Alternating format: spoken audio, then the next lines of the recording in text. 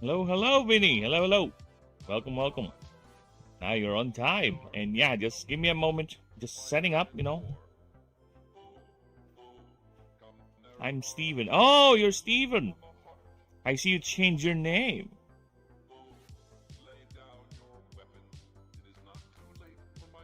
Let me just set up the thingy. Give me a moment.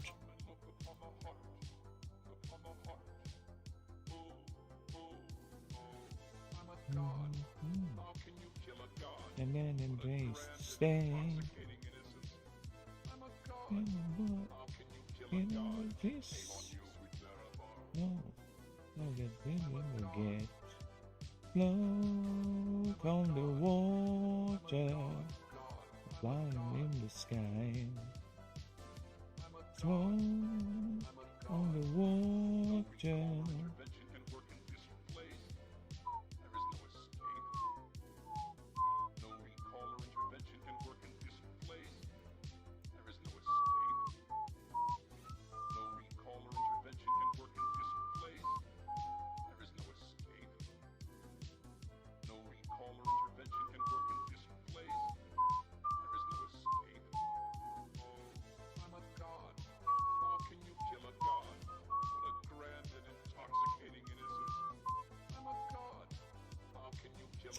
Still setting up. Sorry about that. Give me a few moments. I don't see my chat.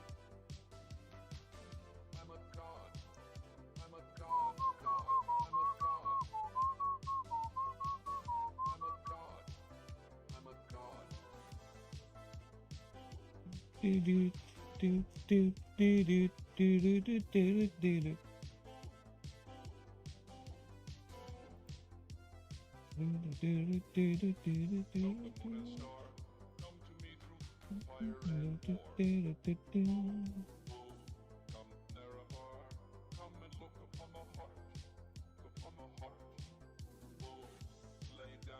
Now, what else should I do? Ah.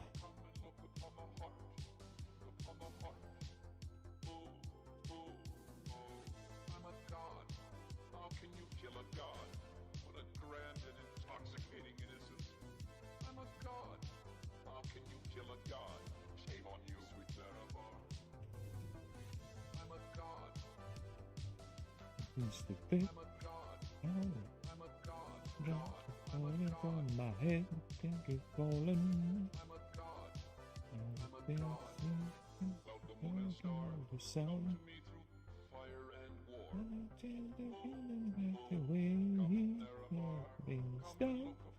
Sleeping on the job. No. Falling on my head, they keep falling. That's one thing. Hello, where I am from? I am from the land of Philippines. The land of Philip and Pines. Yes, I am a, shall you say, a Pinoys. Now, let's change scenery. Oh. Well, you gotta be careful and not damage Daddy's tablet. You might be using it. Alright. Let's see. Everything I think is set up. Audio check, audio check. Need to check play audio. And I'll change the background music because you guys are hearing Daggett Wave. Right? I'm gonna switch it to... Let's go with a little bit of... Hollow Knight today. Yeah, let's go Hollow Knight. Well, you go Hollow Knight while I go ahead and sing about raindrops that falls on my head. Drops keep falling on my head. It's just me and eyes will soon be turning red. Audio, audio check. Oh, shut up, ad. I don't need you. Get out of here. Okay, how do I sound?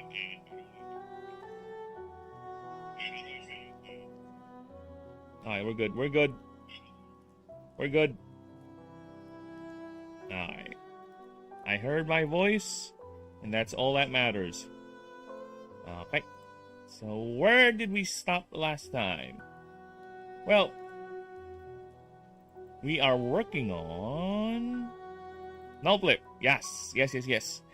We are working on null flip last time. The last technically starter that I need to create from scratch. Then we are done. So yes. So I've done the movesets. I have done the passive abilities, the basic introduction to null flip right here. Right, next is actually I was in the middle doing the character profile, but time caught up with me, so we weren't able to finish it, but we're almost done, so that's good.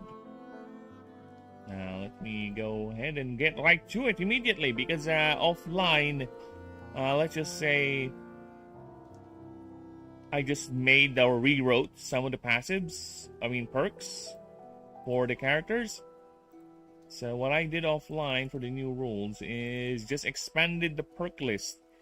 So I think I added an entire page worth of new perks. So yeah, here, this is our all new perks. And adjusted the numbers here for the pinnacle perk. And as for the race-specific perks, I have added in 2. So instead of 5 per race or per species. Hello, Stephen Hall. Hello. I would assume that is a hello. H. Or you're just now reciting the alphabet. I, then, would be my response to that. Hey, is that right? A, B, C, D, E, F, G, H, I. There you go. Hello. Welcome. So yes, for the humans, yes, actually, I'm planning to create or give all races at least 7 unique perks. So aside from the shared pool you guys can choose from, right? There are at least 7 now for each race. I have done the humans, I have done the elves, I've done the dwarves, I have just finished changeling. Now I'm moving to Ophrix, so I'll get to working on that offline. And as promised, like I said, after I'm done doing these, we'll do a proofreading pass. Actually, to be honest with you people, I am actually thinking about earlier whether I'm gonna go ahead and do a proofreading pass for the character backgrounds, because technically, the character backgrounds are done. Technically speaking. I just want to... I'm either thinking to doing it right now because it doesn't really matter if I do the leveling curve and the perks and the item list afterwards. So, because it's not really gonna affect the introduction yet. But I'm thinking, you know what? Let's just go ahead and finish the null flip at least. Then I'll think about doing it later or maybe next stream. Alright, but most likely next stream I'm gonna do it. So we'll be doing a proofreading pass for the rules. So that way I can also introduce the rules to you guys. So I need, well, technically yes, I do need feedback. So, yeah, so I can see what you guys can think of, the rules, the characters, and everything. But yes, we'll be doing this proofreading pass. And also introduction to both the character races, the stats that each race, so what do these mean, right? What are these? And also the character backgrounds that you can choose from after you choosing your... So basically the game now starts like this. You pick a race, set up your name, whatever. Pick a race, then pick a sub option for the race if you want to take the sub option. Then pick your background, then pick your patron god, then start the game. So yeah, there are now 4 steps, and it's shaping up to be a typical RPG game. Filled with options. And I hope you guys don't hear the rain, because I live in a tropical country. So, yeah, there's a typhoon currently hitting us, so it is quite pouring. And I would describe this weather as a sleeping weather. You know why? Because it is so cool and so nice to sleep at this type of weather, you know? I look at my bed and it's so cool and nice that I just want to lay down and just close my eyes and just fall asleep. That's what I want to do. But I have work to do. The project must continue. We must finish this because I can smell it. I am so excited to the point where I get to design the creatures. I mean the creatures you guys come up with and what I come up with. Again, the pool target is 250 at least. Then I'll go ahead and see if I can organize games for testing, right? I'll be DMing the games, of course, and anyone is invited. It's an open invite for anyone. Anyone and everyone who's interested in trying it out. It is an open invite. And I'll organize games via Discord, which I already had Discord set up here. It's just that I didn't have time yesterday to fiddle with it, unfortunately. So no fiddling of that, but we'll see.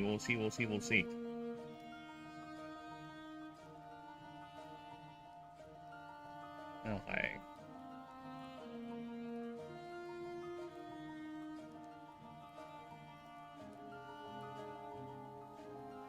So yeah, character backgrounds are done. Well, proofreading pass, of course. But currently, that is not what we're doing. We are doing the creature profile for good old little Nullflip over here. Alright? So again, let me just draw my drawing up, and there you go, look at him. Thank you. Thank you for reminding me of the badass scene I drew yesterday. No, how about open recent? There you go. Starter on starter violence. Thank you. So yeah, I don't know. I think the picture is done. I don't need to do anything. Oh, other than put shadows on Nullflip, I guess. But yeah, picture is done. I guess I need to put some sort of background, right?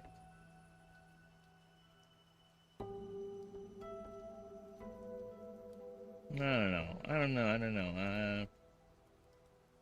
I kind of want to keep it clean because the next picture would be environmental heavy. Yeah. So I'm gonna put simple backgrounds on this one. This is a simple one, just so we can have something like a floor here, or maybe a floor here, like that. Oh, sorry. Yeah, like a floor here and something here, you know, that type of simple background. For now, I will draw some shadows. Good old-fashioned shadows. For a creature that's literally made of void.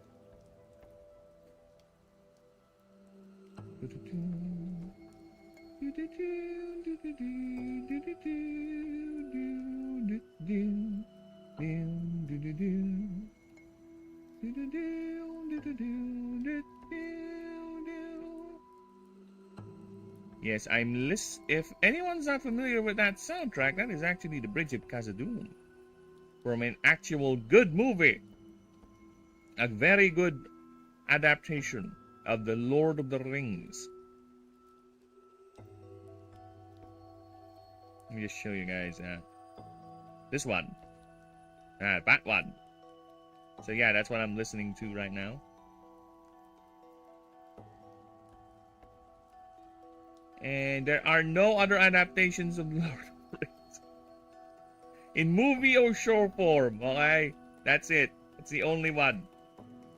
The other one, you know, that thing they say it's using Lord of the Rings, no, that's just some horrible fan fiction disguised as the Lord of the Rings, alright?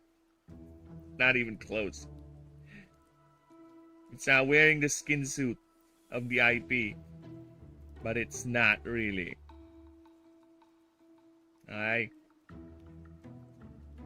can't believe that show survived till season 3. That show should be dead long ago, but apparently it's going on for season 3? Can you draw Klasky? I'm not even gonna pretend knowing what that is. This is gonna be peak. But I'm gonna Google that. I'm gonna Google it on my second monitor just in case I'm being fed by frolisms. Who's that? Oh, okay. Some sort of an internet meme. Actually, why not? I think I can make a creature like this.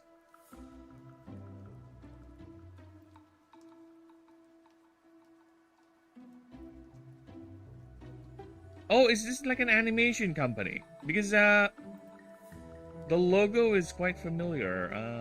It's an American animation studio. Oh, it is an animation studio, yeah. Oh shit.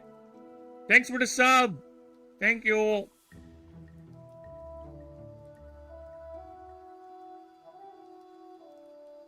Yeah, it is an animation studio. Damn. Yeah, my nostalgicisms are being triggered with this one. Let's see. What shows have they made? Rugrats. I used to watch that a lot back in the day. Yeah. Okay, let me just see if we can Wikipedia this so I can see more. Hey, what have you made? Come on, come on.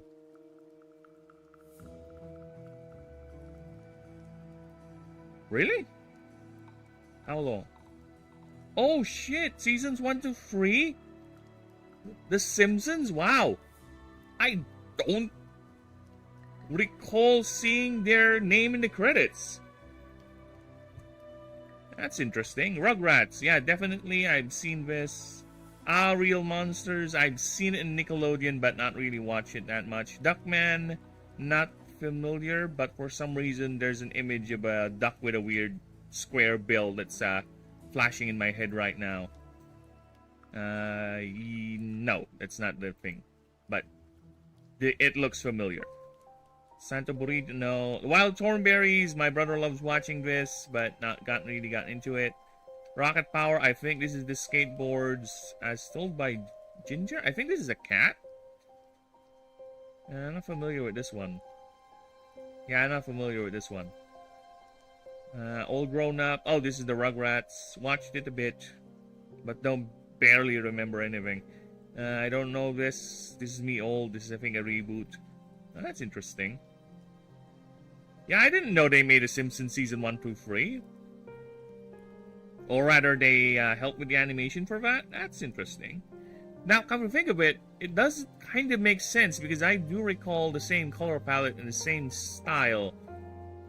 Or at least the color palette of the animation does match Rugrats, or at least there's this style of that matches it with all the Simpsons episodes. Huh. Huh. The more you know. Thank you. Thank you, thank you. See? We all learn new things every day. You do not stop learning. And nowadays, considering how information is very, very cheap, you can just easily Google it and you'll learn even more. Alright? But I gotta say, I gotta preface this, people. Don't believe everything the internet says to you right off the bat. Alright? Double check, verify, re-verify. Especially when it's news. Because nowadays, a lot of news are coming from sources that are more interested in being biased. Or actually espousing their own political beliefs at you than actually delivering the news. A lot of journalists nowadays are more editorial, doing more editorial pieces than actually doing journalism, which is delivering the news. Right? You can do that, of course. I'm not saying you don't, but there's got to be a healthy balance with that, you know?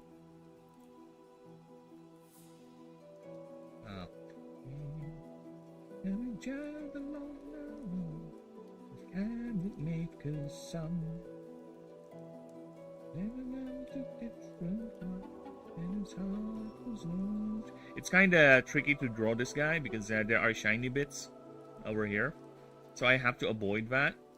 right? I'm thinking probably we could darken this up here, right, for the shadow. Because technically that is indeed behind the lighting, because look at the shiny bit, right? There you go. And it is the part that got hit. He started on violence. I'm sorry. I still can't get over the fact that this is a picture right here. It's supposed to be a feature, right? It's supposed to be a feature for Nullflip, saying, "Oh, look at Nullflip. Look how cool this creature is. Don't you want it to be your starter?" And I have it drawn getting kicked by another starter. But to be fair, the idea is it's showing how elastic the body is, right? Well, that took a while. The man, I'm just a living legacy for the leader of the band. Yeah, sorry about that, but my multi-chat has taken forever. If you can see on the main screen right there. Taken forever to show who just subbed. And delayed reaction right here for me. But you gotta understand, I am an old man, so delayed reactions are a normal thing. It is part of growing up, being delayed with your reactions, so it's fine. Estefania Cancel Casio. Now that rolls off the tongue real well. I'm a sucker for names like this, right? Beatrice is another name I like. Cassiopeia is another name I like. Calametra is another name I like. There are certain female names that I really like pronouncing, and it rolls off the tongue really, really well. Like Victoria is another good name. And it can't be helped that the actress who played Victoria in that one show is actually a cute little British actress. Okay. So I think that's it.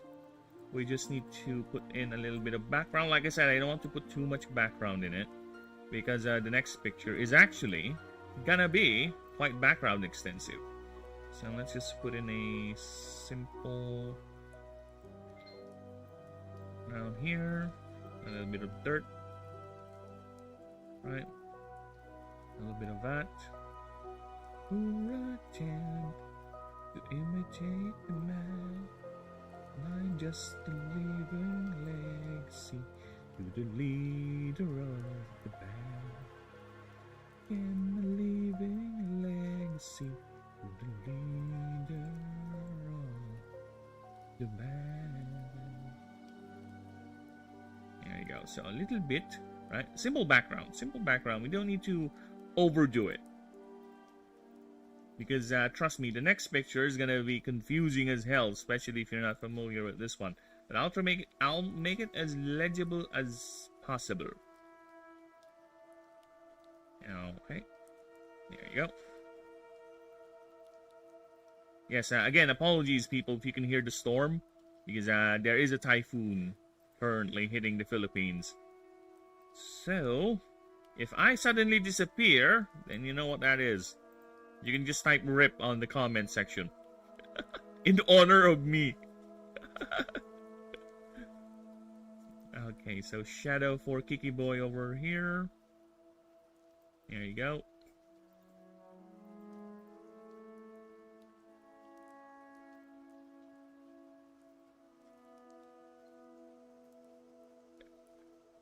Who is the starter I am showcasing? Is it the one kicking or the one getting kicked? It's actually the one getting kicked. Believe it or not.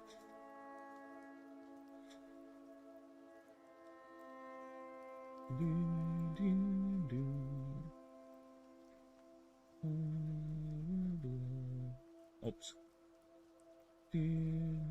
Oops, that's too much. Okay. Yeah, no. A bit. There you go. Alright. And let's put that there. There you go. Now let's put that here. And voila! Nice background. Dunzo. Let's save that. Ah, The Witcher Free. Such a good soundtrack. Again, I can't play this because I think this is gonna get hit. Because I used to play Witcher Free music for the channel as a background music, and apparently the parts of the songs where there's lyrics, there's actual people singing, gets hit by copyright. And also, hello Ninja, hello, welcome. And yes, I might be showing off Witcher Free music on my screen, but you're not hearing that because I have made 2 separate sound channels. So I am free to play anything of my music here, and it's not gonna be caught on stream. But you guys are hearing the background music, which is the Hollow Knight background music over here. So yes, the power of technology. Oh, video not available. Another one bites the dust, really. Got removed from the playlist. Oh well. I guess it did bit the dust. How fitting that the song that has that lyrics, that has that idea of someone, succumbing to the pressures of whatever, also succumbed to the pressures of copyright and got removed from the playlist. Life has a certain way of making things, fit.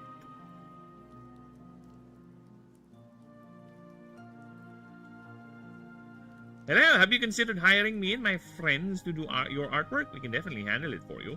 Just send me your card info and I'll... Sure! Actually, I am looking for a professional artist, Ninja. And judging from your name, I can really, really trust you. So my credit card number is... bleep bleep, bleep, bleep bleep, bleep bleep, bleep bleep bleep. I think that's 12 already. Yeah, I think that's 12. It's fine. You got the number. So there you go. So send me, just go ahead and send me your rate. We'll talk about it. My Discord is... Oh, I forgot that you're brown. Sorry, never mind. Hey! I'm only 1/8 brown. No, Bastard. Oh, don't worry, chat. Ninja's a friend of mine. No, we're just memeing. FYI. He's a very, very good friend of the channel. Hey, I'm only 1/8. Oh, 75%. Fucking hell, I hate math. Why are you making me do math, Ninja? How mean are you? How evil are you? Dude, I can't even play this song. This song right here. This song is a fun one. The Portal 2 credit song. I can't even play that fucking thing. I can't. It's always such a pleasure. Remember when you tried to kill me twice? Oh, how we laughed and laughed. Except I wasn't laughing.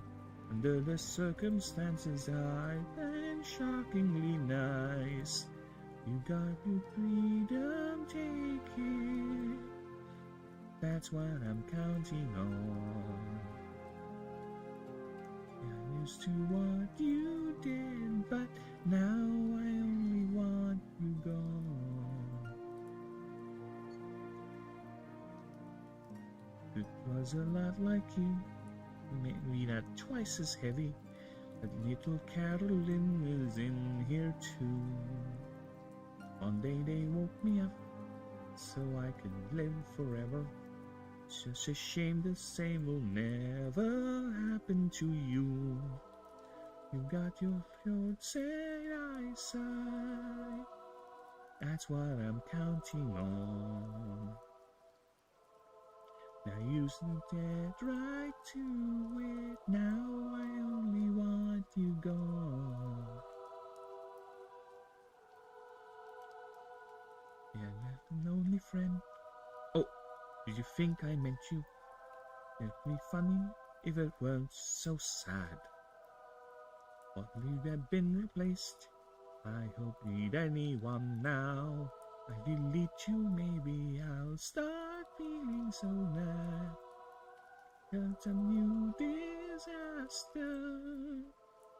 That's what I'm counting on. If someone else's problem, now I only want you gone.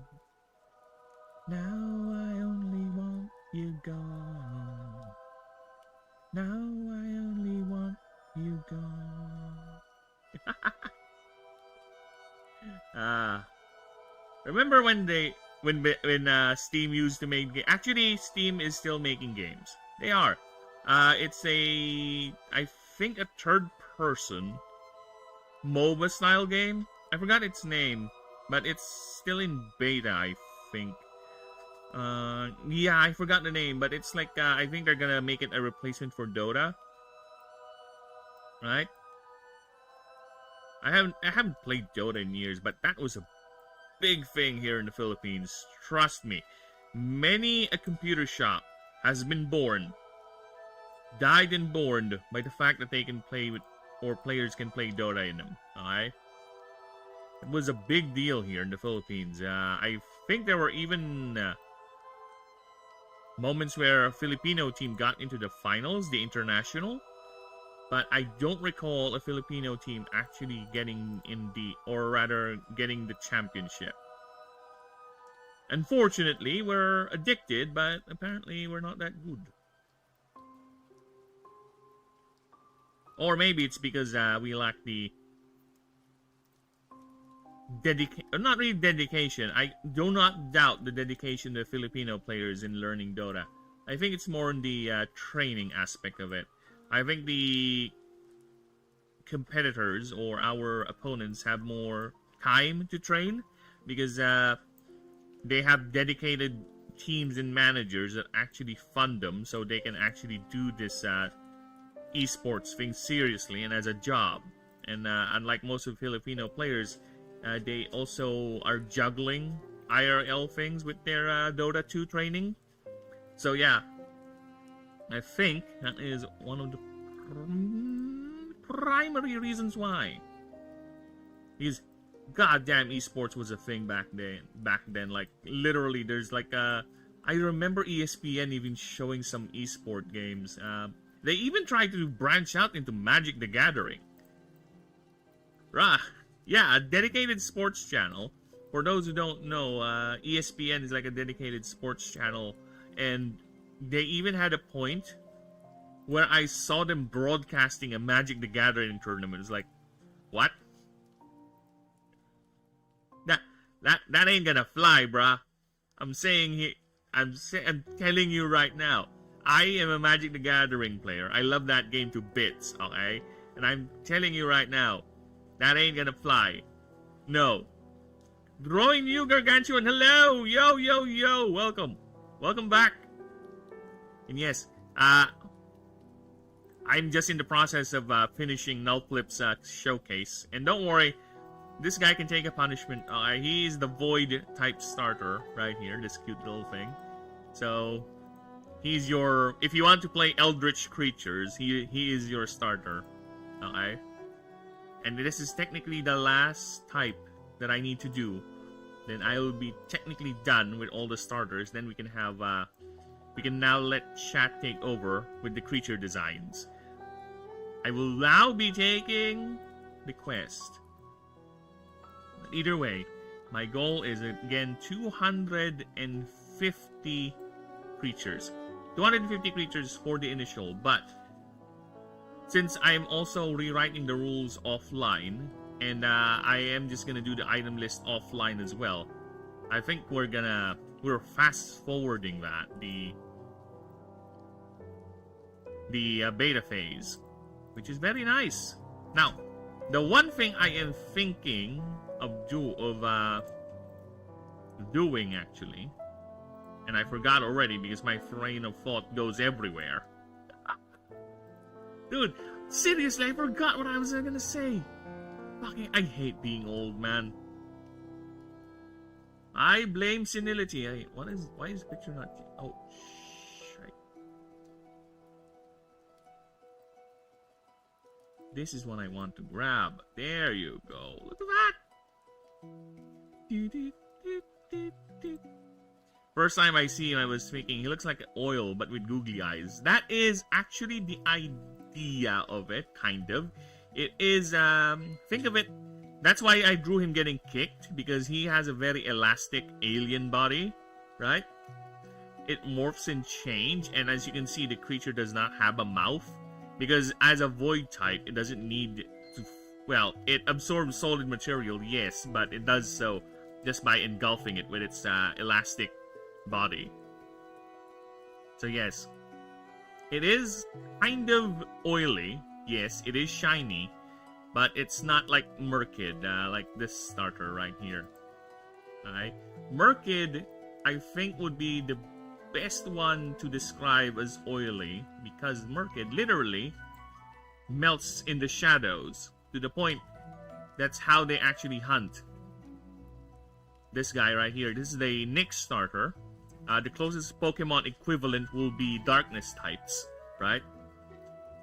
So yeah, this thing actually melts in the shadows and becomes viscous. Actually, one of its passives is called Pitch Black Ink.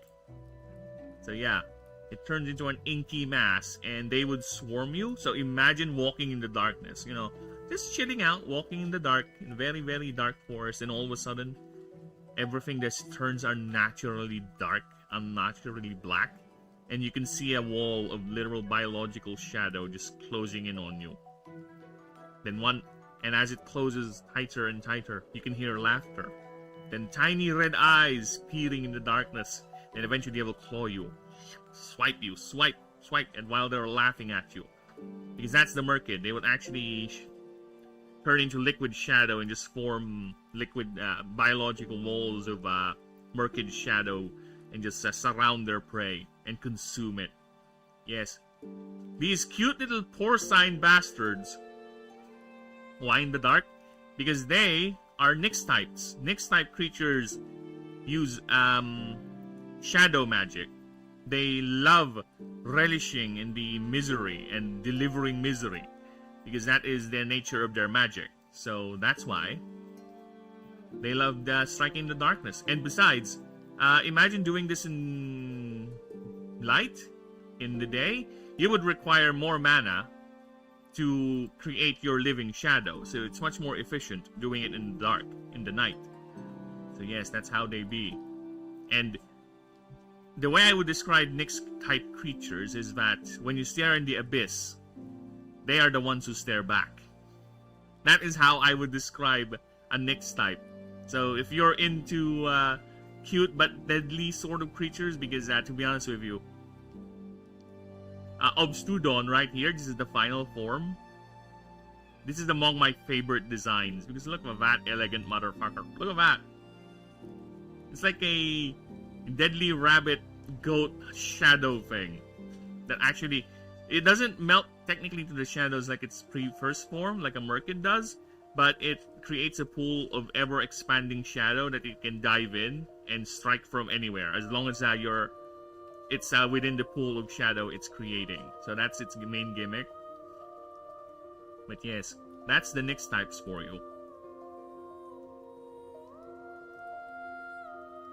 And here is the Obstrudon. Yeah, if you watch Naruto, I guess the best way to explain how the creature works is, if you know that character named Shikamaru, he creates a shadow that expands, and once you're caught in the shadow, you're paralyzed. Kind of like that. That's his concept. But instead of just doing that, he can actually dive into the shadow or put his limbs, his tentacling limbs, and use those to strike at you, claw you, swipe at you, or drag you into the shadow. So yeah, so that's why one of his passives is called Shadow Paralysis. And you can pay mana to reduce your enemy's speed. And it's a percentage, so the more mana you pay, the slower and slower your enemy gets. I mean, literally, why are we chilling in the dark? I mean, ask the traveler. He's the one who decided to get into travel at night. But yes, like I said, I made all starters for all the types. So this is the... Yeah, and Obstrudon is quite fashionable. A lot of the high society, especially elves, love having a Strudon guarding them or bonding with one. And this is an example of a Strudon creating a pool of its umbral shadows and just swiping at you. Look at that. The claws are grasping at you. They're coming towards you while guarding the home of its master or its partner, bonded partner. So yeah, again, all the types have their starters. That's one thing I find weird, because you have like 17 types or how many types, and only 3 have starters. Like, okay, a bit unfair. And I am a crazy man, so here I am. I made all my types have their own starter creatures. And here's the essence starter. I would describe the typing system in the game as schools of magic. Okay? So each type is a school of magic. As for essence types, they manipulate life magic. So Vitae is their school of magic. Technically, they're adjacent to necromancy, but not really, because yeah, it's not downright just manipulating the dead, and there is no soul. We're not gonna go with deep lore on that, but yeah, necromancy is technically existing in the universe, and there is a creature that actually summons the dead, and that is the Earth Starter right here.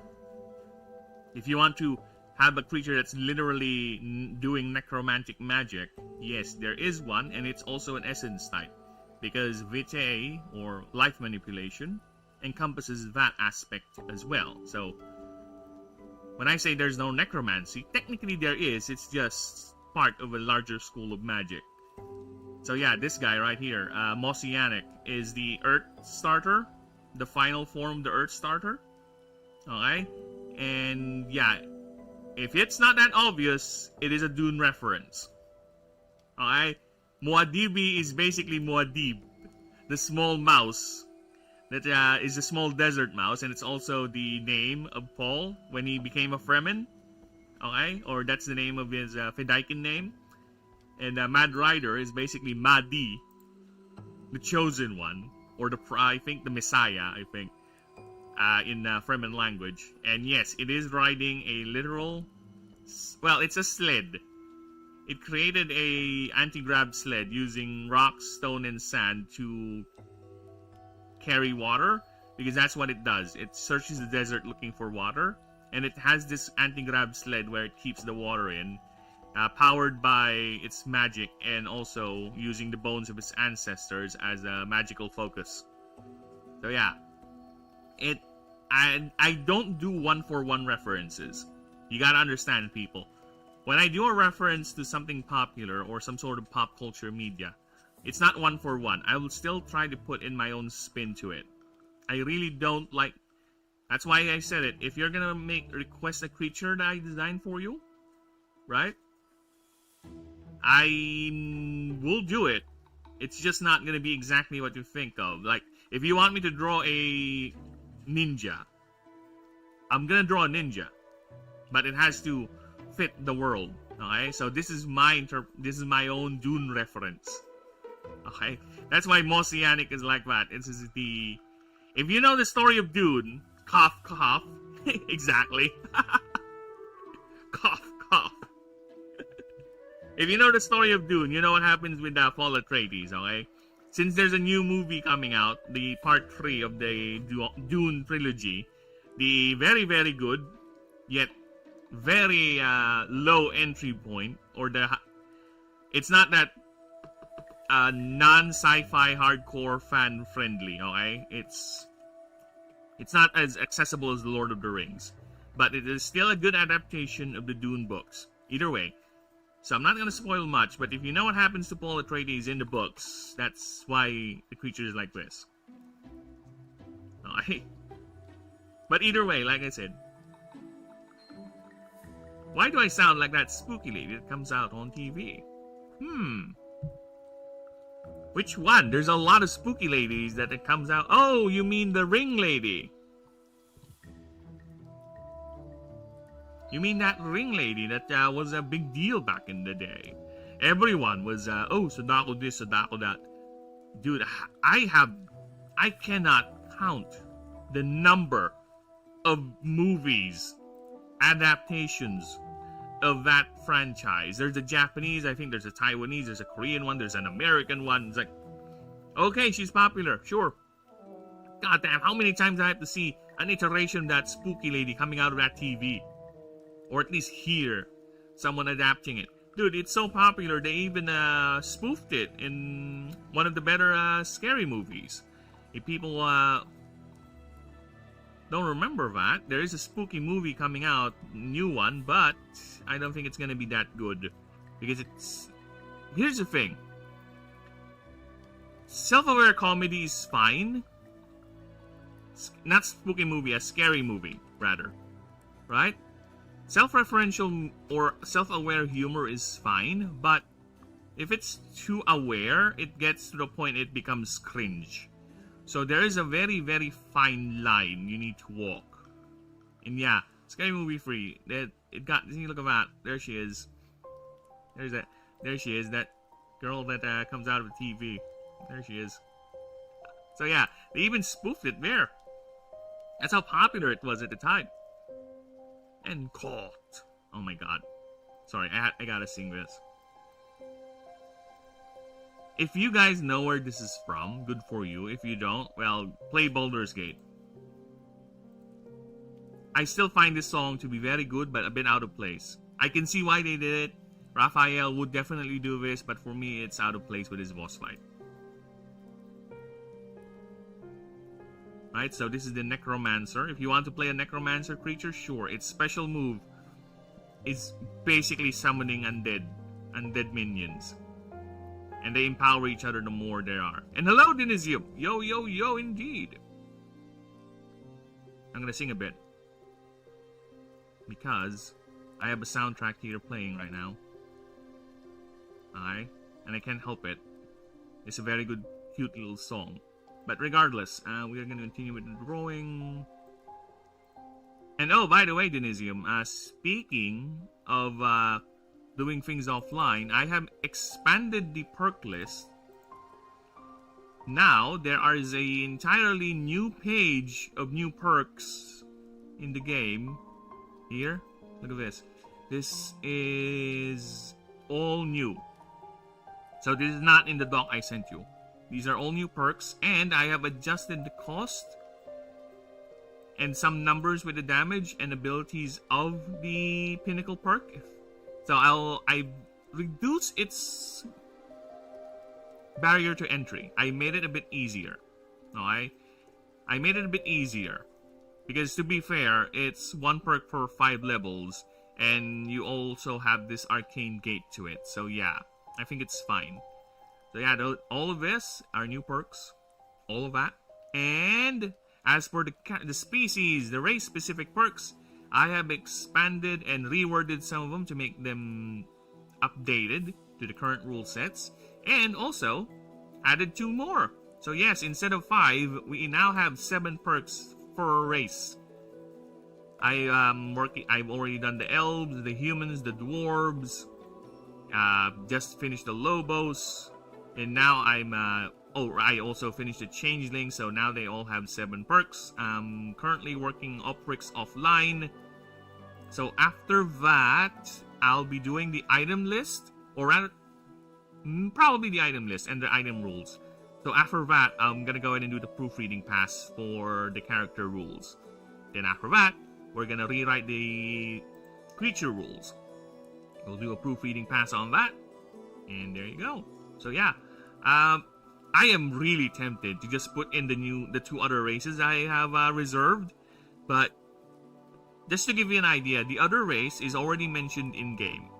They are called the Arachne, and you will actually encounter them in the main campaign. Long story short, the Arachne disappeared in the public record. The entire species disappeared, but they are still actually alive. They were considered extinct and dead because of things that happened in the story. I will not get too much into it, but they will be discovered, you will encounter them, and they will be part of the main campaign. So that's the other race. that I have thinking of putting into the game as a later bonus. And just to give you guys an idea how an arachne is. So imagine this. 3 parts. So the head, we have the head, mandibles and everything, right? So the thorax and the abdomen. So it is technically like an insect, or it is an insect, but it's more of a combination of a spider, praying mantis sort of thing. So they have limbs here. So they have 4 limbs that they use to stand up, right? And they have hands, of course, to manipulate. They do webs, they silk webs, right? Because again, combination. The main difference is they have a gem here, or rather a crystalline portion that helps them sense mana. So they are very highly mana sensitive because they need that for their reproduction, their web production, right? So they need it. The main difference is with the males and the females. Male arachnes actually have praying mantis arms in the middle of their torso or in their thorax. Females have extra limbs, extra grasping limbs.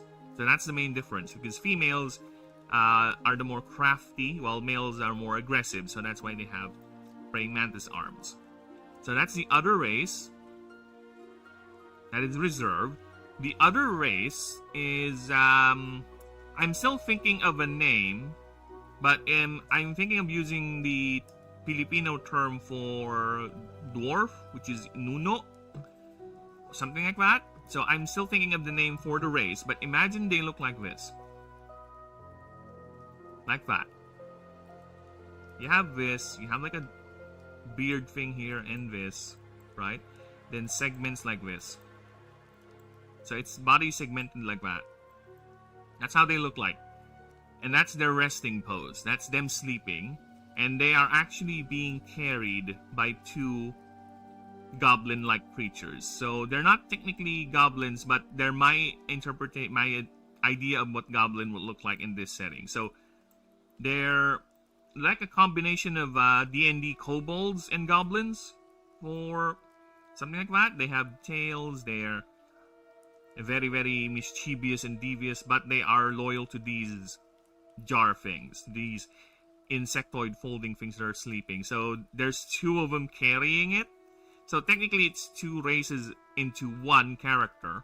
This is your character, but you just have 2 servant goblins that are carrying you, right? And this creature, or this species, actually folds out, right? They fold out into a very tall and spindly form. They kind of look like this. So they kind of look like that.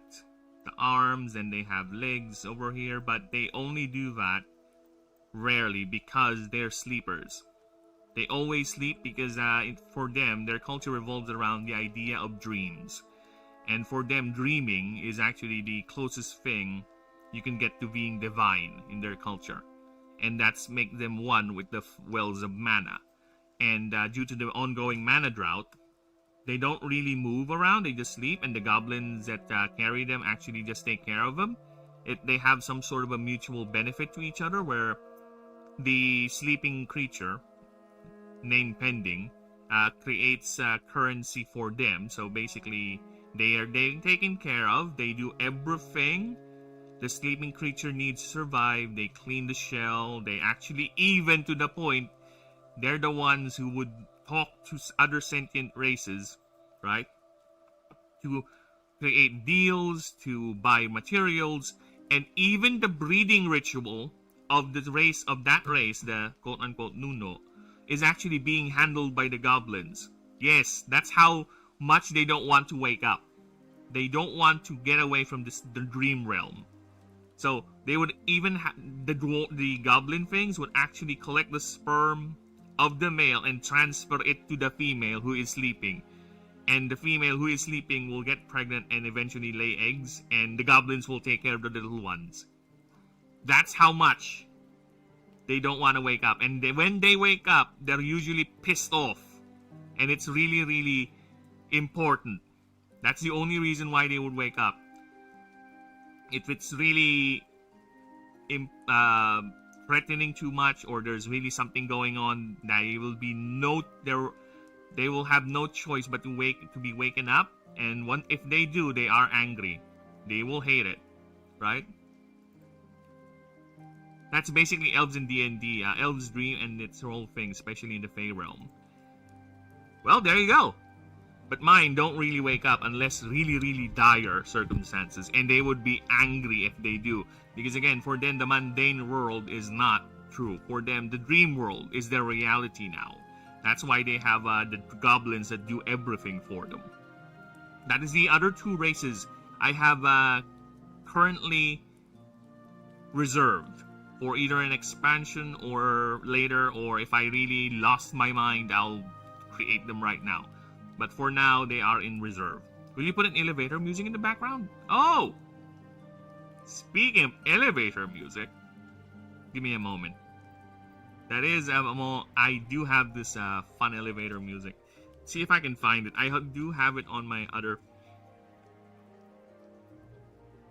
I don't know if there's a loop for it, though. This one. Alright, let me just get this ad out of the way first. You want me to put this on? Alright. I can do this. I can fucking do that. It literally is called elevator music. I'd rather have this music play. To be honest with you, this music plays much... No, this is it, 10 hours. This is much more better. Imagine if you're in the table or in any scenario and you're like caught in the middle of an argument with two people, you just play this. I know it's rude, right? But it's so funny doing that.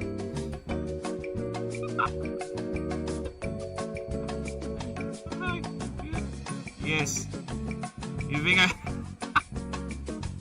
I can do it? You know what? Just for you, Drawing New Gargantuan, I'm gonna do it. Here you go. Enjoy. That is our background music for the stream right now. Alright. You do that. Listen to that. I'm gonna listen to the Baldur's Gate song, alright?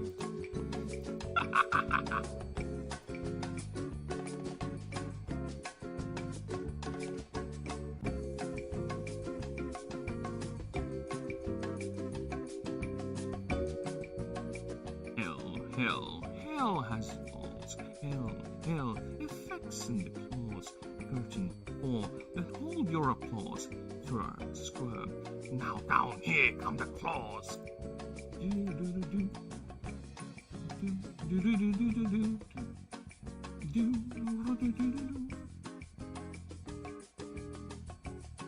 Lines, your mortal lines expire. Souls go to their doom in flame forevermore.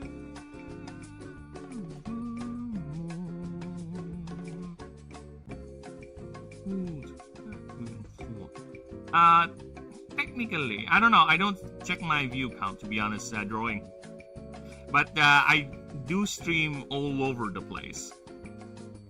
I stream on Twitch, I stream on YouTube, I have a vertical stream on YouTube and regular stream on YouTube. And I don't really look at my view count because I rather pretend that there are always people watching, because who knows who's watching, right?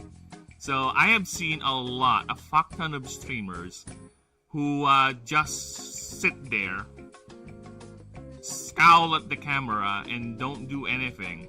Because for me, personally, if you're gonna stream, there has to be some sort of an entertainment value, right? You just don't stream just for the sake of doing it. Again, for me, because your people who is gonna watch your stream are expecting some sort of interaction, some sort of a conversation. Although they might be just listening in the background, using you as a second monitor content while you ramble on, right?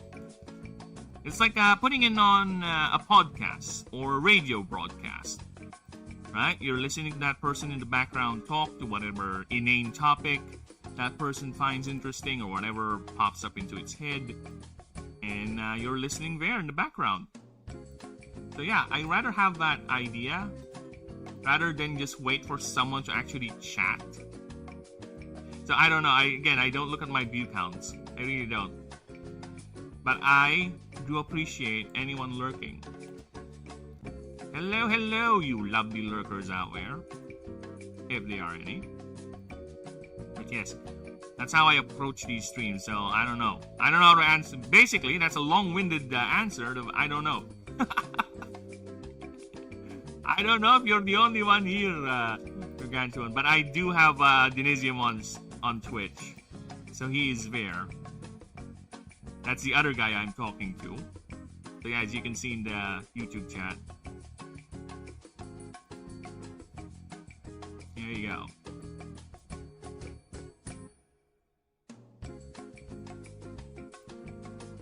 Okay. So I'm gonna save that for now, and I am going to make another one.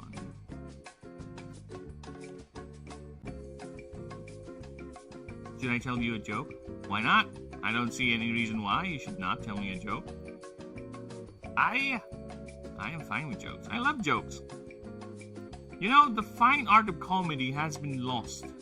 So I would appreciate if someone would remind me that life can be funny, or people can still be funny. So go ahead, shoot.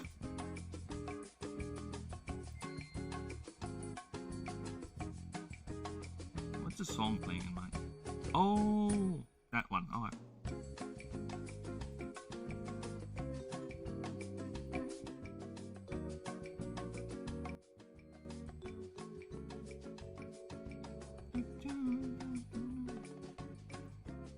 Let me adjust the elevator music.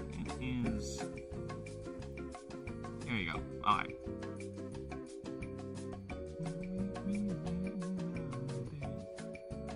In focus mode, you should look like an angry pig.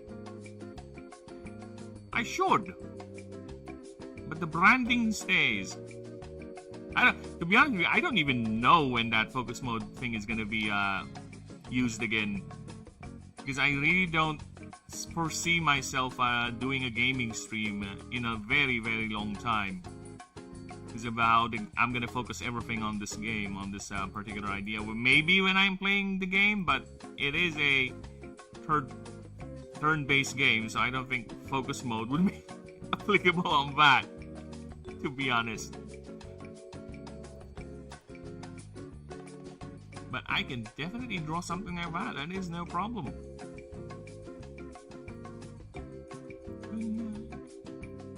Okay, I keep on forgetting putting in the white stuff.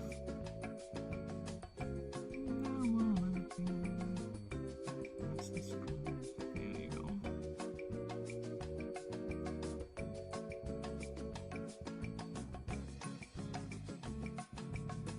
Okay. Now let's go back to the current one we're drawing. Because this is a null flip in the wild, so there's gonna be a lot of them. And this is how they do. They would sink down into the mud, into float in the water, and wait for prey to arrive so they can overwhelm them. Of course, they can survive on ambient mana. That is no problem, but it doesn't hurt to have a little solid matter, little living matter food every now and then. No? Because everything that, even the tastiest, most delicious of delicacies gets stale without a little flavor or a reminder to you why you actually like that in the first place by tasting other things. Because we humans have a tendency to disregard things that we like or things that actually matter till it's too late. We need a reminder every now and then.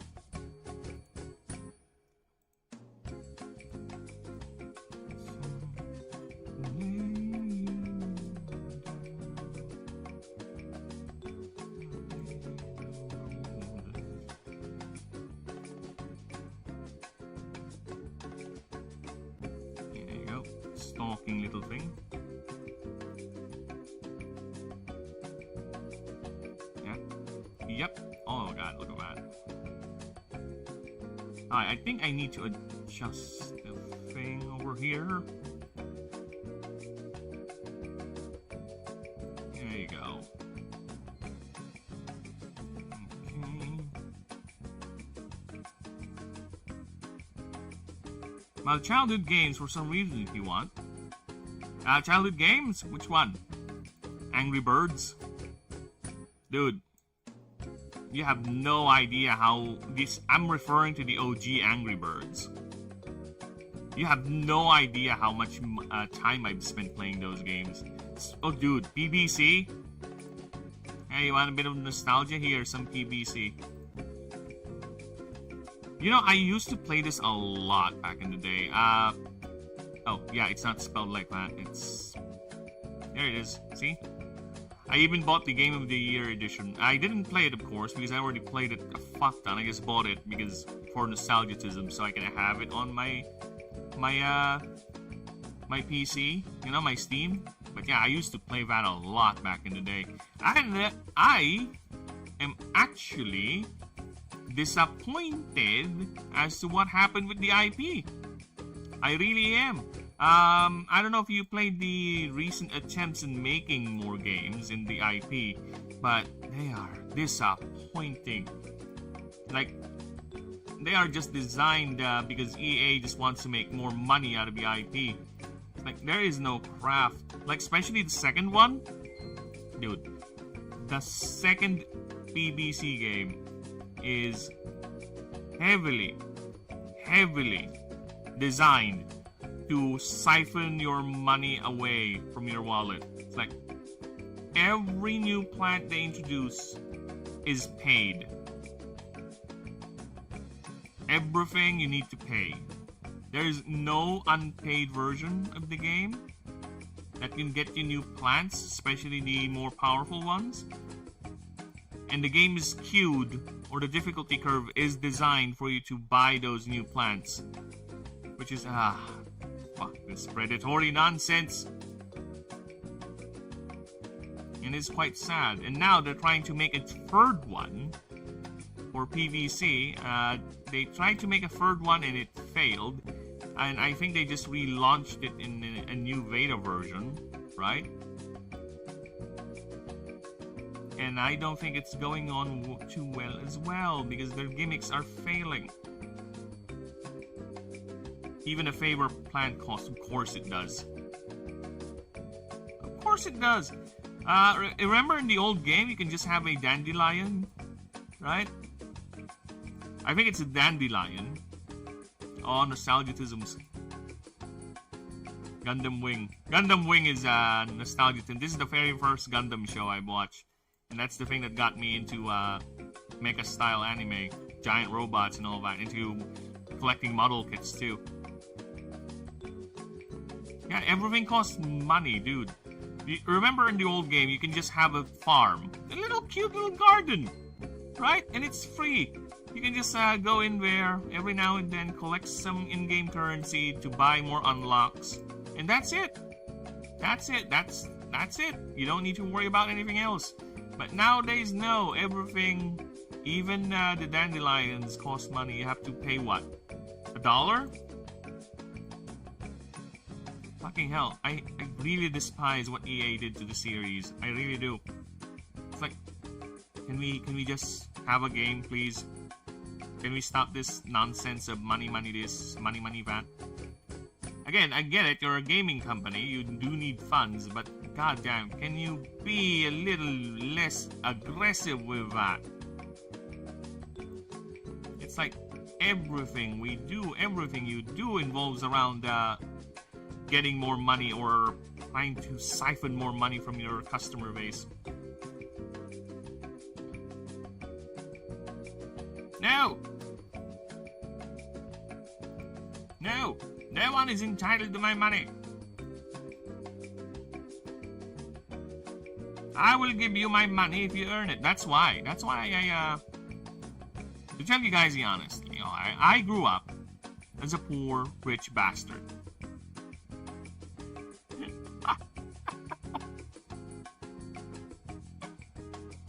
But I have learned a discipline where if I ever want to try out a game, right, I would actually download it first, pirate it first.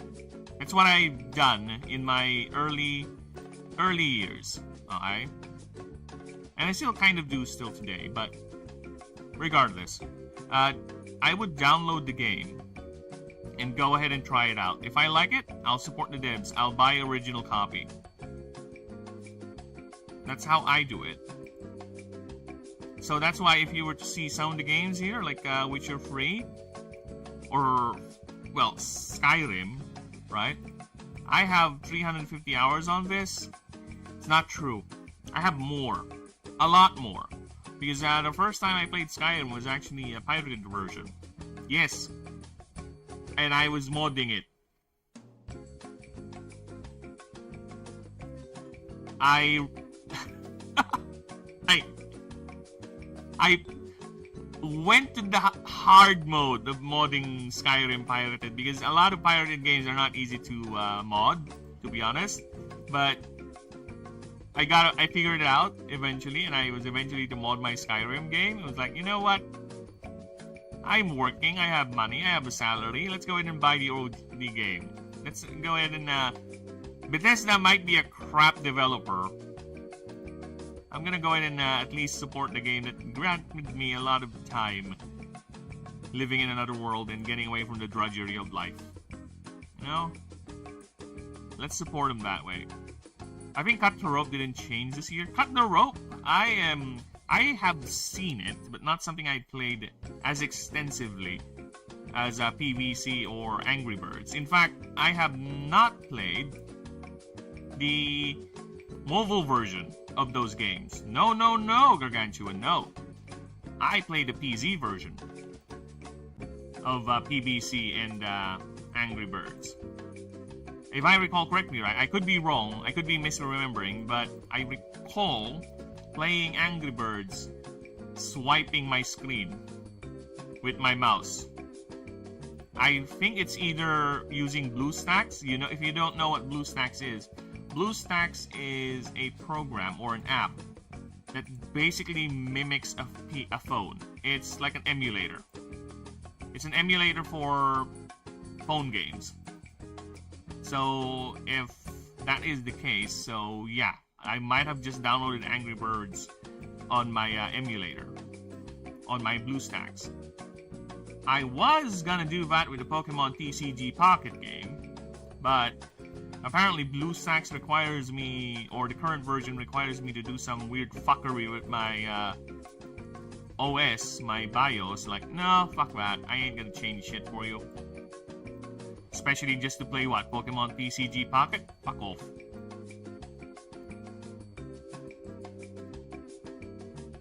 The one game though, there is one game that I definitely played a lot on PC, on my phone. When I was still working in that old call center job I used to work. It's called Jetpack Madness, I think. Let me grab this for you guys so you can get an idea what I'm referring to. I think Jetpack something, Jetpack Madness, Jetpack Joyride, I think. Jetpack Joyride. Yeah, this is it, I think. Yeah, this is it. I used to play this a lot on my phone back in the day. It's fun. It's a cute little game. You can play it without actually spending money, which is very rare for... Yeah, you can get a lot of different jetpacks. A lot of them actually don't do anything. They're just cosmetic, but they're just fun to look at. Right? And a lot of these, you can actually just get them without paying for IRL currency. Which is nice. I like that. That's cute. I played the game, and the only difference I saw was just changing the candy. Oh, okay. Well, that's neat. At least the devs know that they know what the game is, and there's no... It's like, you know the saying, right? Don't fix what isn't broken. That's the thing. I am 100% a believer of that saying. You should not fix what is not broken. You know why? Because you're just gonna break it. Look how many games nowadays have done that. Look how many games who try to reinvent the wheel and failed at it. Look, forcing innovation where it doesn't really need to be innovated, you know? They try to do it with, just look at Diablo. Diablo 3. Diablo 3 was a good indicator of them trying to change a game or try to innovate a game where it doesn't need innovation at. Okay, Diablo 2 already has its formula, right? People have an expectation what a Diablo game is. Okay, a Diablo game, if you're going to be too stringent with the pronunciation, you Nazi of grammars. Okay, so that's the thing. They tried to change the game a lot to the point that it got dumbed down to a bit where actual Diablo 2 players are like, what the fuck is this? This isn't the game we're expecting. This, again, we're fine with creating new stuff and changing, right? But what you've done here is not changing. You failed. You remove a lot of things that we like and replace it with dumbing down. You basically dumb down and turn the game, which has depth variety, at least kind of build variety, which I kind of disagree because, to be honest, Diablo doesn't have, Diablo 2 does not have very good build variety, to be honest. You can only have a few skills that you can carry to late game, but again, there is a certain expectation or appeal already set out by the game, or the players. This is something they would expect when they see a Diablo game. And the Diablo 3 didn't deliver on that. They changed the formula so much that people don't like it. And if I recall correctly as well, Diablo 3 shipped, I could be wrong, okay, people? I could be wrong. Because I do have a Blizzard account and I do have a copy of Diablo 3. Now, as I was saying, the game shipped out where your moves, your skills are actually set to your keyboard. You can't change them, you can't customize them, which is okay, that's a bit odd. Because I remember in the old game, you have skills and you can map them to specific keys on your keyboard. It's not fixed. It's not. It's fully customizable. You can actually create your own your own keyboard commands with the old Diablo game. You can literally customize it to whatever weird keys you're comfortable of using. And they have it fixed, which is okay. This alone is a major differentiation now, what we expect. And people don't like it. And I think they eventually added it in where you can do it. You can get it back. You can rearrange the keys now. Rovio deleted Star Wars. Which Star Wars game? I heard there's a lot. I know there's a lot of mobile Star Wars game because Star Wars used to be a big IP. It really is. Or it really was. It used to be a very big IP that the very mention of Star Wars is gonna be enough for you to earn a lot of monies. But nowadays, that's not the case. The Star Wars IP has been so much raped. I would use that word indeed for what Disney has done to one of my favorite IPs that I grew up with, Star Wars. Okay? It has been butchered to the point where the IP does not have weight anymore. Oh, Rovio. I think it's because of their licensing. Because those types of crossovers do have a licensing where they have to renew after a certain years. So I think what happened was, most likely, the licensing to use the Star Wars IP expired and Rovio just didn't bother renewing it because, you know, it is expensive to keep. Considering Disney is very desperate right now to earn some money with Star Wars. With their last movie, that Mandalorian and Grogu one, didn't actually move the bar. It didn't save Star Wars like a lot of people want to believe or desperately want to believe. No, Star Wars is dead. It's been mishandled very much to the point that I used to care about what's going on with it, no longer cares about it. Alright? And I think Star Wars deserves to actually be literally dead. Okay, let it rest. Let the IP fucking rest already. Let it live in the fringe of fan projects and fan creations like the other IPs like Dune. Let it rest because it's done. Angry Birds Rio? Bro, it's the same thing. It's a movie, right? So the copyright holder, the ones who actually own the IP of that, will have some sort of a deal, and it is also gonna run on a specific timeline. So Dune is so goated, dude. Yes. Denisium, I did. You remember, right? I did show you the creature that I have a Dune reference, right? I didn't watch the first movie, man. The final movie is coming out, right?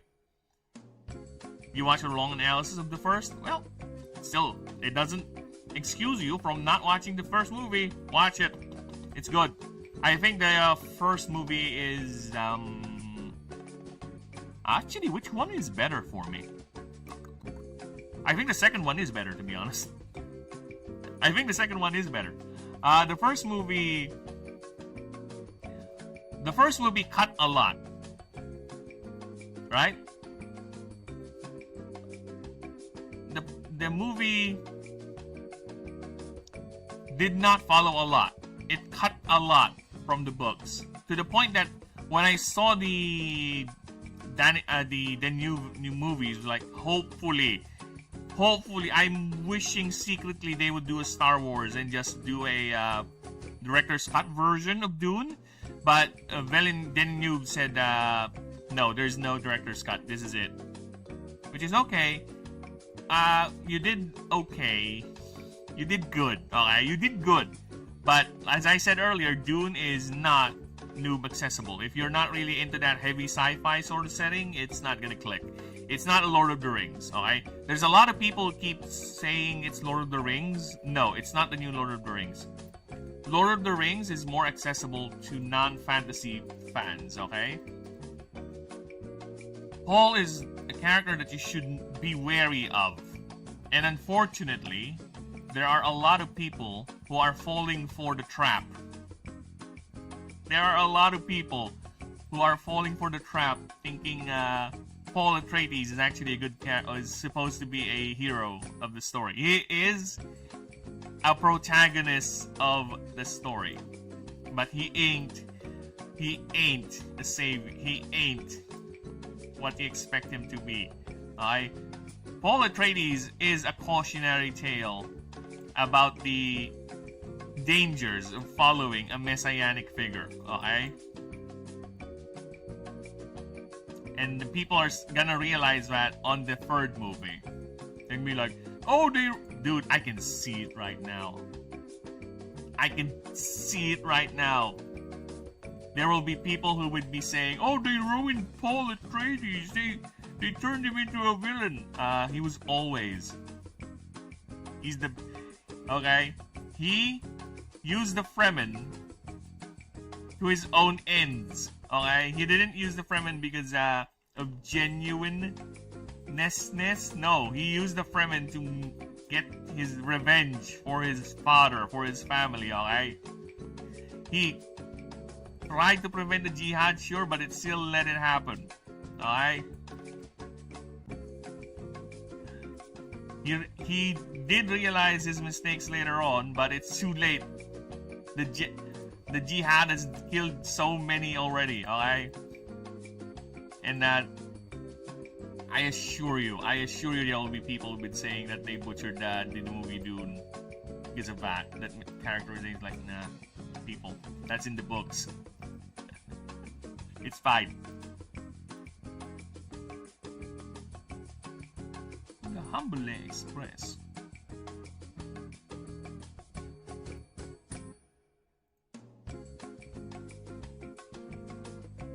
Okay, how am I gonna put this guy? I don't want it to interfere with this guy here because this is our focal point, so I don't want him, his body parts mixing up with other body parts. Yeah, there you go. I'm gonna put him here. There you go. Thank goodness they didn't delete Bad Piggies. Well, if it's an original IP, yeah, you don't expect it to be deleted. It's gonna stay. But if it's like an IP they made a deal with, yeah, expect it to disappear. Because they would run out of royalties on that. Where I am, civilization, stay right here.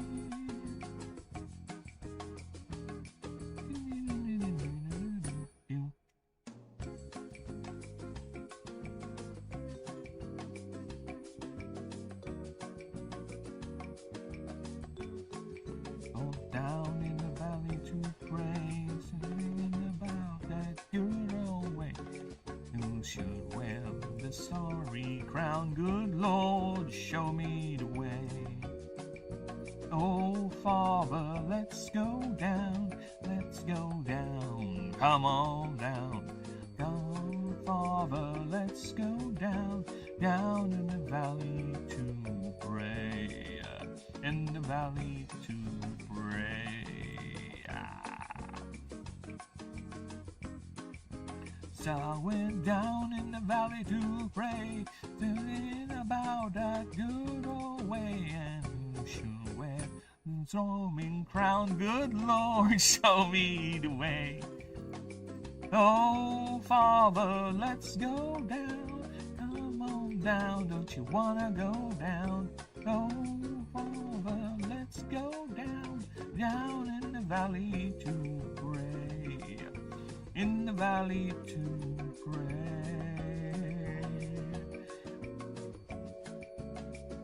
Maybe they didn't delete Bad Piggies because they're trying to make the sequel, but it's trash. Probably. Probably. To be honest with you,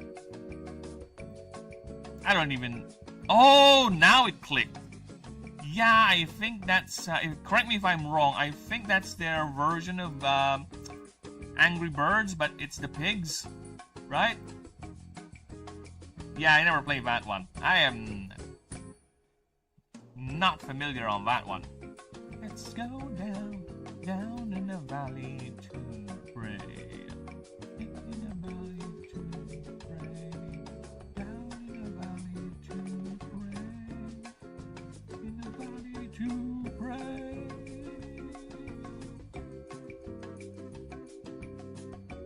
FYI, why the water is why is the water red? Because this, my good friends and listeners, this is in a biome called the Blood Sea.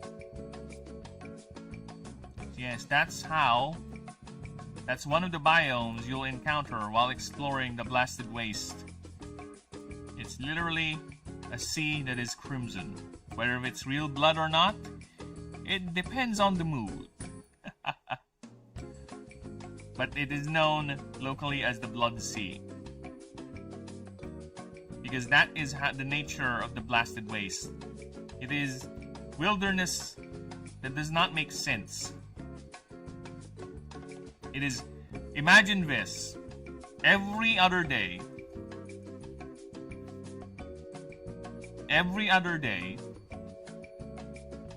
the environment in a massive radius around the continent, or rather around the... Okay, let me just pull up the map for you, alright? So you'll get a good picture of what am I talking about here.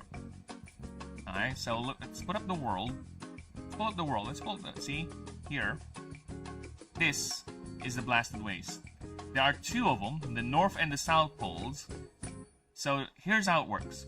This continent is the size of Eurasia. Just give you a good idea. And this is how big the Blasted Waste is. And it's actually expanding every year. So, as you can see, it's different colors because it shifts. Every other day,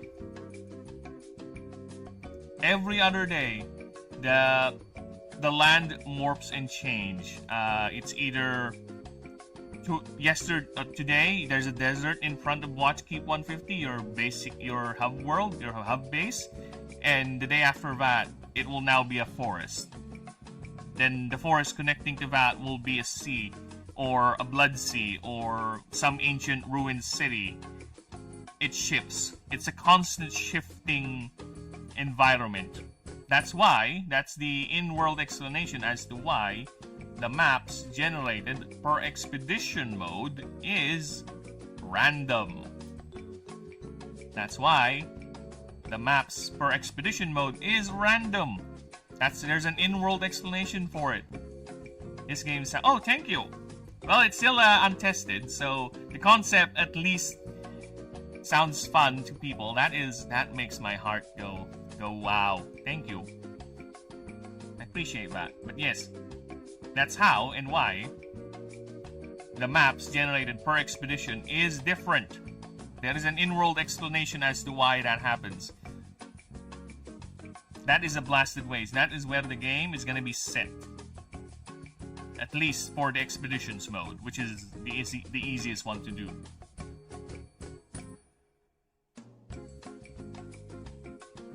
So that is the idea. And that's why, long story short, that's why the sea, or the water, the Delplips are currently chilling in, it's red. Because it is a blood sea. It is, let's just say, probably, it's that time of the month. I'm sorry, I had to make a joke. It's so easy. It's so easy to make that joke. Oh, fuck off.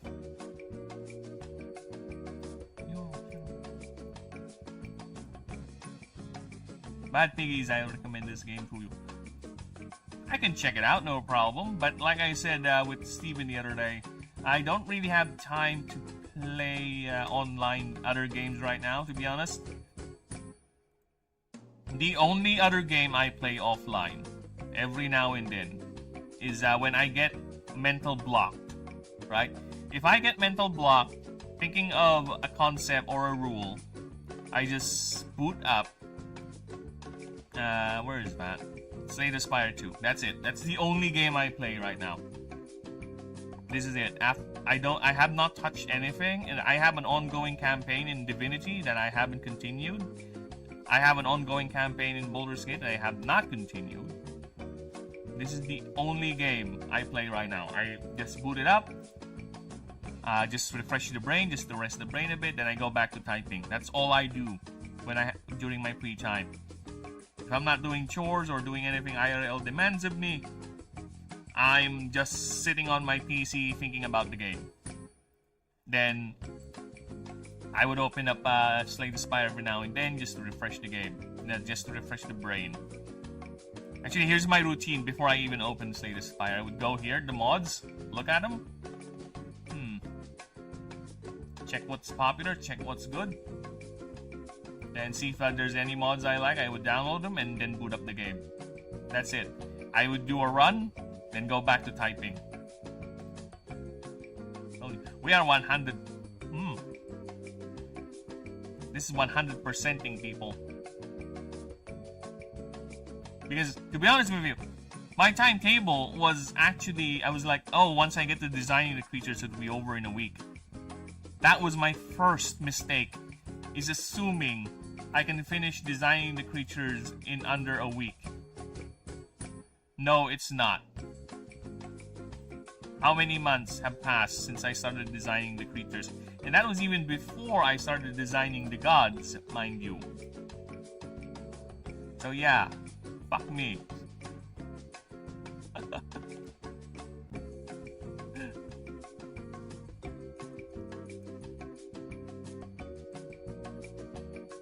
And I learned the first lesson, or the harsh lesson, of game development, or development in general.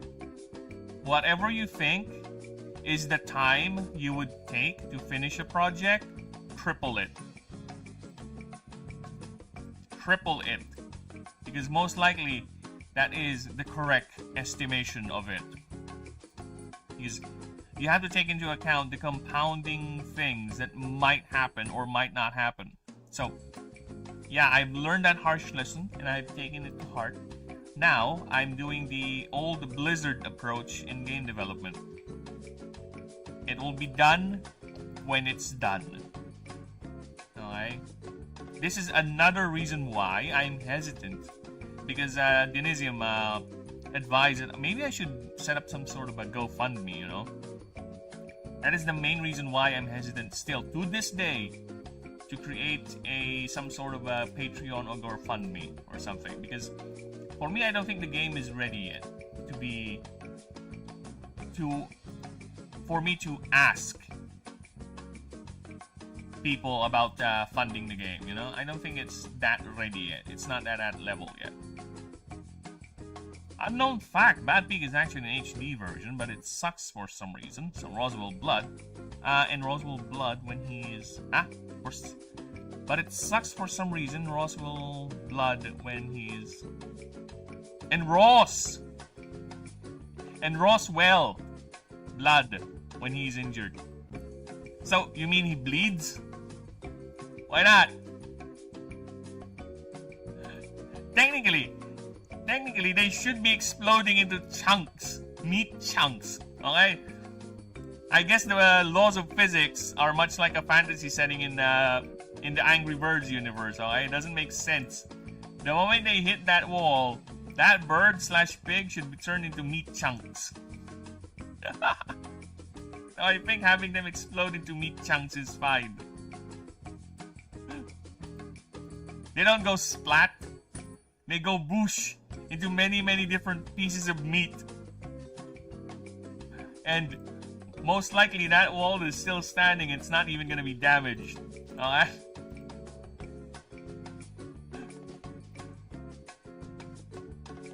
Unless there's magic involved. That's all I'm going to say. Probably there is magic involved. But jokes aside, okay? As long as they remain, it's a kids game. Chill out.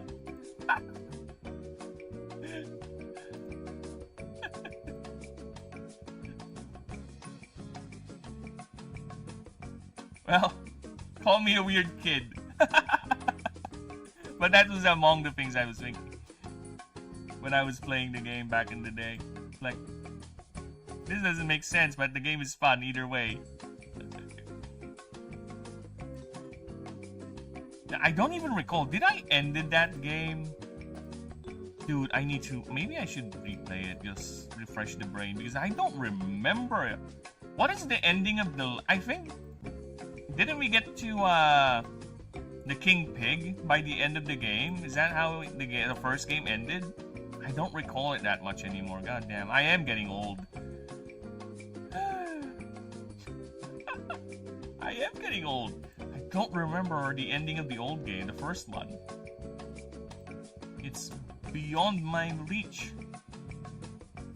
Yeah, did we get to fight the, or is the King Pig like in a bunker or something and we need to reach him, right? And was the eagle part of the old game too? Because I don't ever remember having to control the eagle. Yeah, I don't remember the eagle too.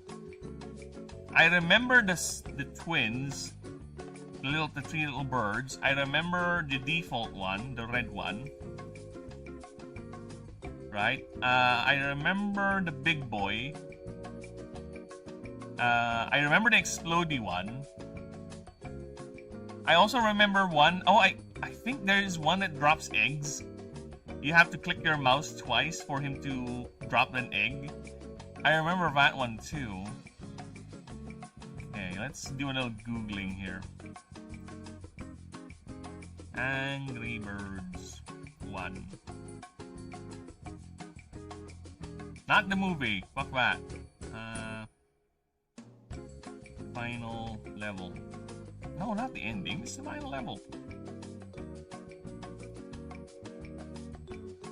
Images.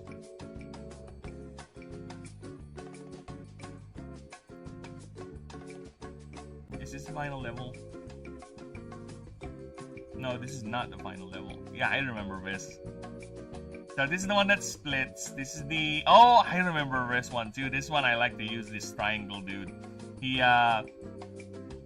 turns into a bullet. Like you click him again, just shoo. Yeah, I like using that guy. This is the default one. This is the explodey one. This is the one that lays eggs, right? I think this is the one that lays eggs. He goes on an arch. Then you click on the mirror again and the mouse again, and it drops the eggs. He bombs the pigs. Yeah, I remember that. Mighty Eagle, yeah. Is he in the first game? I don't recall him. I don't ever recall using an eagle. I think this is it. Yeah, I think this is it. I think this is the last level. Dude, look at that. Nostalgicisms.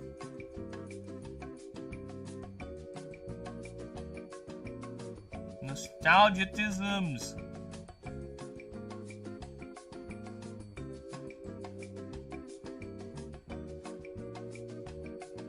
Yeah, this is the last level here. This is the king. Yeah, I remember this. Remember the beta Chuck design? I don't. Maybe if I see it, I'll remember it.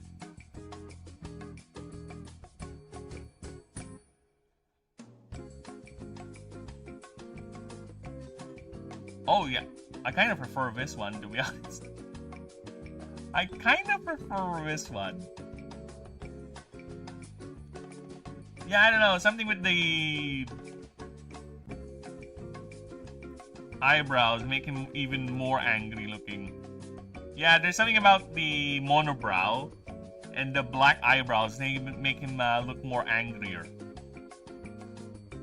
than this one. But to be fair, I can see why they changed it, because he kinda has the same look as this guy, as the default one, as the red dude. Yeah. Wait a minute. I remember these.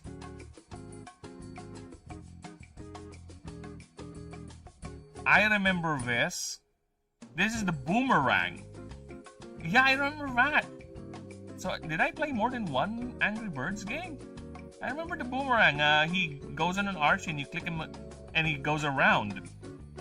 I think I played the second one.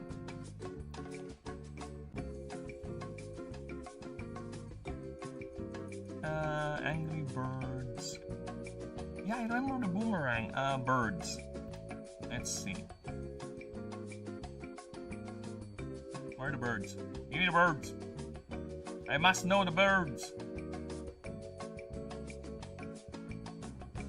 Oh my god, so many pop-ups. Get out my screen. Where are the birds? Alright. I remember red, blues, yeah, Chuck, Bomb, Matilda, yeah, this Hal, yeah. Bubbles. Bubbles. I do not remember this one.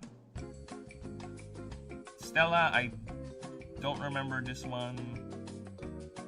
I don't remember the Mighty Eagle. So these three escape my brain. But I do remember the boomerang. I remember this guy. I remember the bomb. But I don't remember these three. Yeah, I don't remember these three. Is she the one that creates bubbles or something?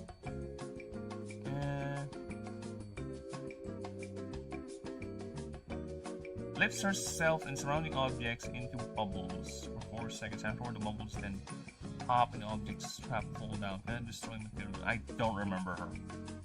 I don't remember her. Inflates his body to push away everything in its path. Deflates and briefly flies in random directions. Strongest against wood, against other material. I don't remember bubbles too. Yeah, I don't remember these bastards. Apparently they were a thing. Apparently they were part of the first game. I don't remember these. These three I don't remember. These three I remember a lot. The power... Oh, it's a power up. So, oh yeah, okay, so you like build up towards it. But either way, right, I should remember using this guy. I just don't. What does he do?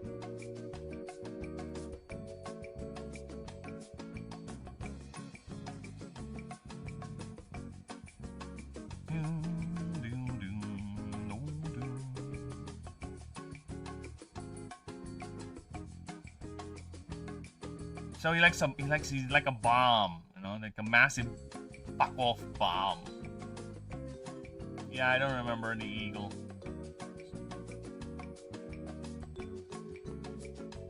Yeah, I don't remember the eagle. To be fair, again, I haven't played the game in a very, very long while, so I might have used it, but I don't remember I did. Or I have. The memory escapes me. Like a lot of things in my current standing in life. My memory is not my strongest suit, to be honest. Me and my memory, we ain't good. We ain't friends, alright? We ain't friends. My memory kinda hates me, to be honest. It prefers that I forget about it. That's why I have a lot of visual reminders. That's why I have a lot of visual reminders, and that's why I need to type down everything into the game. Everything. Because I will eventually not remember them. It is an inevitability. They destroy everything, so... Okay, so it's like, you don't need, there's no skill to it. You just build up. What I mean by no skill is that it's your ultimate power, right? Imagine in old bullet hell games, right? Where if you use a bomb and it destroys everything, even the enemy projectiles. So I guess that's how he is.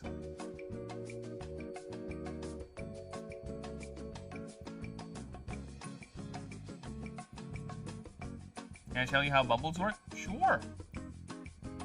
I don't see any reason for you to, for me to be upset with you not telling me.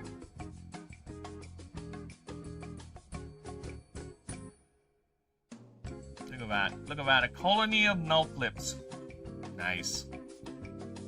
Null flip save.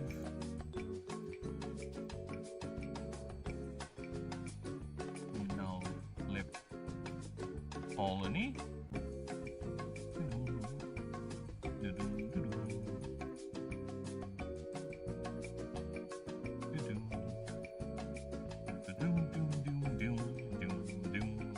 There you go. Nice. Alright. So we're saving that. And I think that is it. I will be back. Give me a few moments. Alright, I will be back. I'm just gonna grab a drink and pee a bit. Because old man bladder and all that. I'll be putting these up. Give me a few moments. Alright, I'll be right back.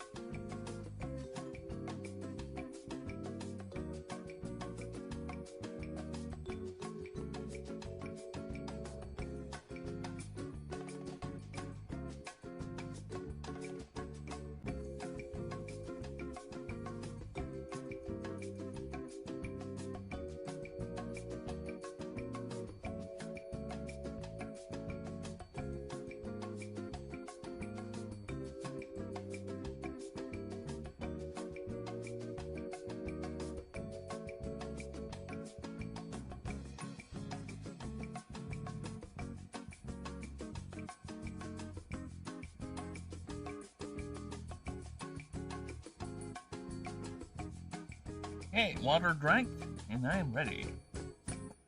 Okay, and how long? Oh, almost 2 hours. Nice. Alright. Oh shit. Wrong button. How do I change back? Ah, there you go. He's tiny, but if you click the screen, he will go like a balloon and destroy everything. Oh, I can see the trick, you know? It's like there's a tiny window, right? You just, if you can somehow get him through that window, then have him poof.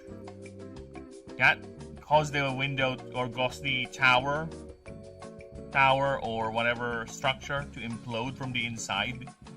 Yeah, that looks fun. Very skill based too. It's like same with the No, it's just a bomb. Oh, really? You just click him and he explodes. There's no timing. Oh, really? Okay.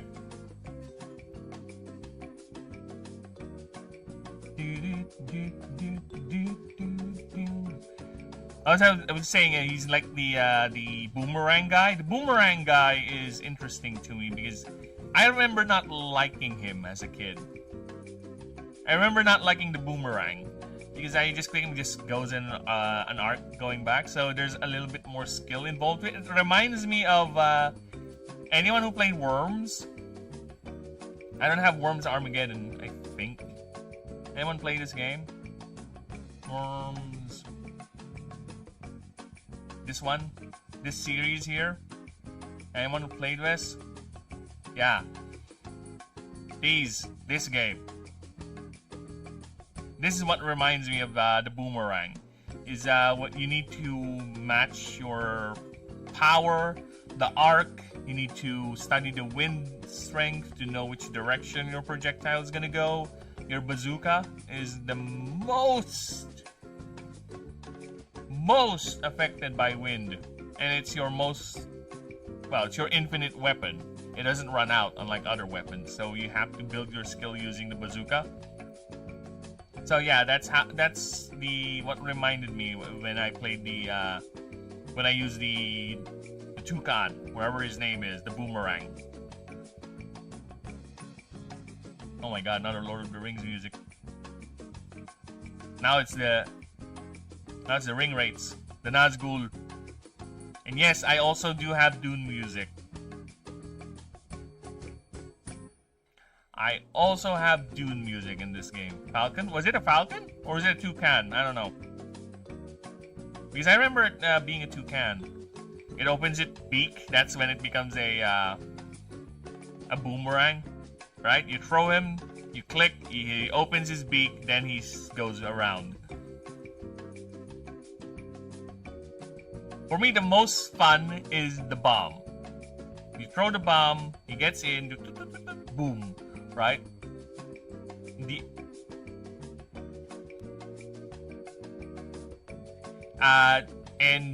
The one that drops, the one that behaves like a bomber. Where Matilda, that one, she goes on an arc and you click to have her drop bombs. That's the most fun ones for me. Another one that I really found fun, maybe that's why I still remember them to this day, is the one that turns into a missile truck. I just found out his name. I reminded of his name.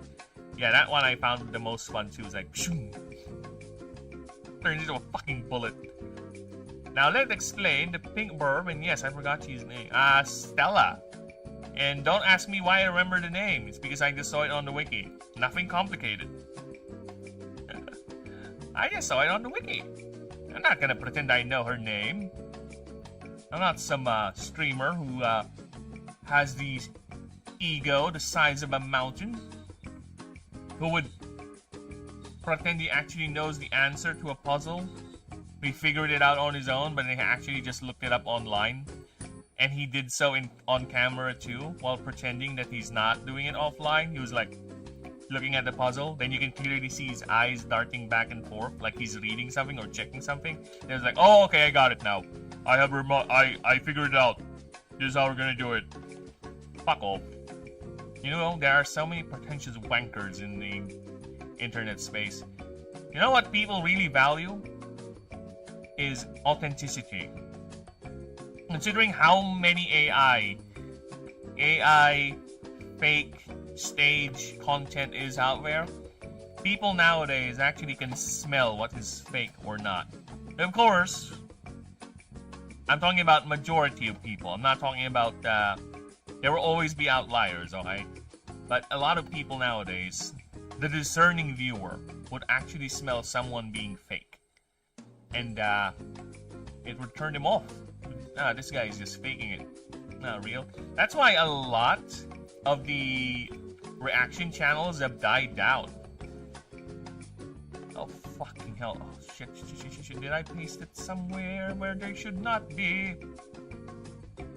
Oh yeah, this is annoying.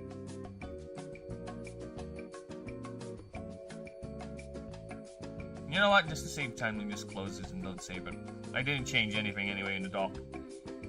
I just had it sitting there, so let me just open it back up again.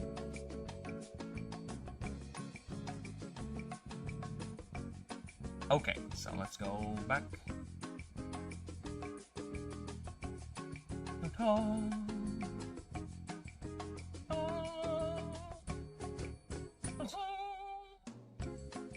Alright, let's try that again, shall we?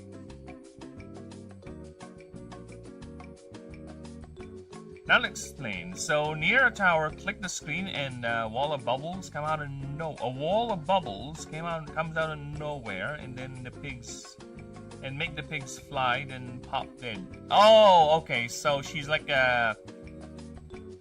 Is there a direction, or are the bubbles like random? Right? If there's is there a direction to the bubbles that she creates? There's a little bit of skill to that because you need to know how she's gonna land to know where the bubbles are gonna come out, right? Or is it like an auto track? There's an area around her, and if you click the bubbles are gonna auto lock around the nearest pig, right? Or does it affect any floatable object? Is it not just the pigs? See how many things I've already thought of with just that one explanation. This is why, people, when you explain rules or whatever, you need to be very clear. And again, I do appreciate people pointing out to me that my rules are a bit too vague on the wording, because you can see how many interpretations one can get with just that one explanation alone. Right? So yes, you gotta be very, very careful with your descriptions. And I am also guilty of being bad at doing that because, you know, sometimes I get too lazy with the typing, especially on chat. Especially in chat. Okay? As a child, I didn't know this bird is scrapped or not. Bouncy bird? There's another bird. I don't even recall the eagle and the other two. So I don't know. But technically all the birds bounce, do they not? You know what I'm saying? Technically, they do bounce. Or is there an actual bird that's like a pogo stick or something?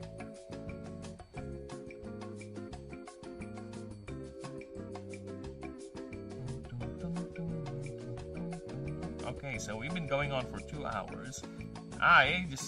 Oh, fuck off. Let me just check the stream a bit. See how we doing. You still alive here, stream?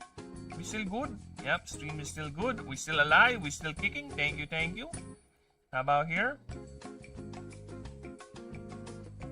Okay, yep. We're still fine. We're still fine. We're still okay. Very nice. Okay, now I need to sleep. No problem. Again, I appreciate you being here, Drawing New Gargantuan. You have yourself a very good trip to the land of slumber. Alright? I will be here. I will accompany myself with my voice. But you can turn off the stream. You don't want to hear me when you go to sleep. The last thing you want is have a dream about a talking chicken head, right? Harassing you in your dreams. So, you have a good one and have a good night.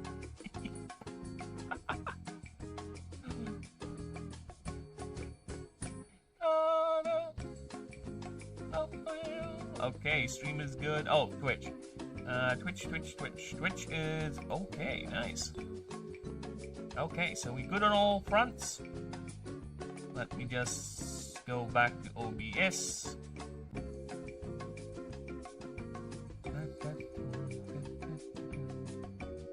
Okay, let us continue. Alright. Oh, wait. I'm hearing some movement outside. I'll do a little quick check. I'll be right back.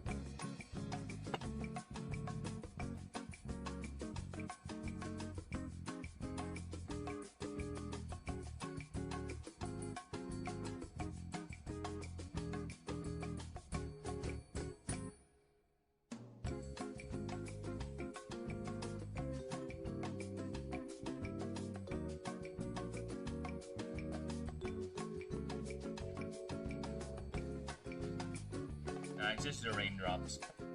Raindrops falling on my head. I just sleeping on the job. Hey.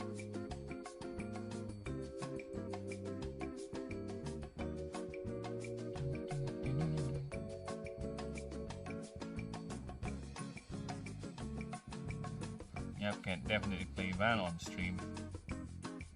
Alright. Now let's get to typing.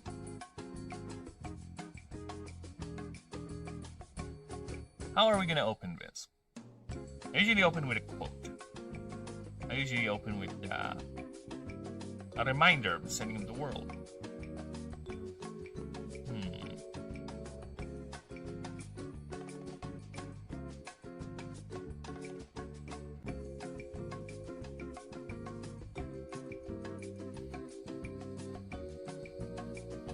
Should I open some sort of an historical document? Like a historical fact, you know, of something that happened long, long ago.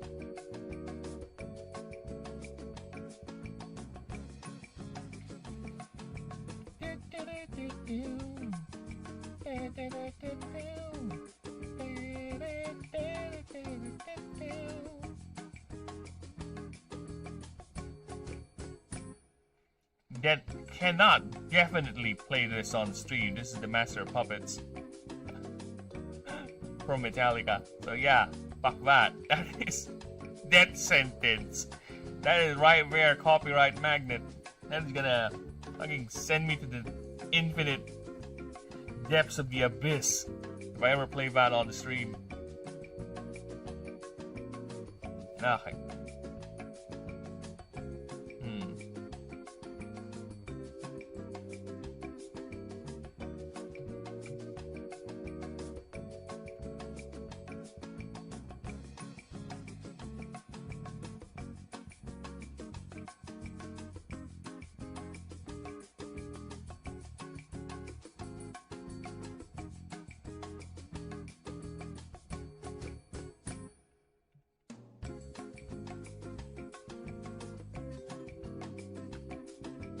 Dude, my I key on my keyboard does this now. Yeah, I have to be careful. Because otherwise, if I leave it be, I will have an entire parade of letter I's bombarding my screen.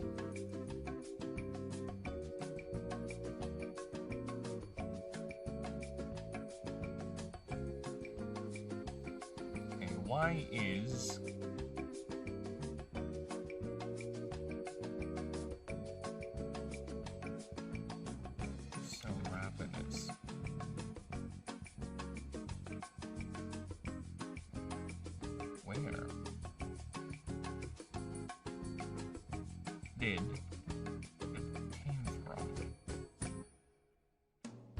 How did it came to be? When is it?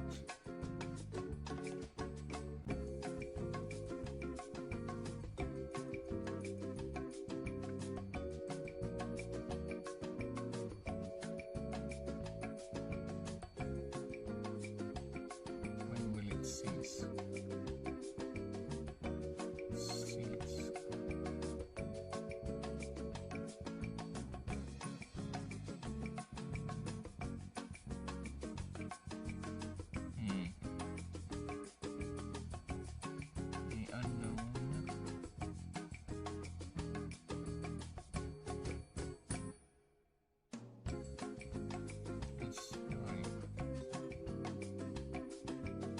Smith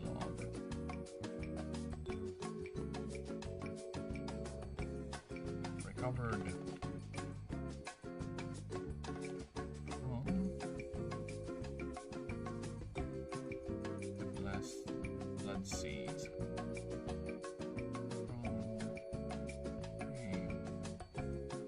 From a ruined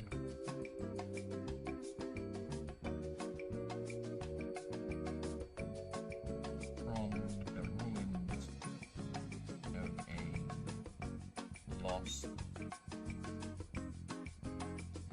ancient city in the blasted waves. Ancient city in a blood sea biome in the blasted waves. There you go. Aha!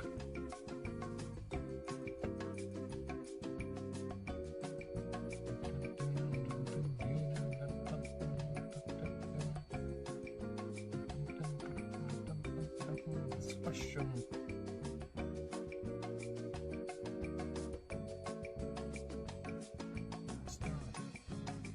Remains largely intact.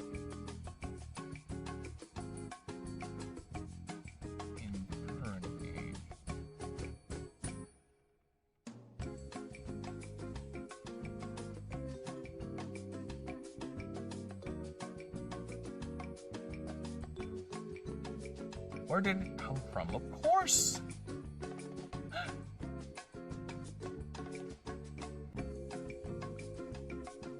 In the current era. However,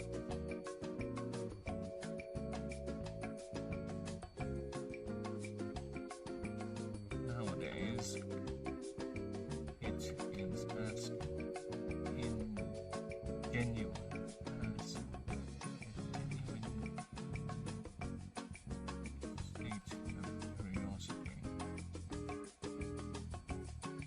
rather than the desperate panic query of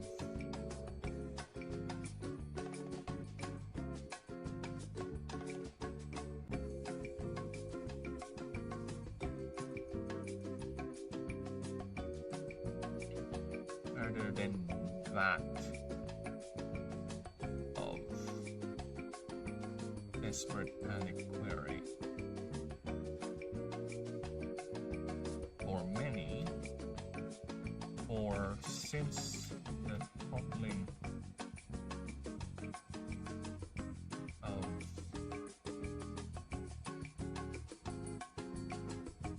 both mana gates,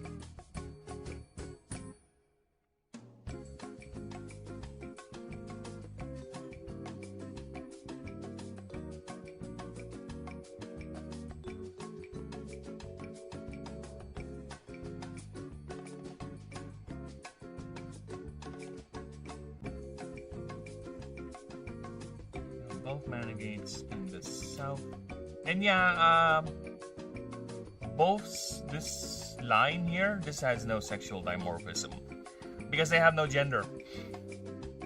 That is the current idea. No, the void starter, at least this one in particular, has no sexual dimorphism. They have no gender. They just reproduce by splitting. Alright. If there's enough mana to go around, an Nullplip will split. Alright? That's it. That is it. If there's enough mana to go around, a Donkey Hog will go ahead and split. Or rather, detach a little piece of itself to turn into a Nullplip. Alright? If there's enough mana to go around, a Shrubby Mummy, instead of birthing those little things that float around it, will actually detach a shard of it to create a Nullplip. Or I might not just remove the idea of it producing a Nullplip for the Shrubby Mummy. That is the current idea, at least for now, but of course, anything can change as we progress further. right? As we go deeper into the lore. Because a lot of these things that I'm typing in, the lore and all of these creatures, they did change, right?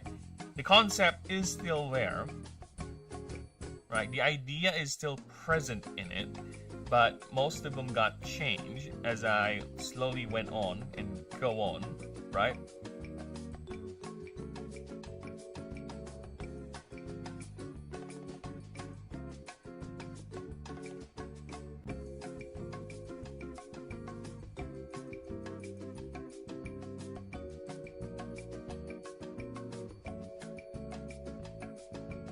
Yet.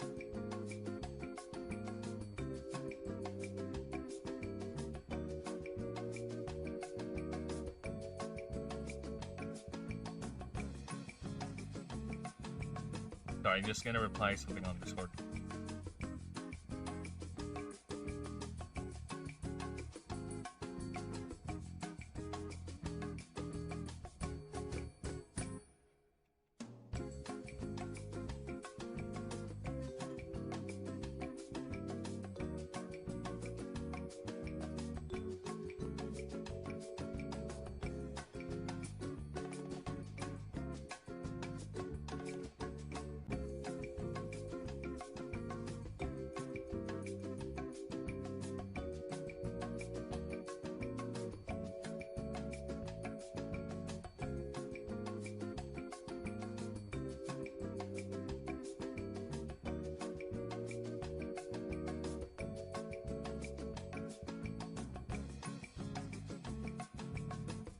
Alright. Just messing up with the folks on Discord.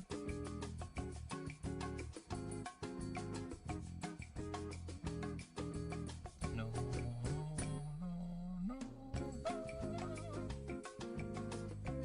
Now, where were we? Where is my OBS? There you go. Alright.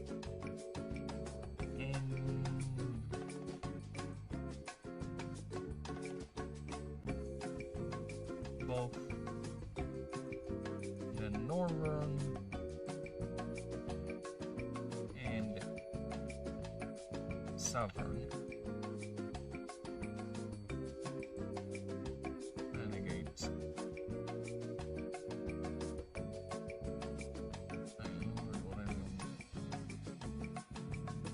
Oh, gotta capitalize that. Aurelion.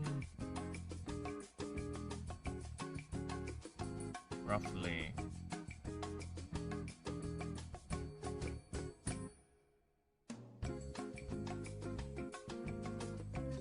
Roughly 2,600 years ago.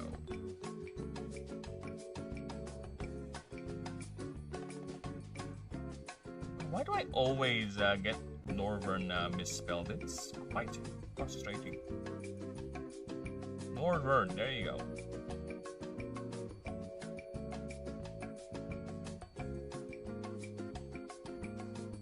Oh, no problem, Denisium. You have a good one, brother. Thanks for stopping by. You take care. I'm gonna go ahead and continue. No problem. Have a good one, brother. Okay, Desperate Panic Query 4. Live that.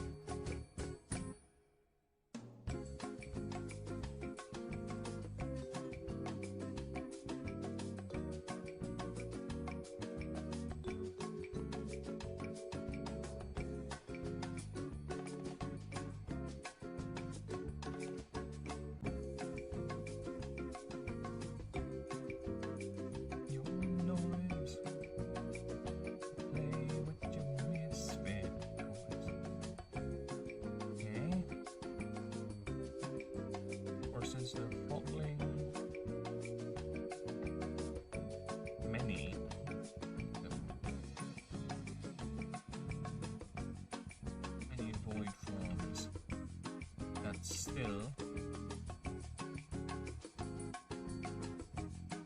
roam and ravage the world.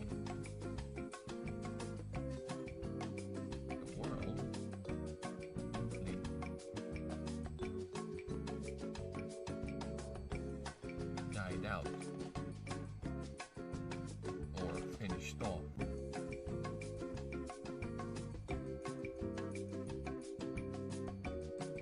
Since their hyper dependency on mana,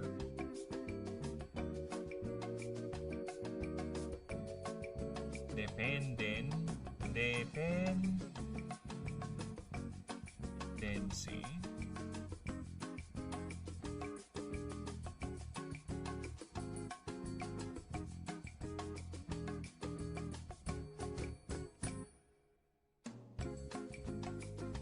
as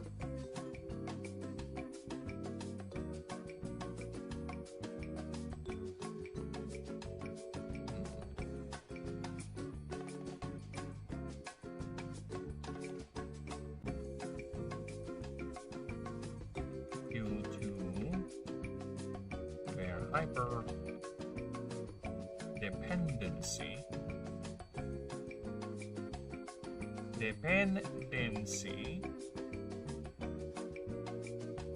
on the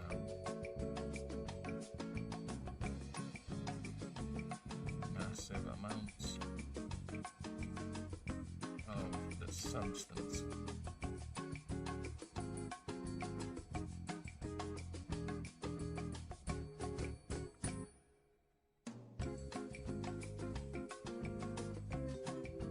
Many void forms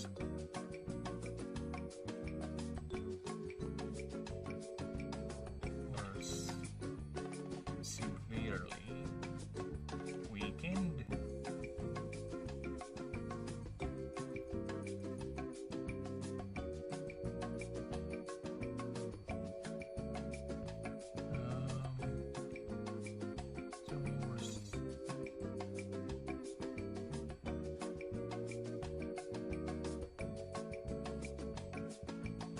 Being severely weakened. And every step you take, everything you make, and every vow you take, every step you take, name you stick, I'll be watching you.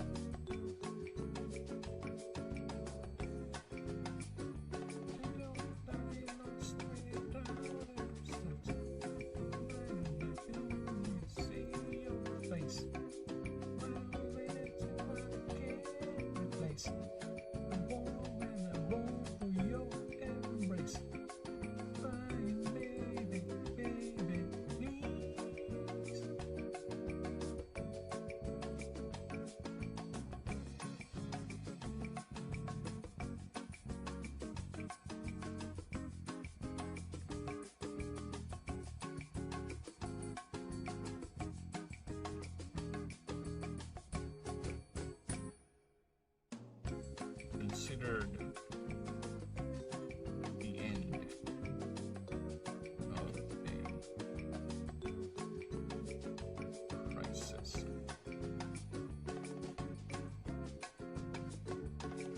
Void form crisis.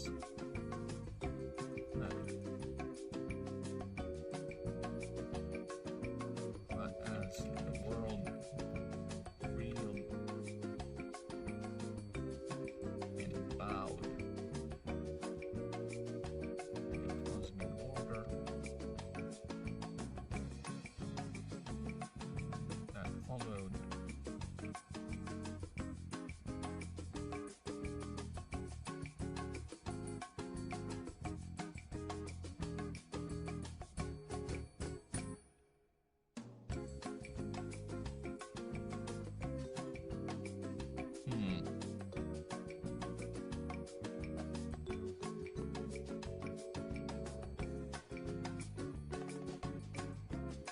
Alright, I'll be right back. I'm gonna grab some munchies, alright?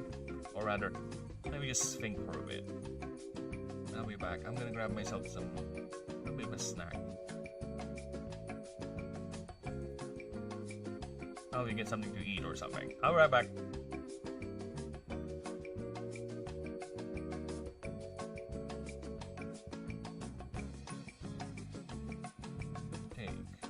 control.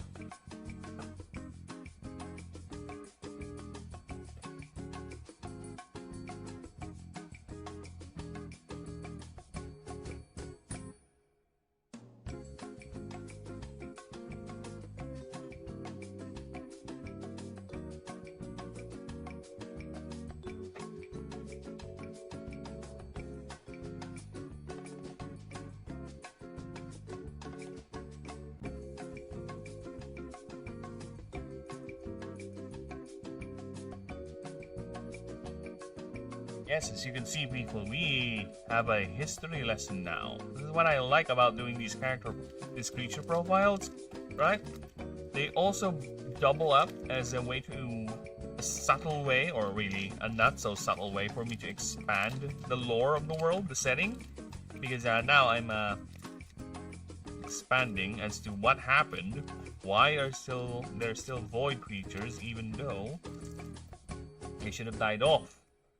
Right? That's what we're doing.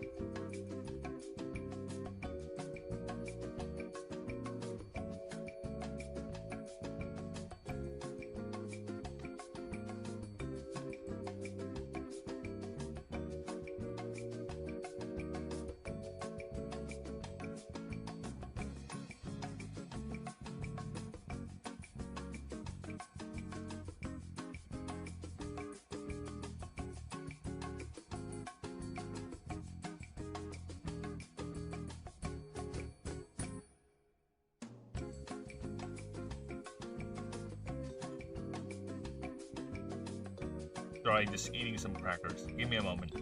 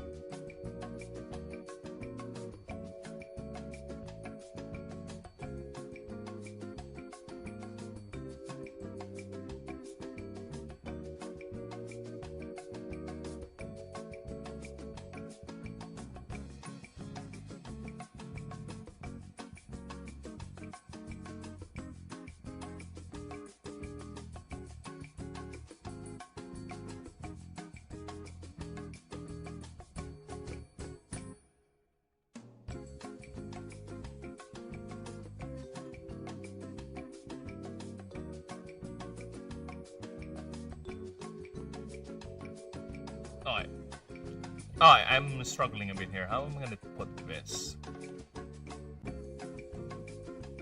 I'm thinking of how am I gonna put this in the timeline.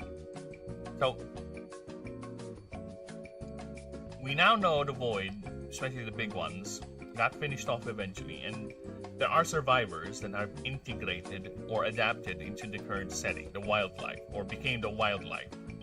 They found a new niche, right? They occupied niches where it got wiped out because of their own invasion, or conflicts that preceded or followed through during the Great Schism. FYI, the Great Schism is a massive civil war of the gods, alright? So we're talking about after suffering through a global crisis of void form invasions, right? The disappearance of the immortal Illuminate. The Empire had to go through a civil war, had to go through another 500 years of being under the thumb of a tyrant, stifling the growth of civilization, controlling everything. So it's basically 500 years of stagnation, gradual choking stagnation. Then only then, when that cosmic order fell, only then with civilization finally got the chance to once again explore the world and grow and expand. Though still with control, but still they're more free. So the idea is it was later that found out, oh shit, the Void is still alive. The Void was not totally wiped out. They just happen to have now integrated into the world. They are now part of the wildlife. Some Void forms even became actual either host or became parasite to other creatures. They melded with the wildlife, right? To survive. So yeah, that is the current thing that is what the Void are currently the setting. They are functionally the same as any other wildlife out there. They no longer have the same aggressive drive they had. Well, of course, some of them. They're always outliers, right? But a lot of them has become no more than functional animals as well. In a way, they kind of diminished as well. Just like the dragons, just like the Astari themselves. They became animalistic. So yeah, that is the current question. So what is going on with the Void? Should we exterminate all these Void creatures? But the current standing is no. They appear to be harmless. In fact, the Void itself is so misunderstood. That's why there's this ongoing idea as to how it's going to be dealt with. Should it just be a standing order to annihilate all Void creatures, even the ones seemingly a bit benign? Or should we go ahead and understand them further? Oh shit. What was that? That was a ding! No! I heard a ding! 2 dings! I'm gonna go ahead and preempt because I'm getting confused. Thank you! Thank you, Snakes! You should show the YouTube chat recently. You should show... Yes, I do! I do it now. I turn on the YouTube chat every now and then, Snakes. Since I'm, there's nothing on it currently. No one knows see, there's no new messages. But I do it every now and then like this. Yeah, I turn it, see? I can turn it on and off. Also, what are you doing here? I thought you were busy, pinging me on Discord with your constant messages. Because I saw the messages on Discord, was like, oh my god, look at that. That is a lot of notes and conversations. I am not in the bloody mood to go and check all of that. That's not what I said. Now, let me just go ahead and double check. For all I know, you could be a lying British cigarette. You should show the YouTube chat the recent Discord comments you read. Ah! No. No. Plain no. Hell to the no, brother. But I hells to the nose. Alright, that Discord chat is a secret chat, alright? Actually, I'm gonna make I already made the Discord for the game, right? For us to set up games, if you want to help me out test it. I will make a secret council chat where it's just you. It's gonna be Gooners 2.0, basically. Right? I'm gonna make a Gooners 2.0 chat. And it's just you and the gang in it. No one else. Right? If people ask why, I'm gonna say it's because it's just an old chat group we have with a couple of friends. So I just transferred them over here. No one else can see it. No one else can get into it without an invite, without a special tag. Good decision. Yes! I know! I have been filled with so many good decisions lately, Snakes. Are you aware of that? Are you aware of how good my decisions have been of late? It's so good. I am actually annoyed a bit because the guys who were supposed to cut the mango tree, they're still not done. In fact, they said they were gonna finish it yesterday, and they have not returned since. We have a theory that they might probably never come back, so we might have to look for another set of people who can do it for us. But technically, the mango tree is the main problem we have with the mango tree is solved. The branches that covering our roof or overlapping our roofs are over now. They're done. They're getting cut. The only thing remaining of the mango tree is this. Okay, I'm gonna draw what remains of the mango tree. Okay, this is all that remains. That. It's a good. I would say this is me. Hello. Hi. This is me. Hi. Hi. This is me. That's how tall the mango tree is still, but that's all that's left. Right? It used to be like this. Right? They cut it so well, now it's down to this. And this is the house. Hello, this is my house. This is the mango tree. So yeah. Bye, there, I'm gone! Yeah, that's all that's left. I don't know if they're gonna come back. Hopefully they do. Hopefully they do. Aw, I can play the song too. Look at that. Queen, Freddie Mercury's Mercury.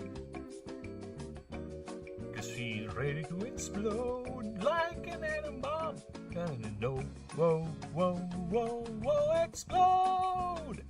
Burning through the fire, yeah. 200 degrees, and that's why they call me Mr. Fahrenheit. I'm probably the speed of light. Sonic man out of you.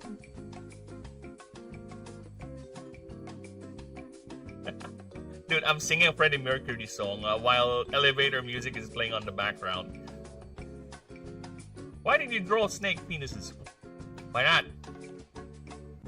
Yes, because they are so alien. Oh, I had to put them into an alien creature, okay? That's why I did bat snakes. Simple as that. Look at that. They're swimming in a blood sea.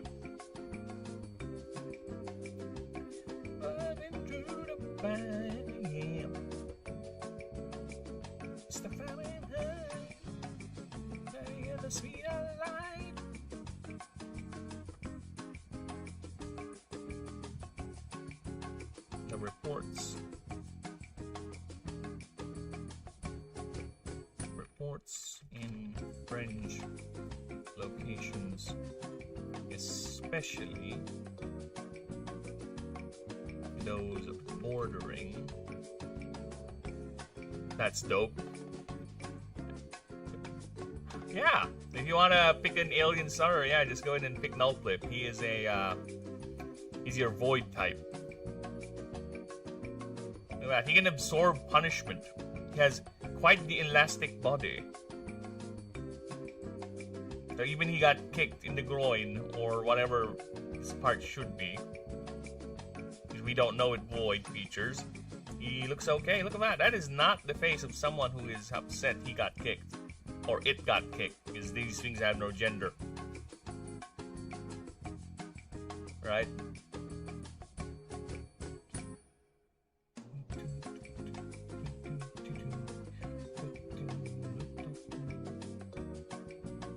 My favorite Mercury song is about the one about AIDS. Which one?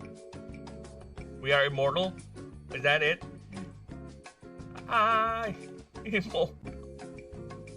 The Highlander song, was that it? Because I think I also have that on my playlist. Is that it? Or you're just making a play because he just had AIDS.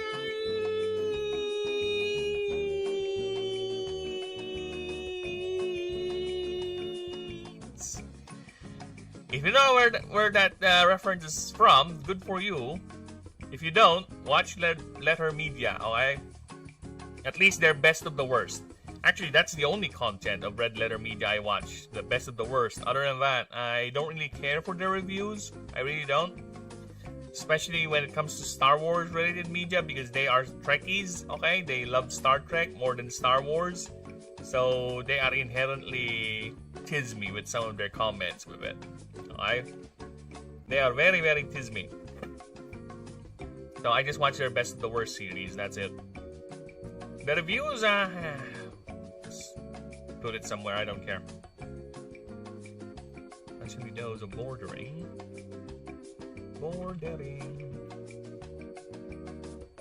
And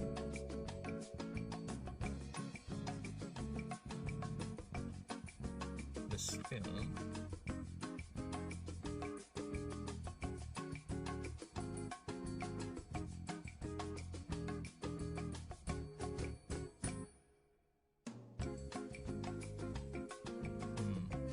Okay, put that.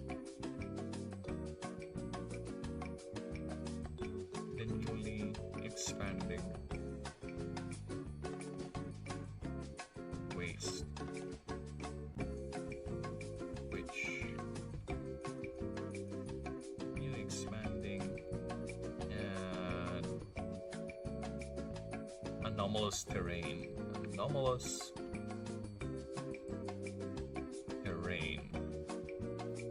which we now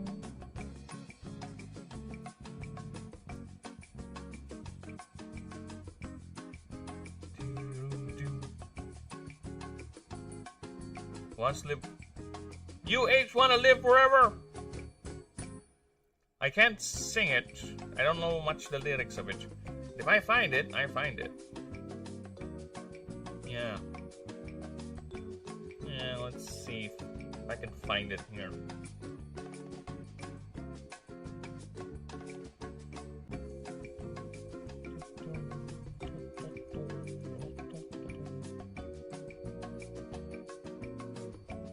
Sweet child of mine, back in black, ladies of the wood. It ain't no place for no hero. It ain't no place for no better man. Tenacious D. Oh yeah, tribute. I also have this. Freddy was a. He is. I am at an opinion. There's no one that can match his passion, his flair. You know, there can never be another Freddie Mercury, at least in this era, right? Maybe in the next 1,000 years, maybe in the next species that will actually take over humans once we eventually die out because of our petty stupidity, right? Maybe, but I don't see a new Freddie Mercury ever replacing the man in the next few years or ever. At least in this era, alright? Freddie Mercury is one of a kind. And I feel both sad and happy that the world has managed to both experience and lose such a gifted individual. Alright? This goes to show you, people, the things these idiots keep espousing as the thing that makes them special, them being gay or bi, is not really what's gonna cement your legacy. No, it's what you do. It's what you do as a person. It's not what you are as a person. It's what you do. Right? So, fuck you. Agreed, but Giz Cornell is a better voice, so fuck you. I don't even know who that is. So fuck you too. I told you this before, Snakes. My knowledge when it comes to pop culture is just basically surface level, and I don't even follow a band specifically. I just like their music, and I just put it in the playlist. Dude, for all I know, I could even have a Chris Cornell song here and I just don't know. Okay? I have like 500 videos in my playlist. Okay? 513. So I don't know. I have so many songs in that blasted playlist. I don't even notice if there's a song that gets copyright removed from YouTube and it gets removed from my playlist. I don't even notice them anymore because that's how many of them. I was just like, oh, I like this song. Then I'm gonna check if it's on my playlist. Then if it is, then good. If it's not, then I'll add it in.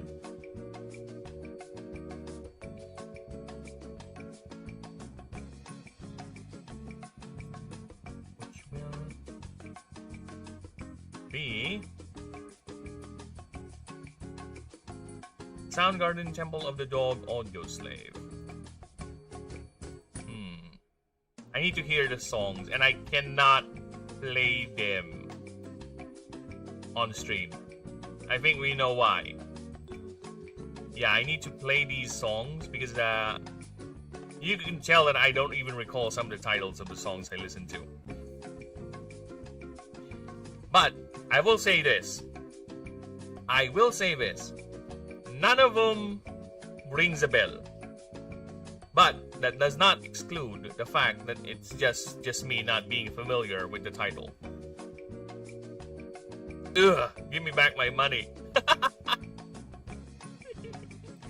Snakes. Have you ever considered that it's never too late to find new music? Right? There's a reason why my playlist keeps growing because I keep adding songs to it. It's like, oh, I heard this song. Oh wow, this sounds nice. I'm gonna put it in. Okay, but I'm not gonna be pretentious as shit and tell you, this is a song I grew up when I was young. It fills me with such memory, this song. I am a big fan of this band, you know. Oh ho ho, look at me. I'm one of you cool kids. Like, fuck off. I'm not gonna do that, that's for sure. I'm telling you right now. I am not one of those. I grew up more of a kid that just is either spending my money trying to get girlfriends or hanging out at school, being annoying at being an annoying little know-it-all, right? And walking out of your teacher's lessons because you found or the teacher said something incorrect and I'm not in the mood to listen. Alright, that's how much of an asshole I was as a kid. Alright. I'm an edgy boy when I was a kid. For me, being a part of the crowd or the in crowd is actually an anathema. I don't like mingling in with the rest of you lot. Whatever's popular, I tend to stay away from it. Yeah, that's the type of kid you're dealing with, Snakes. That's how I was when I was young. I was a pretentious twat head when I was young. That's why I hate pretentious twat heads right now. Because they remind me of who I was and why you should stop being a pretentious wanker. Hey, they call this game mixtape. Oh, have you heard? I have heard from a very, very reliable source that Ninja will be playing mixtape. Yes. I could play it, but I don't see any reason for me to play it because that game is unplayable. Yeah, mixtape is literally unplayable because you can't play it. It plays the game for you. That's why it's unplayable. The very concept of playing in that game is impossible because that game is more of a movie than an actual game. See what I did there? You like my wordplay? Huh? That is wordplay, brother. I have played with the words. I have mixed them around. Which will be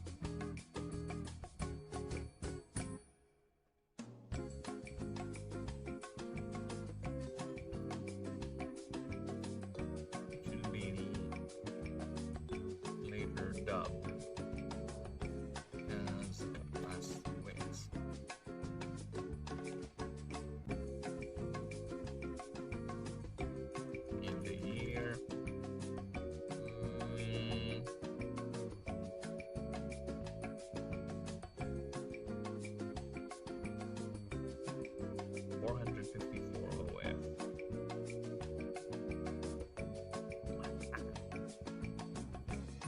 when it fully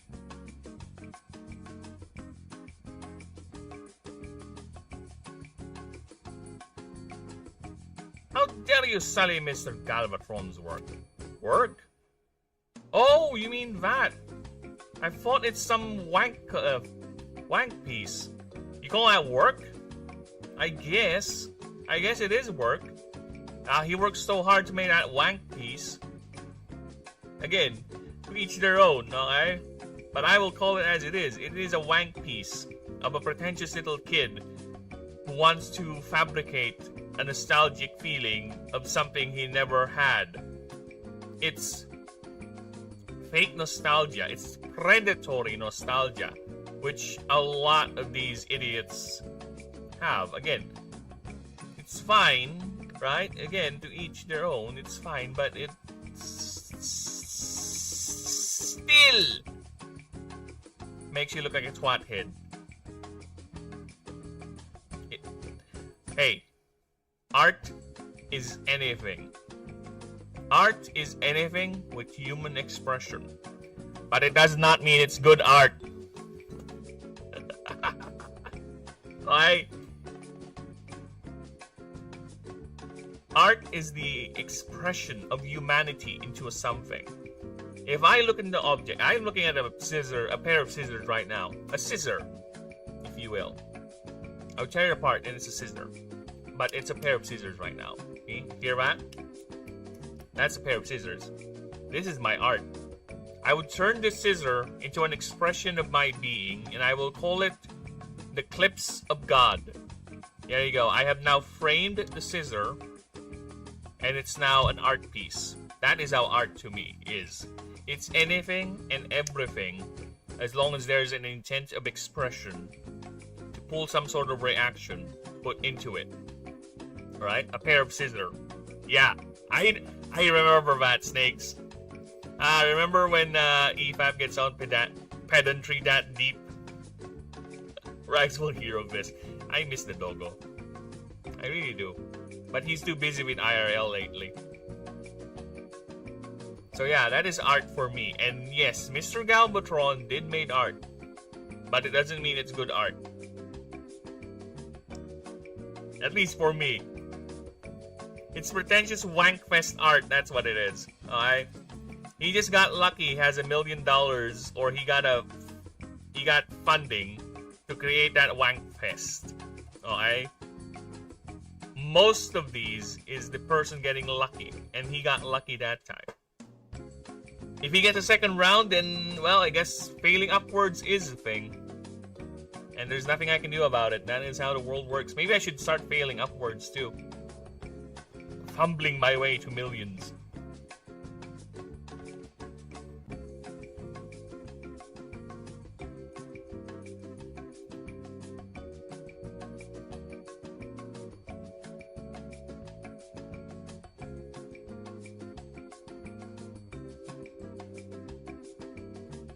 These reports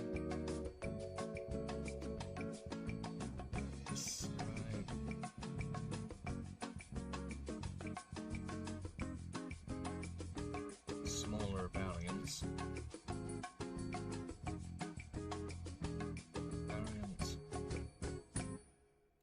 of void forms.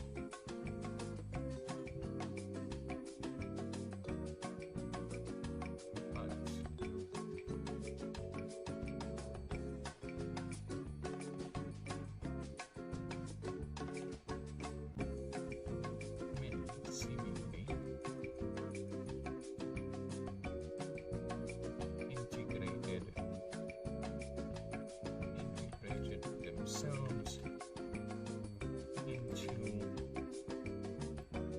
the flora and fauna of Ashen, filling biological niches left open by their own incursion and the subsequent violence of the schism. It's subsequent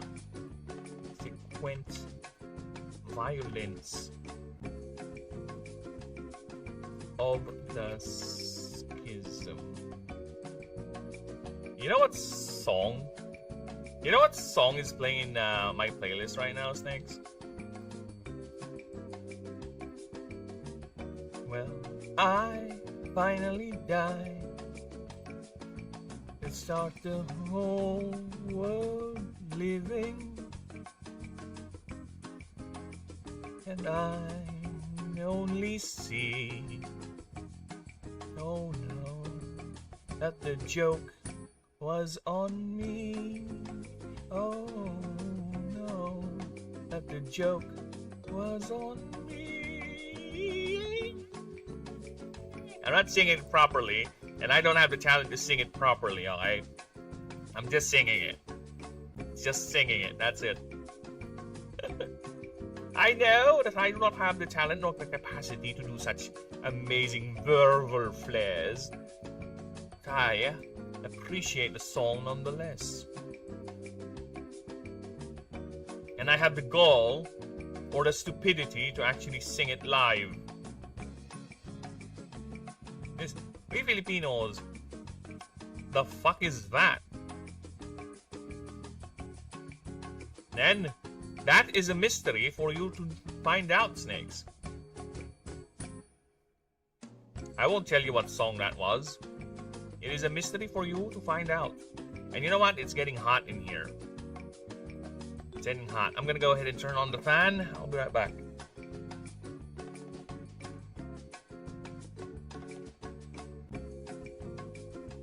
Man, I need to pee. Give me a few moments.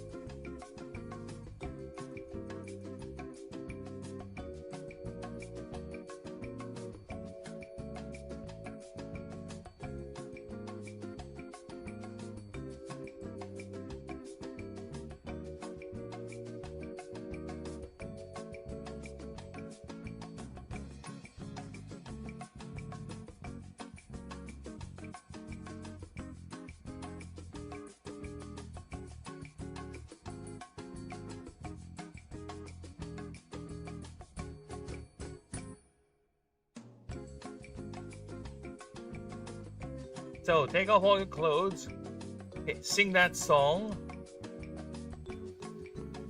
Why would I? What makes you think I'm wearing any clothes right now, Snakes? Do you see me?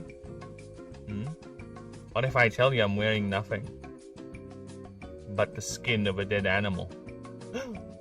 Wait, that's clothing. No, it's not. It's dead skin of an animal.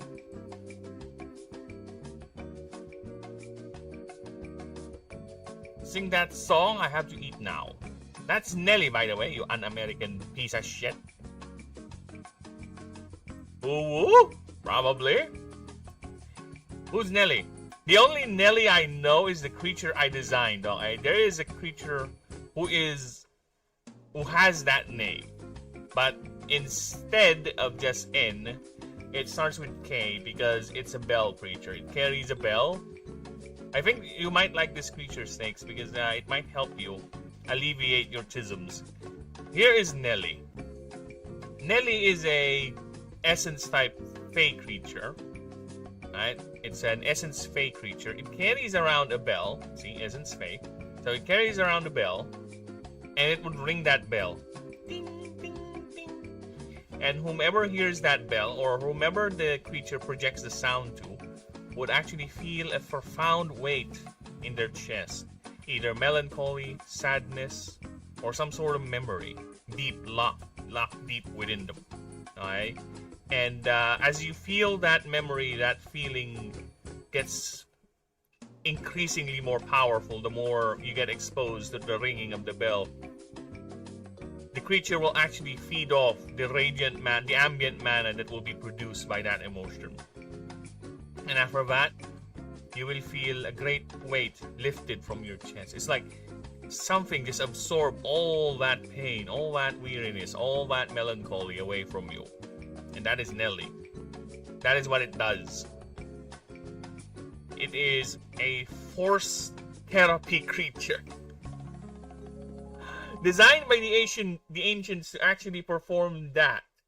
But since the fall of the Empire, they have been wild and roaming the land, performing it because that is their function. That is what they were designed biologically to do on unwitting people. Imagine you sitting just quietly on your room sitting, and you're hearing this distant chiming bell. Yeah, and all of a sudden you fuck you life. And oh, I'm done. I'm okay actually. I love life.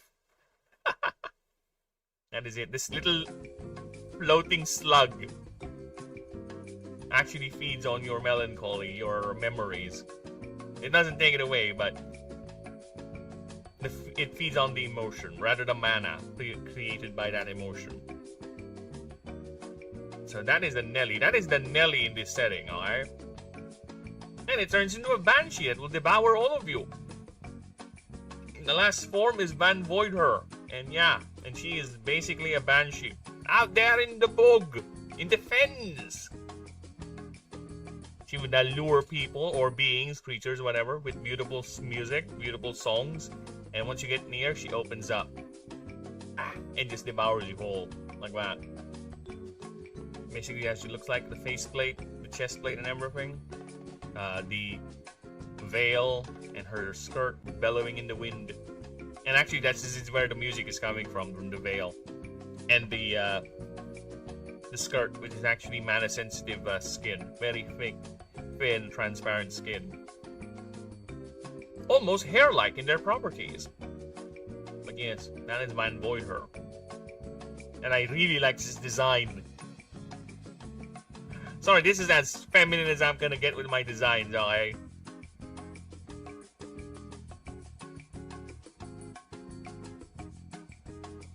I ain't gonna make no sexy bitch.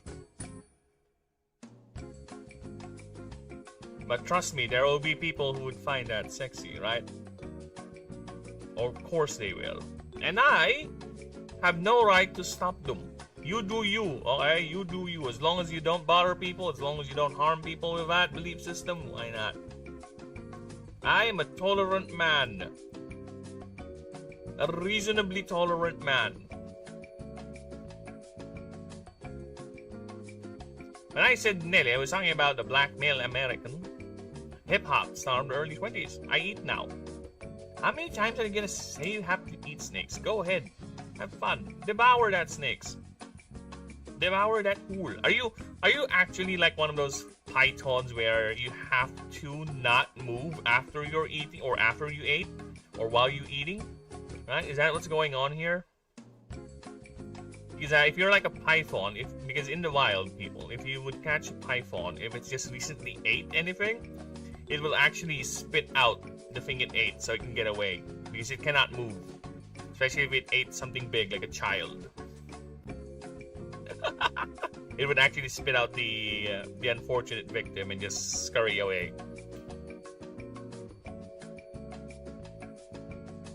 The early 20s. Early 20s? Did I say 20s?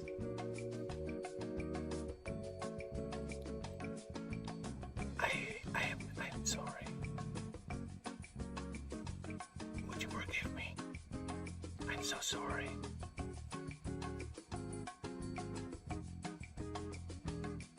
I truly am sorry. Feeling by all usually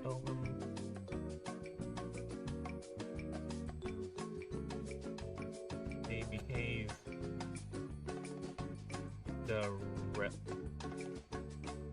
the known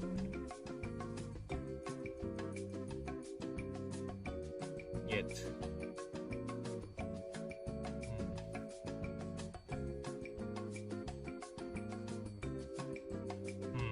4 yet and 4 can I start with a different sentence?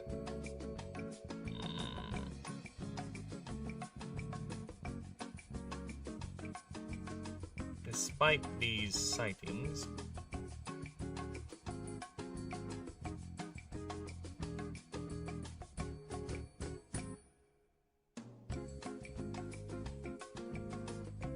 no formal or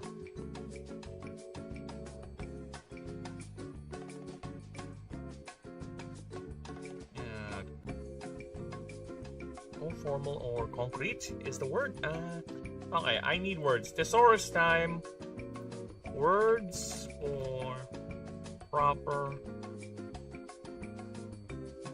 study of a subject or animal. I need words. Observations, no formal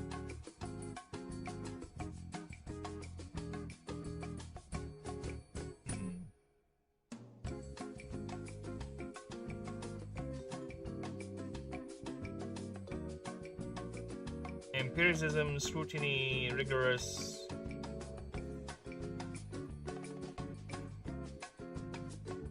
no formal or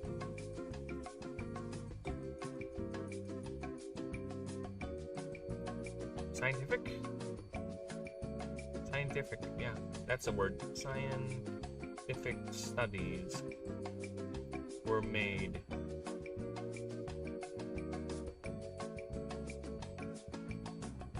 during the old founding. At least none that have survived the interregnum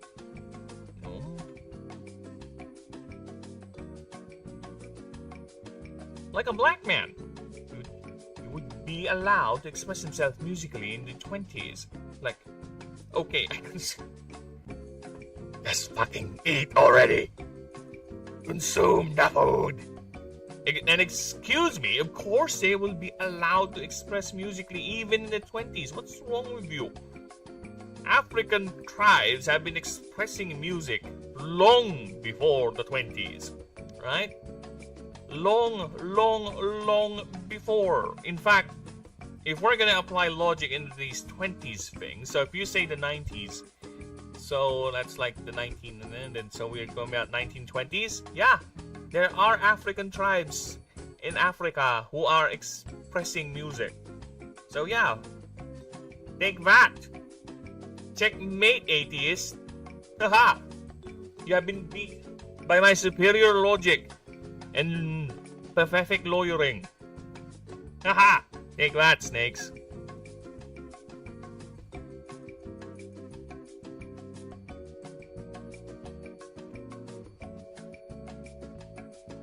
Only when the same specimens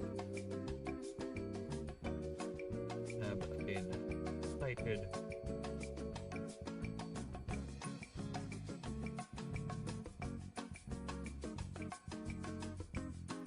fuck off. In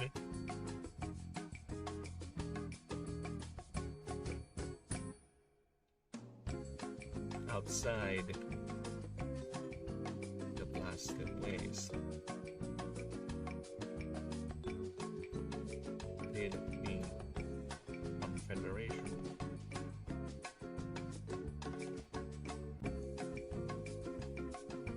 rather did the spark of study around I would say 100 Oh, hello, Gourmet. Long time no chat. How you doing, man? Hello, hello, hello. And yes, as you can see, we are now at the 16 of 17 starter. We are now working on the void type starter. So yeah, we are almost done with the starter creatures.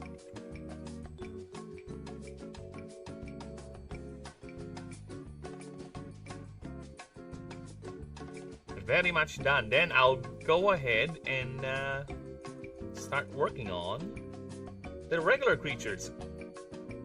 But yes, after this, I'm gonna do the last one, which is the Illuminate Secret Starter. But it's gonna be just me. Okay, so let me just show you guys that, because the last starter is a god. Okay, because there are no non-god type creatures in the game that are, non-god Illuminate types, right? Not a lot, man. How about you? You seem to be grinding the project as always. Yes, of course. The passion does not end. It does not end, Gourmet. We have to keep grinding this because I'm the only one working on it. And I want to have this be on a playable setting so we can start setting up games on Discord as soon as possible. Which, in fact, I already have the Discord prepared and ready to go. See, I just need to, actually make it look like a Discord account other than just a random thing.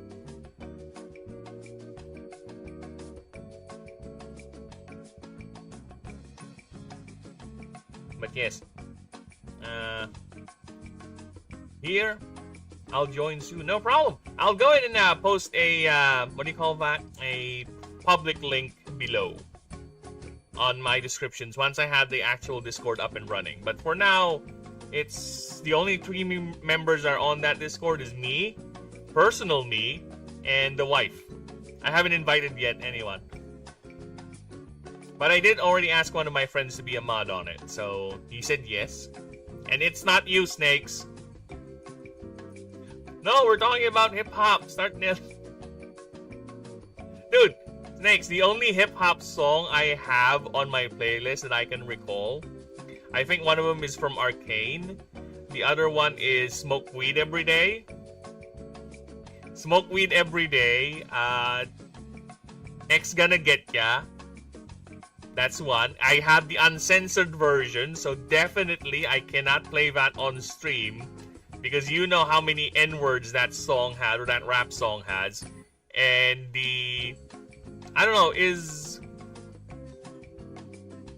what do you call that? The Amish parody song, I have that too. I don't know if it's considered rap music, but I have it.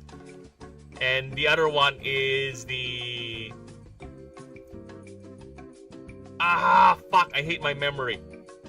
The Dictator. The song in Dictator. It's a variation on the Smoke Weed Every Day, but it's for Aladdin. I forgot the name, I forgot the title of the song, but yeah, it's like Smoke Weed Every Day, but it's for the movie The Dictator. I forgot the title, god damn it.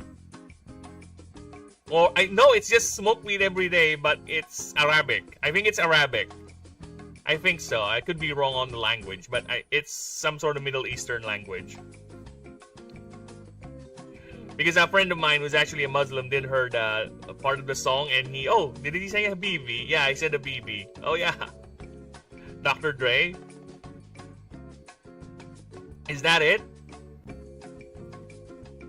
No, fuck off. I'm not in your secret Discord or whatever. I've given Lady Santos too much American monies.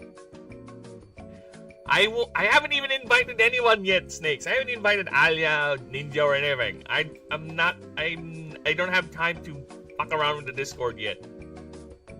Phoenix, have you seen Brand New Day? I have not seen Brand New Day, but I have seen a lot of reviews with Brand New Day. Actually, my friends on Discord are on our secret channel, or is actually talking about Brand New Day right now. And the movie is not giving me impressions of I want to watch it.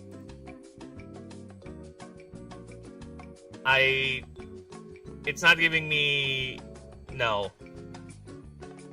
It's not giving me the impression that I want to watch it, to be honest. The last Disney Marvel movie I actually watched.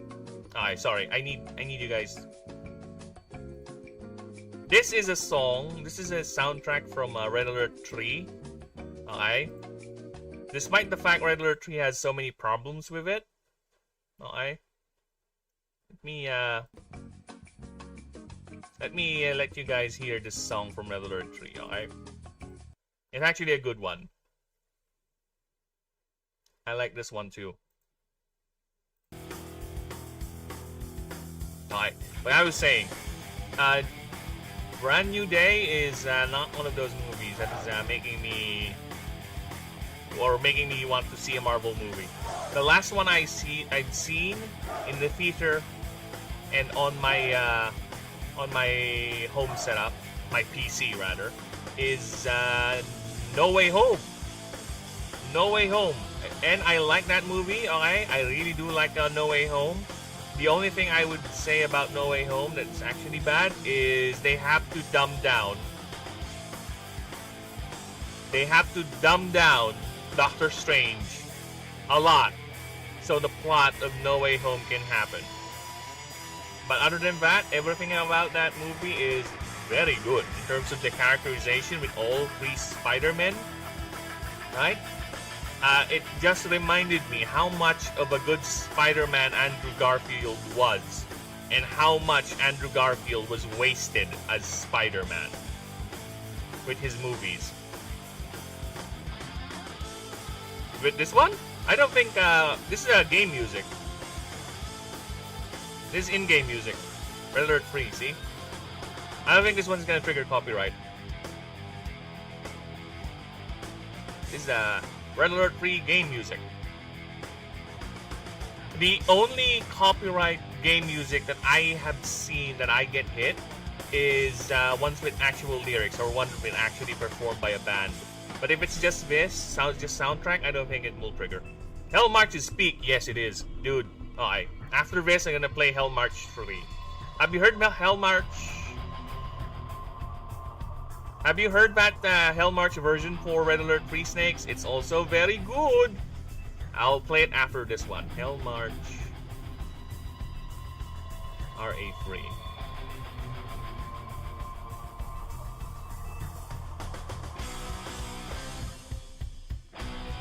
I'll play it after this one.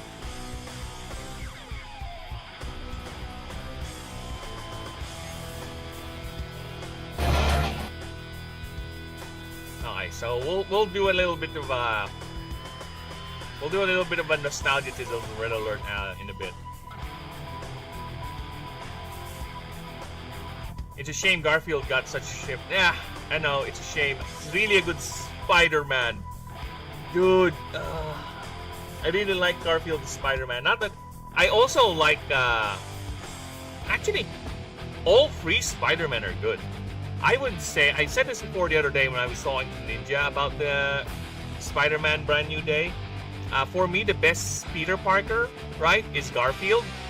Or rather, no, the best Peter Parker is Tobey. The best Spider-Man is Garfield. And Holland is in between. He is decent at both aspects of the character, right? Because I really like that they got Garfield is able to do the quippy version of Spider-Man, like the camp, you know, the funny side of Spider-Man where he jokes around, you know, even though he's beating you up, he's joking around, he's making quips. He got that energy, right? It's not like the Batman, from that movie, the one I really like, the Pattinson Batman. I really like that Batman. I just don't like his Bruce Wayne. Alright, that's the thing. Tobey, Garfield, Holland. I would agree with that. It's just that I prefer Garfield's Spider-Man over Tobey. Tobey's Spider-Man has it too, but Garfield can execute it better. You know what I'm saying? Tobey has the acting covered in terms of the dramatic scenes with Peter Parker. Yeah, 100%. But when it comes to being campy and being, you know, like a fun, chill Spider-Man, I think Garfield does it better. I think that is no doubt. And also, hey, Spider-Man fans, you want to see Tobey Maguire's Spider-Man world get destroyed? Watch the new Avengers movie. You should have more keyframes here, little Phoenix chicken dude. I should make it more animated to be honest with you. But it's just basically a GIF of opening and closing the mouth, right? I have experimented in making other things with it. I just don't know if I can find them here. Oh shit! Shit! Fuck! That's gonna get copyrighted. Fuck! That's gonna get hit, no doubt. Alright, we're playing Hell March 3.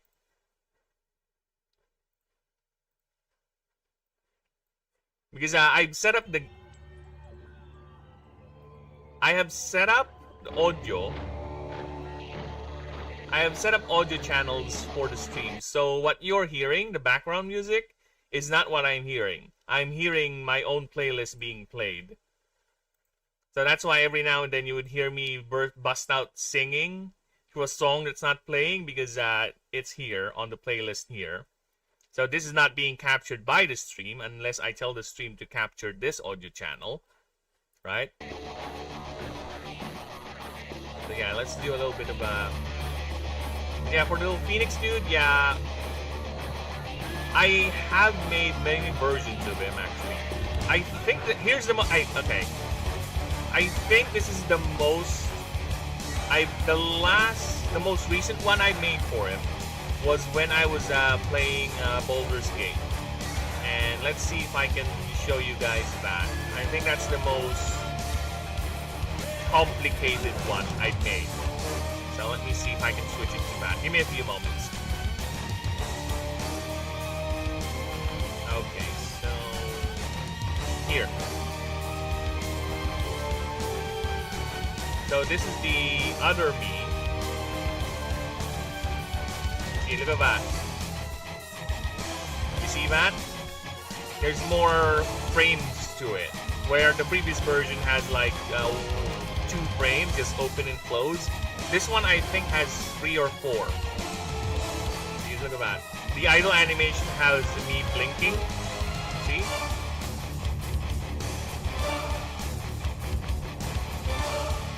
See, it's me blinking, and the talking animation has 3 or 4 different motions to it. So yeah, this is the most advanced version of my avatar. But I was this is the one I was using when I was playing Baldur's Gate. Because yeah, I would do that. I would create different avatars depending on the game I'm playing. So I made one for Baldur's Gate. I think I still have the one I use for Halo saved here. This is the Halo one. Yeah, that's me being Master Chief. So I did the thing with the show where every time he would speak or have an acting scene, the stupid actor would take off his helmet. So that's what I'm doing here. So you can see me emote. So every time I'm not emoting or not talking, I will put on the helmet. There you go. So, yeah. So when I talk, the helmet comes off, I get to talking. Then when I'm not talking, I have the helmet on. See? Yeah, that's what I've, again, I told you people, this game used to be a streaming channel, a gaming streaming channel. And I would do gimmicks like that every now and then. You really like that? Thank you. Yeah, I was joking when I was making those, I was joking with the wife. One of these days, you're just gonna see me draw an animation. You're just gonna see me make animations. I even have a Christmas version, look at that.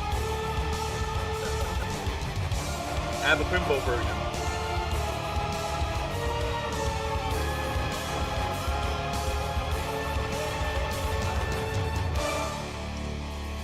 Alright, let's do some Red Alert music. Alright.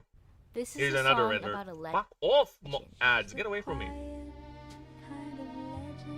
So yeah, let's use the Christmas version for a bit. Hello, Merry Christmas, everyone.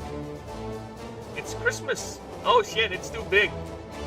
My Crimbo version is too big. But yeah, it's just basically the old avatar with a Christmas hat on. Let's put in the regular one. There you go.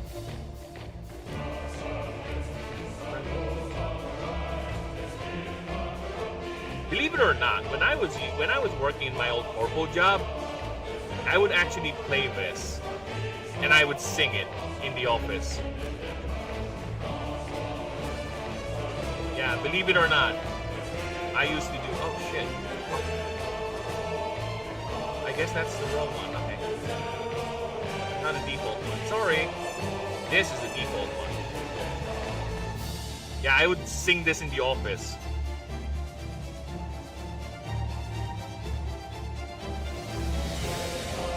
Believe it or not, that's how I would do it. I would play this in my playlist, wear my headphones, and while working, or while checking the stats of my team, or reviewing or auditing, I would sing this.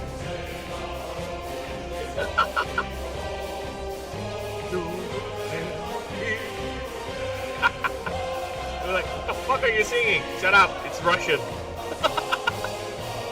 Get back to work.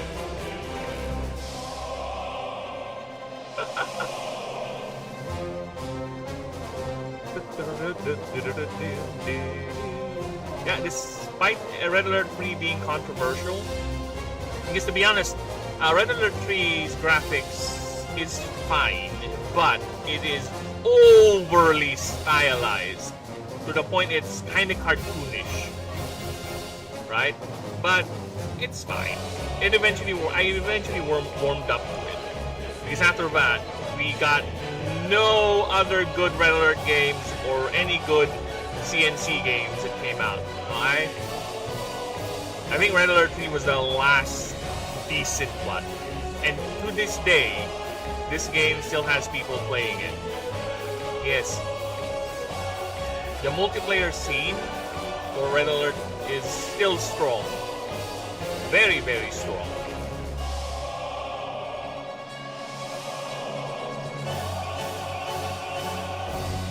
I would actually watch channels every now and then playing that game. Oh my god. I'll click it. This is a badass song from Star Wars Republic Commando. Alright. As I was saying, the secret starter is this guy. So yeah, basically for the Illuminate starters page, I'm just gonna copy paste him. Probably will add more to some lore or some bits, but it's basically just me tightening up his lore. But this is the guy that's gonna be your starter if you're gonna pick Illuminate, and he's a secret starter, so you don't start the game with him in the pick. You have to do things in the game to unlock him as your starter. That's why he has a baby form. See, this is his baby form. It's not technically an ascension, but rather a smaller version of him that you can accommodate easy, because his MD cost is quite low compared to his more advanced forms. He has two forms. See, the middle form, the baby form, and the adult form right here. And he has his final boss form, which you can unlock and play as well. So yeah, this is the secret starter, Lucerius.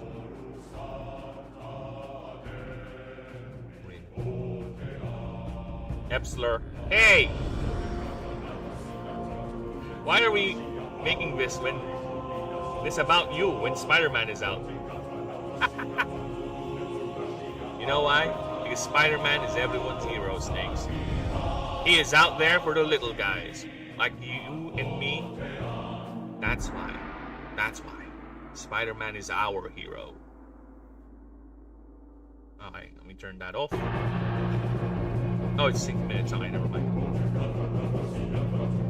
Okay, now let's continue. Around to the spark of study, or rather the spark of intellectual curiosity. Intellectual curiosity. curiosity did return.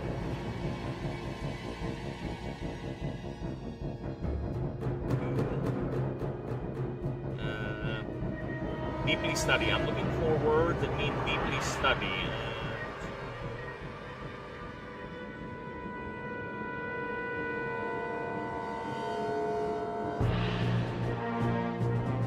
Fully map. It's excellent. No, I don't like that.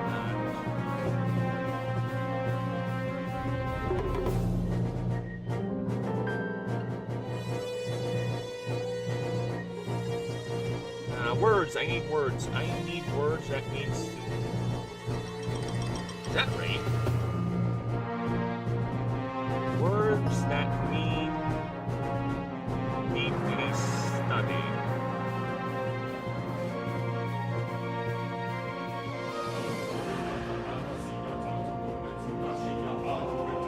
Yeah, this was a Star Wars stream. Okay. Remember when Star Wars games were awesome? Remember when they can make games like these and people not go die of cringe?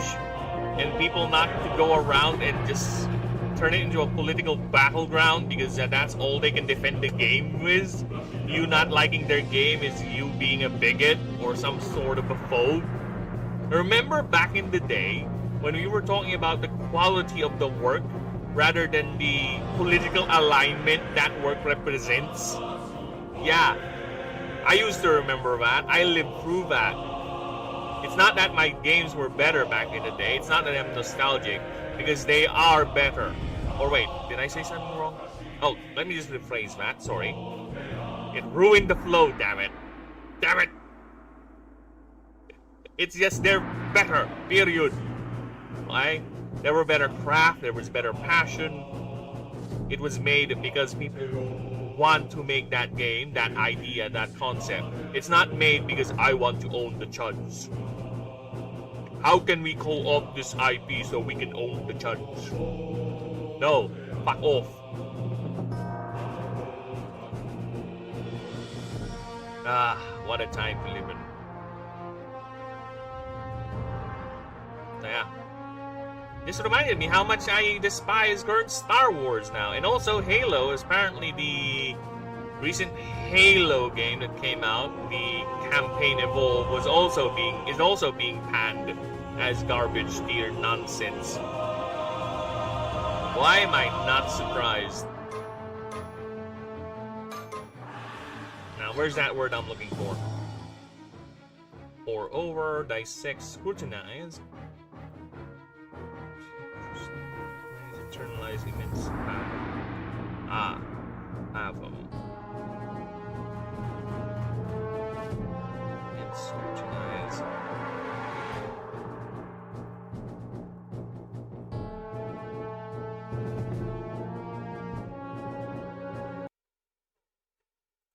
To fathom and scrutinize. Erudite? Yeah, that's a what? But that's a noun, right?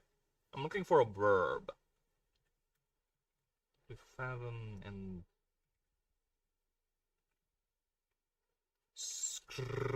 screw. Okay. Nice.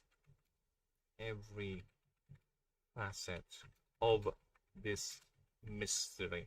Or let's go with enigma. Why not? We're going with highfalutin words. Let's go ahead and continue with that convention. Alright, now let us return everything to their prior state. Gonna go back to my secret playlist, and you guys, we're done with. Go, guys, just enjoy. How about fuck off, ad? Get away from me. Just listen to some Halo music. Yeah, let's go with that.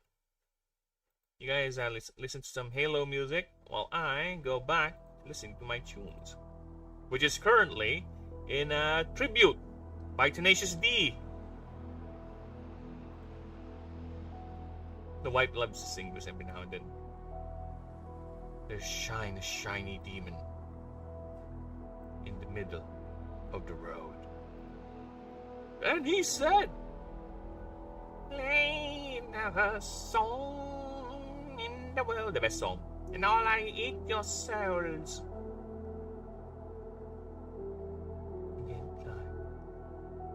We look at each other. And it said, okay.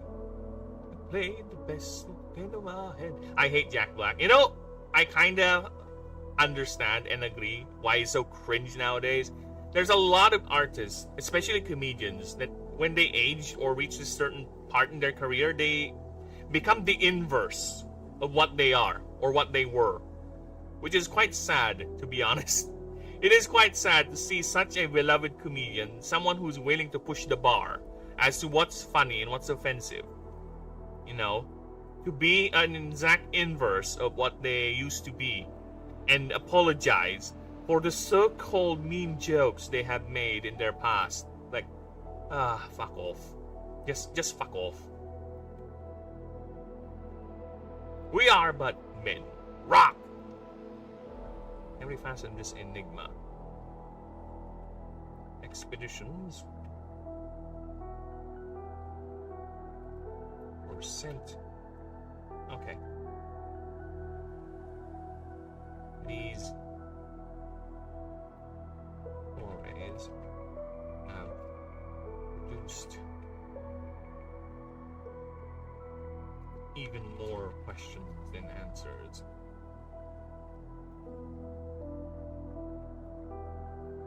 More questions than answers.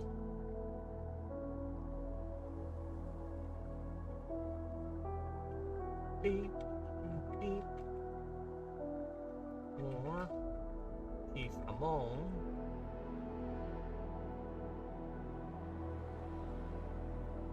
No, I need to reduce this to 10. No, I need to reduce you to 10. My friend, don't sang on that fateful night. Does this exactly sound anything like this song? This is just a tribute. You gotta believe me now. If you were there, it is a matter of opinion. Good God, still love it up. If surprise is up, can't stop me now. That's fine, rich motherfucker. Oh, come on, Word. Dude, I hate Word. I really do. Look at that. Look at what it's doing.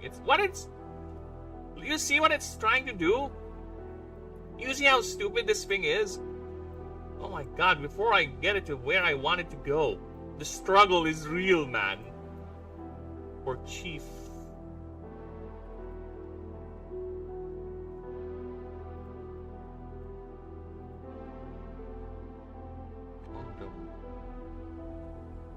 Are the numerous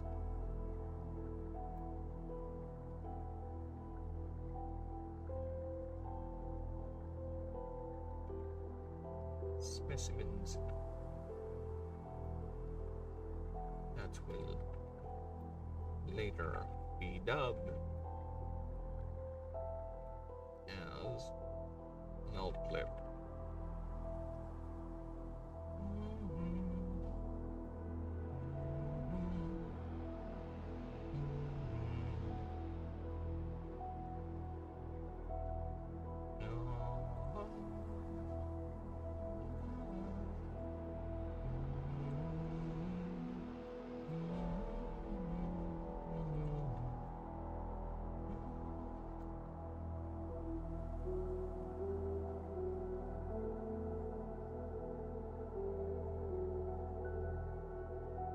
This creature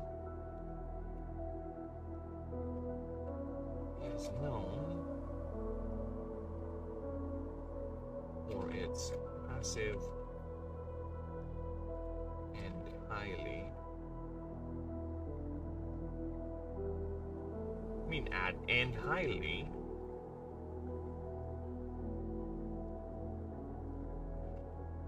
sedentary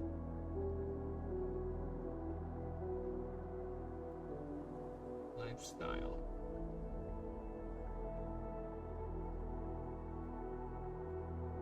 It does not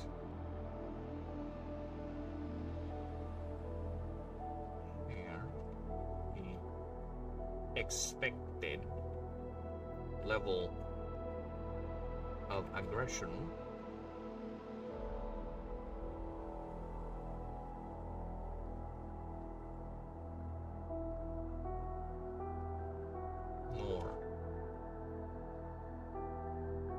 disdain. To any non-void entity, like it's more historical and ancient ancestors.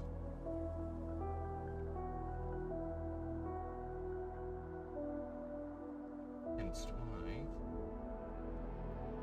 the country of Ireland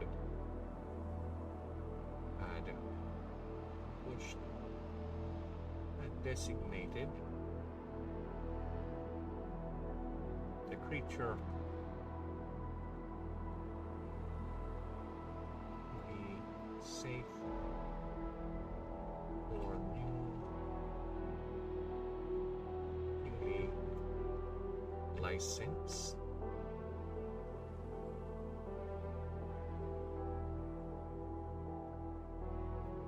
or newly licensed animancers to bond with. Now, I'll be right back. Actually, I am feeling a bit peckish. I'm gonna go ahead and do a quick luncheon or a quick breakfast because I just still have not, believe it or not, I have not yet done breakfast. So I'll be right back. Let me just put up the BRB. Apologies for these people, but I'll be right back. Put the BRB up. Enjoy the pictures. Enjoy the lovely art. My pride of my work. Now I'll be right back as quickly as I can. It will be just a quick luncheon or breakfast. Then I shall continue. I don't see any reason for me not to go full 5 hours or maybe beyond. It's because I'm not expecting anyone. It's a typhoon. There's a typhoon outside, so I don't think the mango cutters will be returning. And to be fair, their chainsaw actually was busted. So that's another theory why I think they're done. They're not going to come back ever. Because their chainsaw was actually busted. It cannot take on the challenge of taking down this mango tree. Now I'll be right back.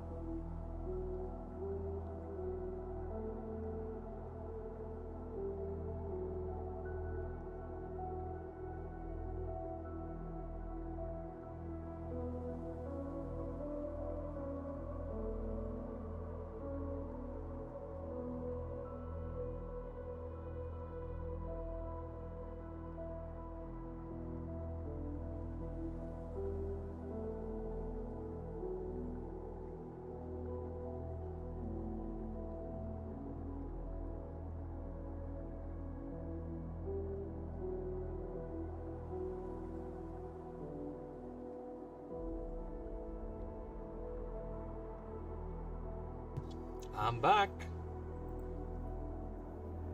Where do we go? Where do we go now? Where, yeah.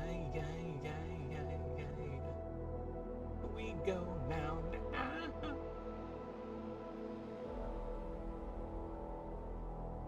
Where do we go now?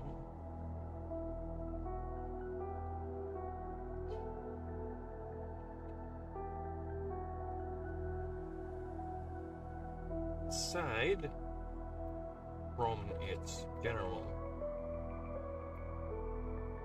passive, benign and friendly attitude and affectionate,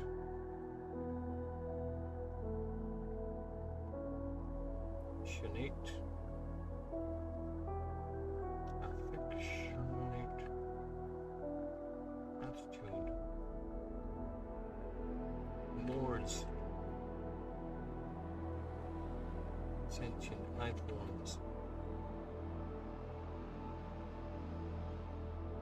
especially with bonded.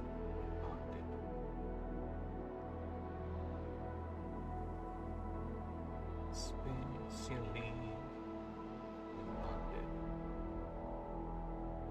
And also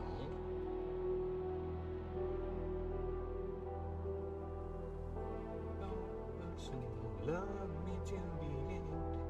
People, let me tell you about my best friend. The warmth of glitter. Is also highly rural.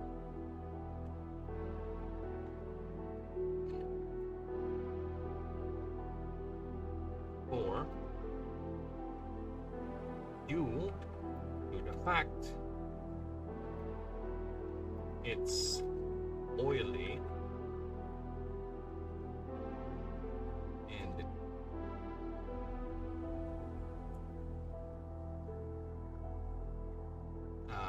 leathery, rubbery skin is highly impact resistant.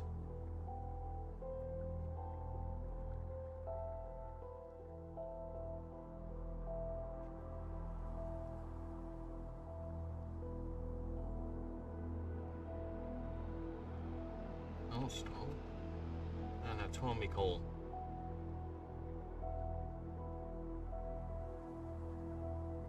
Its body also capable of shifting and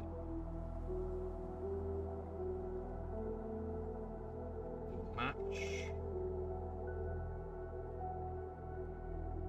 and redistribute force, physical, whatever, arcane, or physical force is violently applied to it.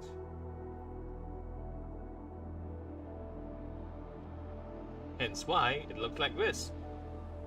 So it got kicked. Its body just shifted to absorb and redistribute the energy of the blow. Now, organs, they're a void creature. They don't have any of those. That's the mystery. It's like their entire body is just like this. There is a functioning thing for eye and a brain, but the rest of the creature is like that. That's the weird thing with void forms. Like, they defy reality. They are able to survive even though their whole anatomy does not make sense. And that's the thing. Even creatures that are entirely subsistent to mana have source of still retain some sort of physical anatomy.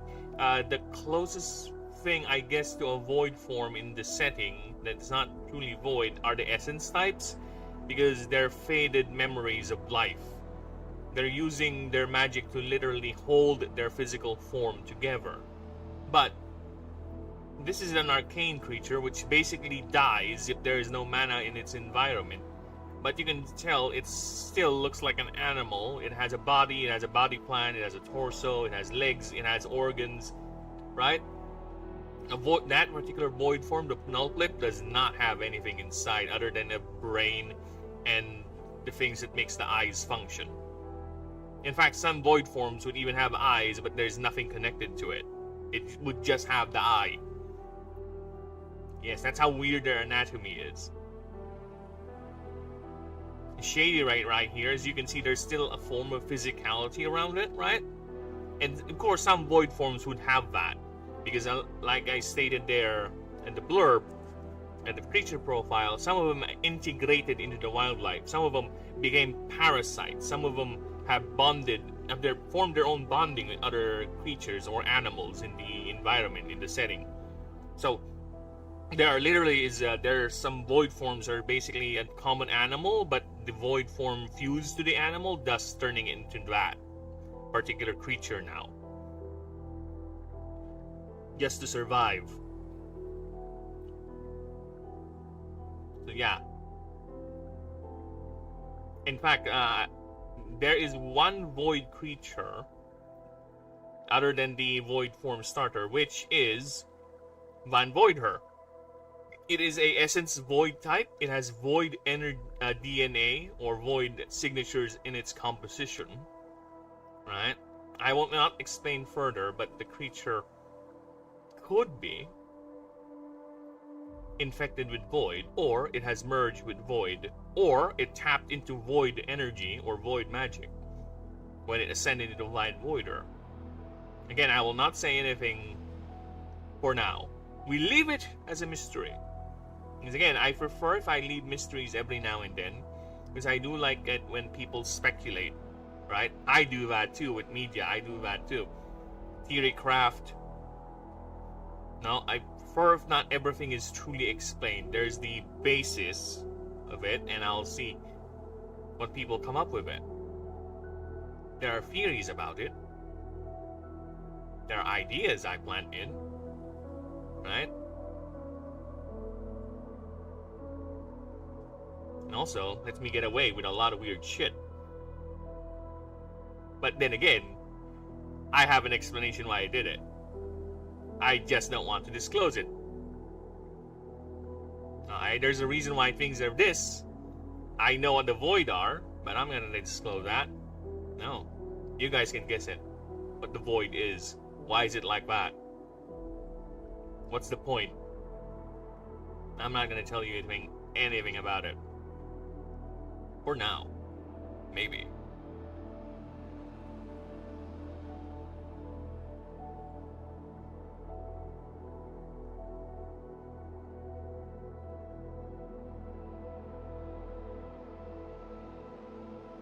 This is further. It's resilience, rather. It's durability. Okay, I need other words. Other words for durable or resilient. Not just durable. Duracell. That's a battery. That's a type of battery. Okay, since we're at the 4-hour mark, let me just check the chat, or rather the, what do you call this? The streams. So Twitch is fine. How about for vertical? Vertical is doing very good, very nice. And ordinary stream, we are very, very well good in the ordinary stream. Thank you everyone. Again, I appreciate you all being here, lurker or otherwise.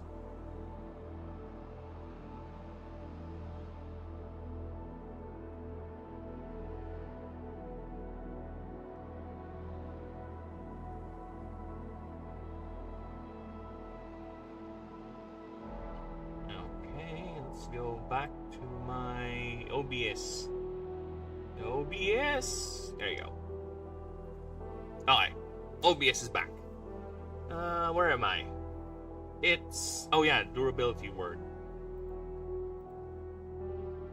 No, not that. Where is it? God damn it. OBS, there you go. Okay, where's my annoying little secretary?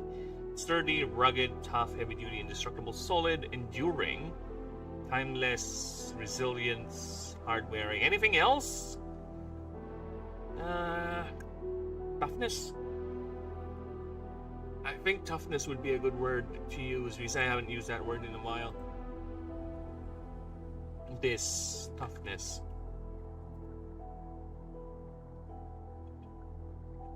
Or rather, its anatomy.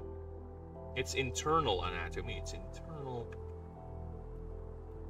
anatomy is further enhances this sturdiness or toughness. Toughness.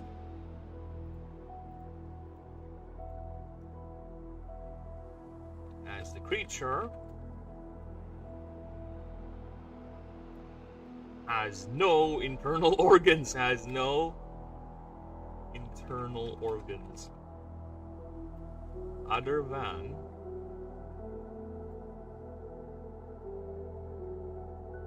a circular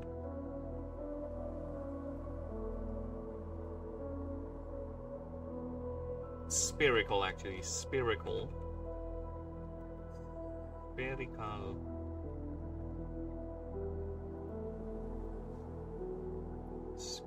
brain and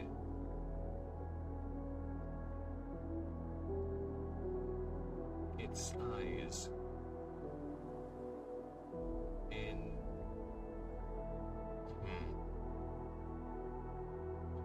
its ocular organs. I need medical terms here. What do you call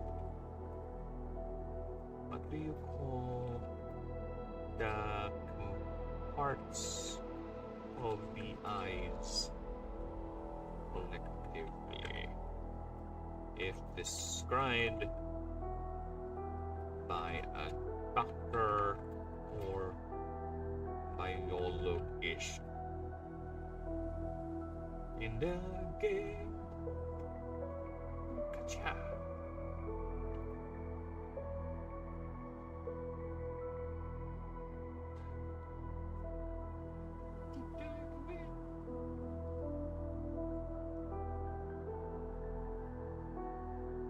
Fuck off.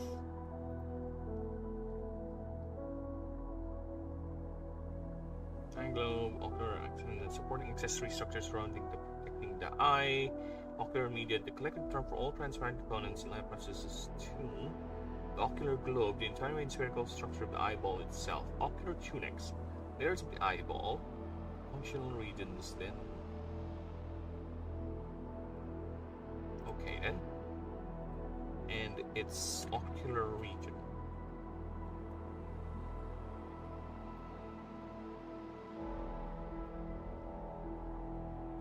And supporting organs. Or to necessitate eyesight. Necessitate eyesight. Living up back on the street. Every time took my chances. Boom, boom, boom. Landed back on the speed. Each man and his will to survive. So many times it happens so fast. Expected passion for glory. A bit done the things of the past. Aspire to keep them alive. I am the tiger, it's the way of the fight. It's enough to the challenge of a rival. And see at last, no survivor is ready tonight. There's a baby to challenge me. The tiger. To necessitate eyesight. The creature's entire diet is that of ambient mana.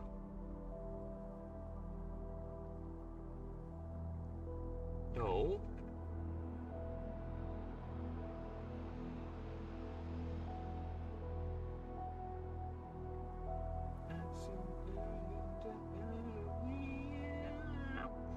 The tiger.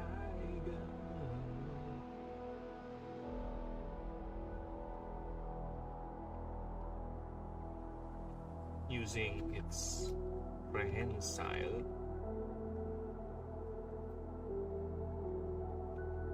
tentacle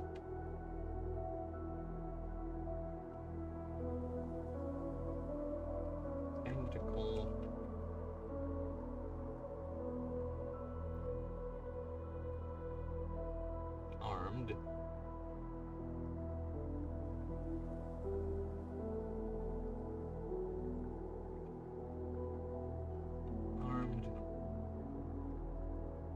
for defensive purposes, or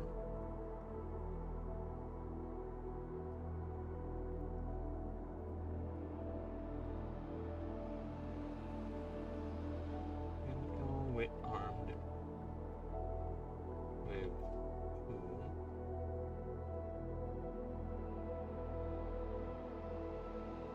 venom, toxic,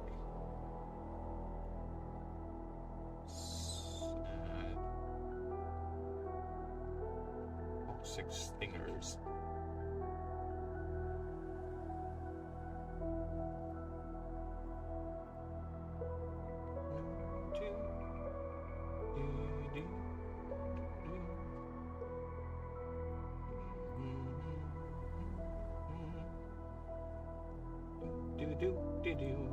This is some Fallout music. You guys enjoy Fallout? I think Fallout 3, this would be familiar to you. But I won't sing it. Maybe. The clock that the Puritans have to shop, and the bedroom flavors rock. If today they to try to scam, instead of landing on Flimmers Rock would land on them. It's called Anything Goes. And yeah, I first heard it on Fallout. It's an old song, but believe it or not, if I were to play this, I would still get hit copyright. Yes. Is Phoenix now the new F-slur? Yes, pal. Stop calling me F-slurs. So yeah, this song here, if I were to play this on stream, yeah. Because again, what you guys are hearing and what I'm hearing is different. I'm listening to a different playlist than you guys are. Yes, pal. Penis! My sleep schedule is fucky-wucky. Well, that's your problem. You're the one who's fucky-wuckying up your sleep schedule. You should stop staying late. You know, you're still young. You can still fix it. Anything goes.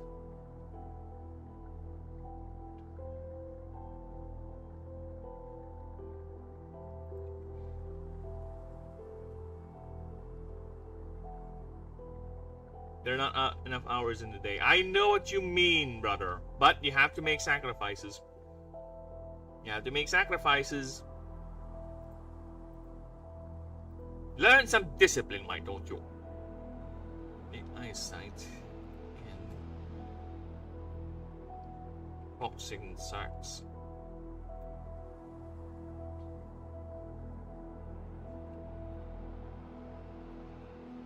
It's ocular region. It's oxygen sacs on. It's prehensile limbed. On its lone tentacle.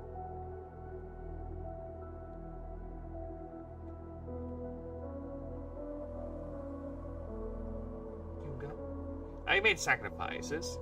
And it's my Z's. I sacrificed my Z's. Then stop complaining that you're not getting any Z's.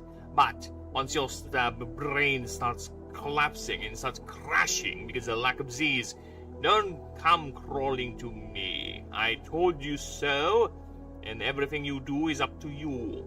You're a big boy, so I won't coddle you like I'm your parent. You chose this. Live with it.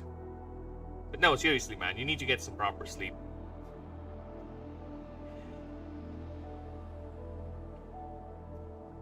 Who said I was complaining? You are complaining. You are complaining by not complaining. The very fact that you're stating that your sleep schedule is fucky-wucky, that means that you are subconsciously complaining about it. How's that little twist?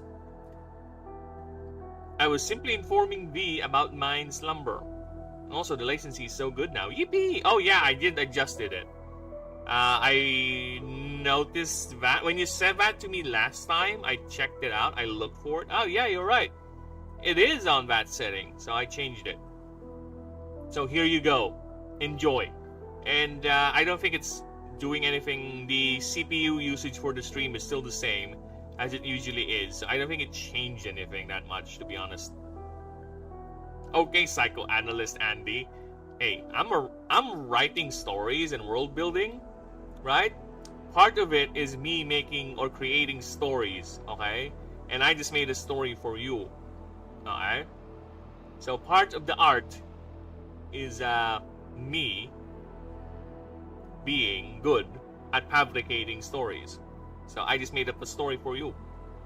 Sometimes I would do that actually. I would whenever me and the wife were walking or doing something outside, I would see people. I won't hear what they are saying. They would just do certain things. I would like, there's already a story formulating in my head, and I would tell the wife, lab, I think those two are like that. I think they're a couple and they are undergoing some sort of a marital problem. Dude, I have that tendency to just make up stories as I go around looking at people and how they behave, right? It shouldn't. I think mostly relies on Wi-Fi. Well, I don't have Wi-Fi. I have line internet, bruh. I'm rich in the land of internet lands. I'm part of the internet elite. So yeah. So you want to fuck up your... did you just wake up? Are you planning to sleep? Or you're just using me as a crutch so you won't go to sleep? Or you just have nothing to do? Because if you have nothing to do, we can actually get some IT crowd on. Because I think we're only down to the last 2 episodes. Then the finale. Because Season 5 is just 1 episode. I think I told you that. The Season 5 of IT crowd is just 1 episode. And it's a finale. Basically, Season 4 was technically the last season, but the crew still got together just to make one last episode. That's it. They just came back together, did Season 5, but it's basically the last episode of the show. And that's Season 5. Yeah. That is gonna be lay end. I'm not sleepy yet. Well, that's your problem. You're like me before. I lost my whimsy. Back when I was a child, I would regale upon my parents' bit of fiction from time to time. Well, you're still young. You can still get it back. You just need a good spark to light that fuse once again, right? Don't worry, we have other shows. The next show we're gonna watch actually has Oyande in it. So we'll be watching A Dark Place. Merengue's A Dark Place. This one is also short. I think it's only 2 seasons, but It's an older show, so you are gonna see a younger version of. See, look at that. It has See, it has Douglas in it too. Douglas and Moss. Look at that. That's Ayande right here. Look at that. Yeah, look at him. That's young him. So yeah, this is the next show we're gonna watch after IT Crowd. So yeah, there's still some IT Crowd people in the next show. Nah, I don't do that anymore. You have lost the gift of the gab. Sad little creature. I do want to make some sort of Elden Ring kind of roleplay video. Why not? Go ahead. I'm sure there are people who are like that. And besides, you're gonna test a role-playing game, so might as well get that practice.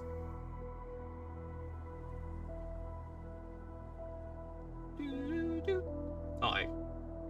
I am sorry, people. Alright, but this music needs to be shared. It's a soundtrack too, so don't worry about copyright. But I'm gonna share this. Alright, this is from Ori in the Blind Forest. This is the last song. Okay, this is the final boss song of that game. Alright, you just listen to this, people. Just listen to this and tell me it's not peak. Douglas! Dude, I've been practicing my Italian accent for my character. It's me, your favorite entrepreneur. You need to do the hand motions. It helps with the accent. Think of it as my attempt at exploring the lore, except it's through a character I've decided to write within the world of Elden Ring. The voice is going to be like, yeah, why not? That's going to be fun. I think that's going to be interesting, actually. That's how I write my character blurbs, right? Like I said earlier, the other day, I use a voice. It's not just me narrating. There's a voice, a character I play when I do the lore intros, the lore blurbs. So yeah, why not? Alright. So listen to this. This is some badass music, okay? Enjoy. I'm gonna shut up for a bit, of course. Yeah, your stuff is like journal form. Yeah, there you go. Yeah, I told you. So it's not a boring text dump.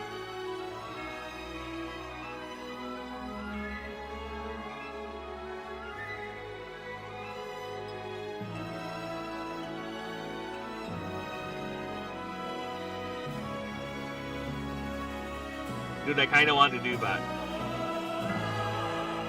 Alright, before the badass thing kicks in. What is the void? Why is it so ravenous? Where did it came from? How did it come to be? When would it be? When will it cease? An unknown starry genesmeet. Alright. I kind of want to do that. I'm going to practice my David Attenborough. And enjoy.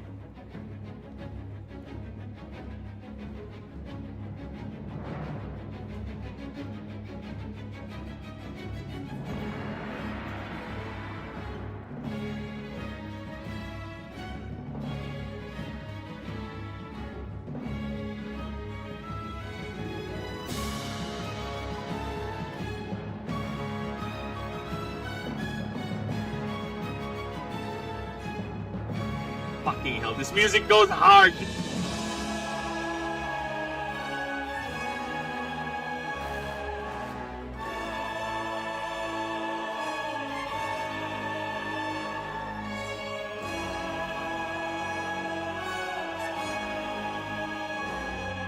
I kinda wanna do that, yeah. David Attenborough. I'm gonna practice David.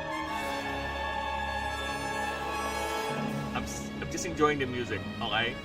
I just came in my pants. I told you, this fucking music goes hard, brother. And it's for this game. This one. It's the final boss fight music for this game right here. And yes, the wife 100% did this game as well. Because she is a badass gamer, okay? That's how much she loves this game, okay?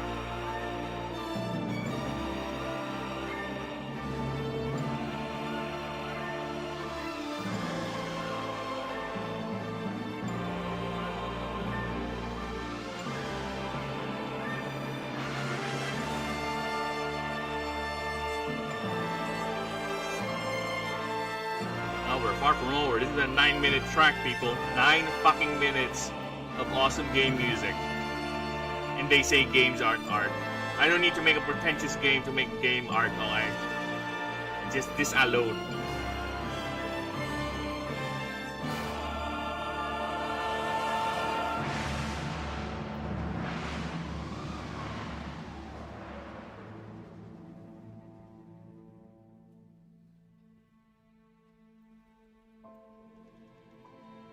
That alone, alright? That alone is proof that you can make games into an art medium without going all pretentious. But again, it's up to you. It's your art. But for me, just mwah, this alone. And Ori is a very beautiful game. It's a very beautiful game.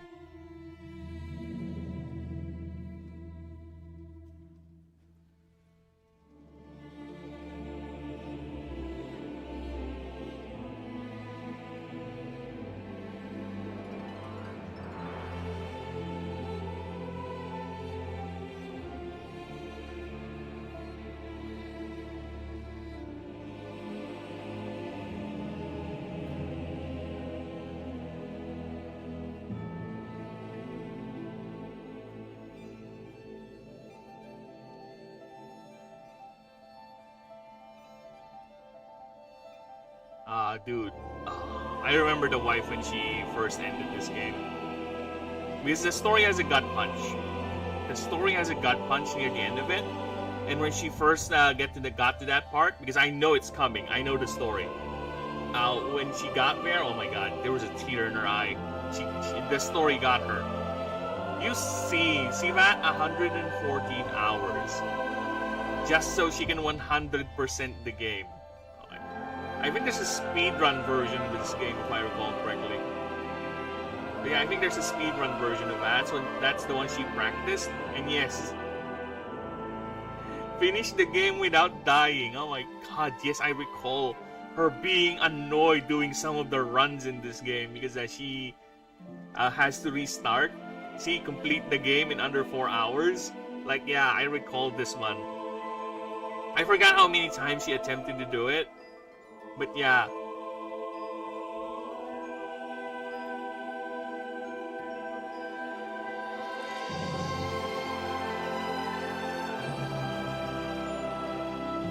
I said you're an Italian accent teacher on Discord. Fuck off. David Attenborough is not Italian, no, he is British.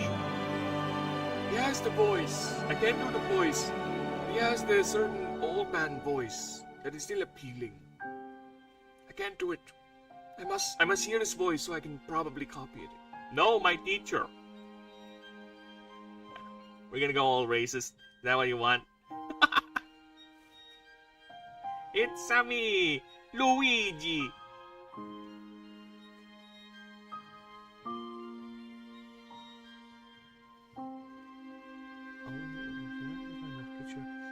Is actively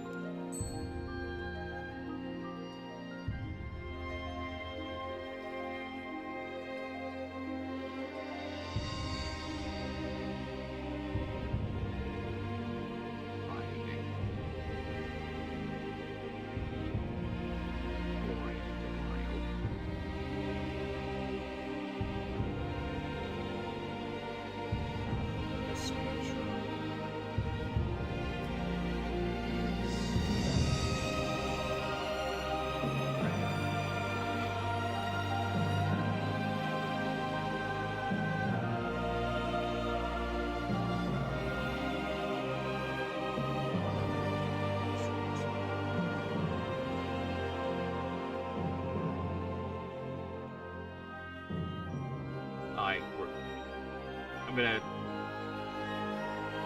put you guys back into the Halo music background, okay? And I'm gonna return to my solo unhearable playlist. Which Discord did you send it, pal? Day in the life, an Italian mafia member. You're gonna make me an offer I can't refuse, huh? Is that what you're gonna do?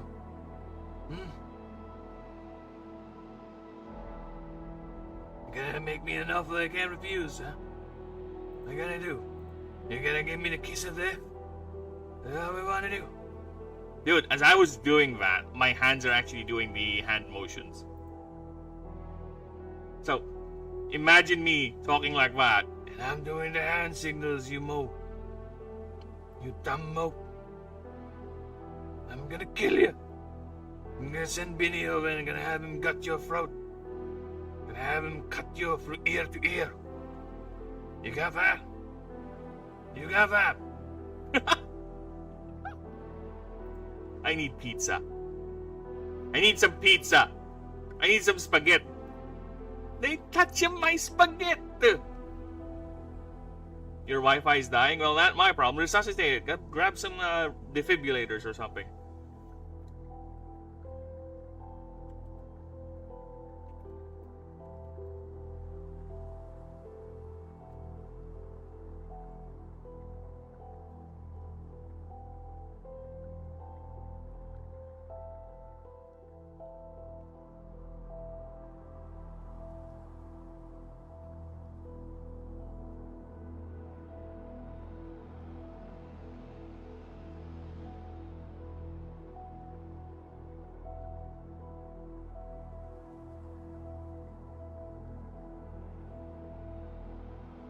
But also, Mamma Mia!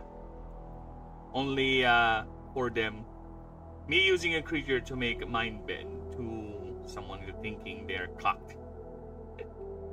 I think there is a class that would help you do that. I think there is a class. Actually, I am thinking of putting in scenarios where if you have this type of creature, it can help you with the role. Right? Or if you have this type of creature, there's a certain interaction that's exclusive. I'm thinking of doing that too.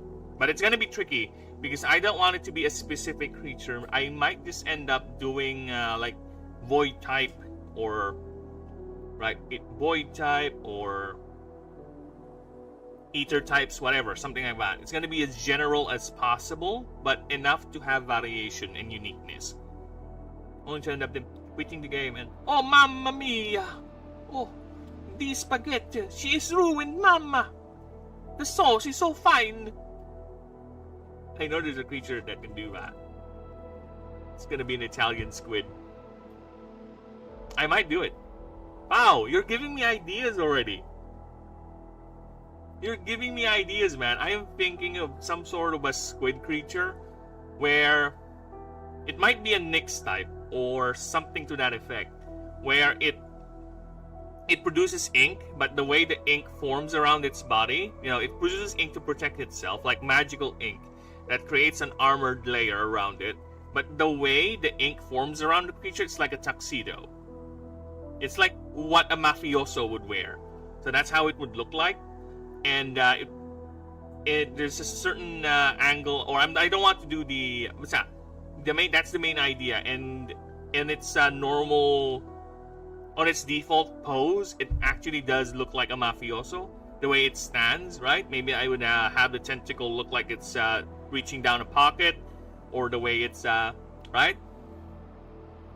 Dude, I told you it's my brain. Wait, are you gonna play a Lobos? Oh shit! You're gonna be a Lobos. Why not? Hey, Mascapone, what do you think you're doing? You're ruining my business here. I'm trying to run an honest living. Now be a doll and mind fuck now. Let my creature bend your mind. An Italian Lobos. Why not? Let's go.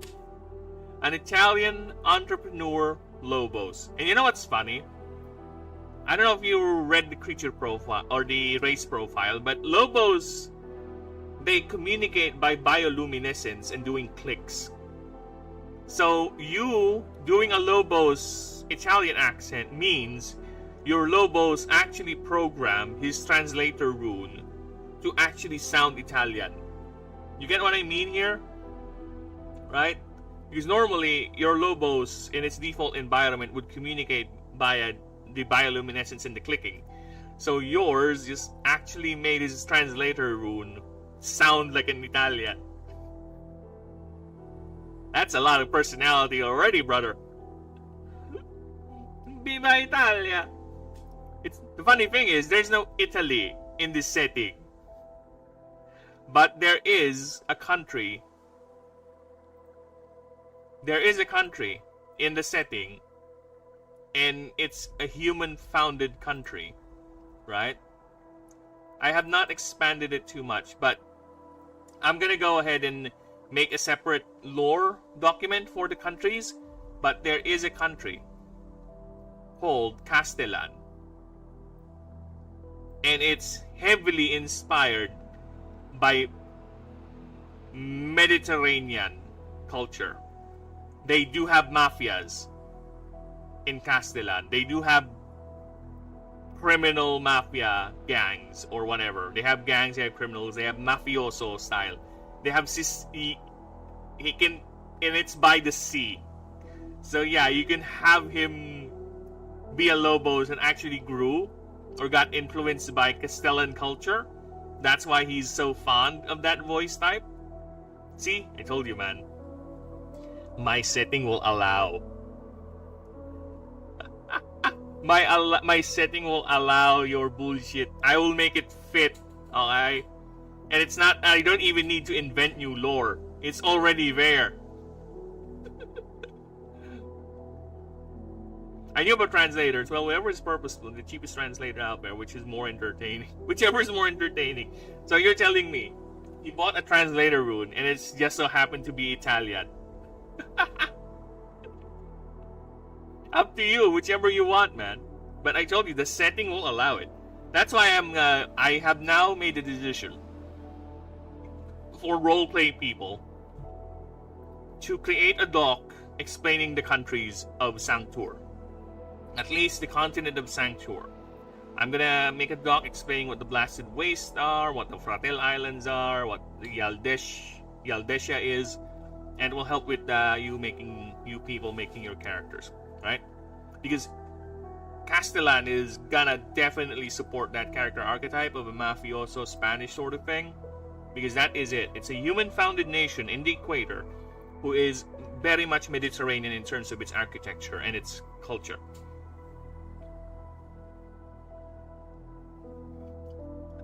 Why not? Movies exist, right? Basically, New York as a country. Well, the largest metropolitan city and the setting is in Aslan, because Aslan has a lot of mega cities. It is the most population dense city or country in the entire continent. Basically, it's like any modern country where you can see the next city just in the horizon. That's how dense it is. So yeah, there is technically in New York, and the biggest city is called Astrograd, and I would compare that to New York, actually. Grand Gate can be, I think it is large enough of a city, and it does have a lot of mafia gangs or mafiosos in it. Astrograd is also, rather, because it is a large metropolitan city with a lot of criminality in it. Because again, wow, this is what's playing in my playlist right now.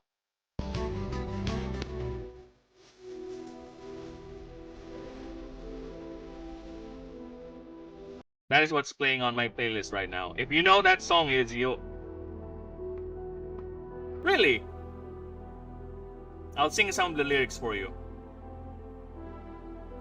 Hiningan ng pera ang batang pulube, pensya na sa templo, pambayad ng po, sabi ng puslit, hindi talaga pwede, magpat na ang pwestong lalaki, banal na aso, santong kabayo, natatawa ako, hi hi hi hi, Oh, it's that old. It's fine.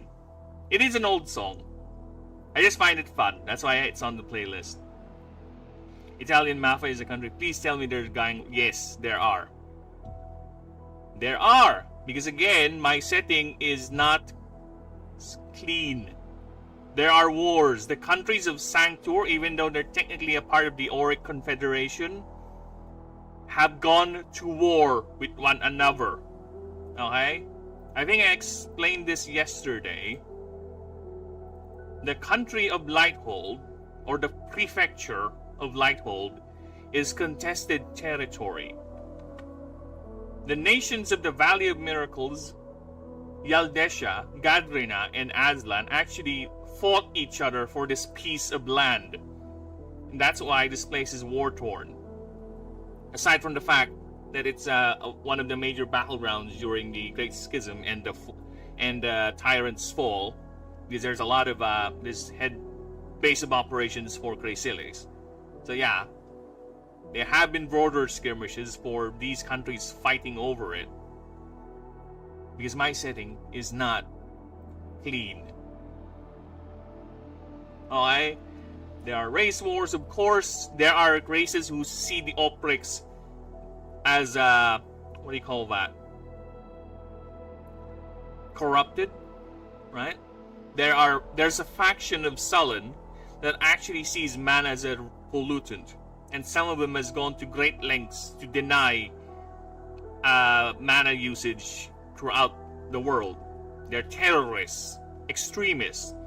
There are religious fundamentalists who want to follow the example of the goddess of death and annihilate everything and everyone to start life anew. Right? There are extremist groups that see the pantheon as a tyrant corruption that needs to be purged. Basically, kill all the gods sort of thing. There was a coup that happened a few years ago that is exactly that. That was not successful, of course, but it did happen. Yes, the setting will allow such things. Okay?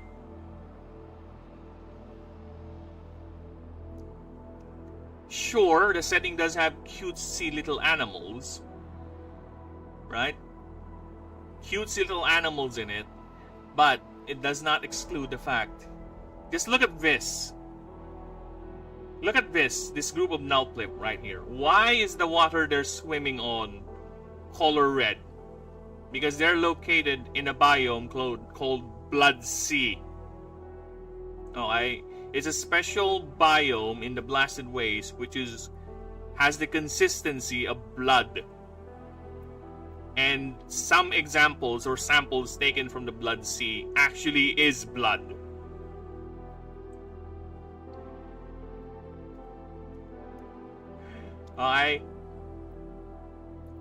I'm okay with it. It's just that we need to balance it out, right?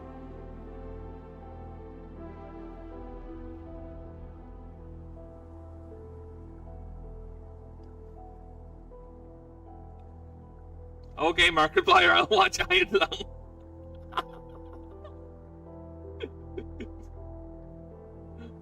I'm not even thought of Iron Lung when I created that biome. It just so happened to be called Blood Sea.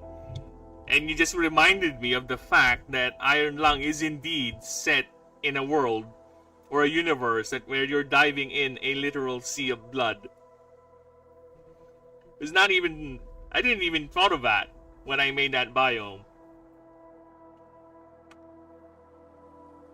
Matter which bodies, but also is 90% thick muscle,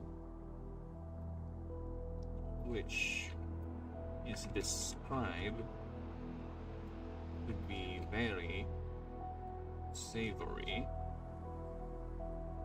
and sweet and savory, basically. Here, speaking of edge with the setting, you just opened this topic, pal, but if you're gonna read the actual the creature profile I'm typing right now, right? I'm not familiar with the lore, so maybe you're right, maybe you're not. Doesn't really matter. It is a blood sea. Mine has a consistency. Alright. I can't see, I'm blind. Alright. So what you know what I'm typing right now? I'm typing this nullplip, this creature, is actually being actively hunted by other animals and even being eaten by civilization because of its sweet and savory meat. Alright.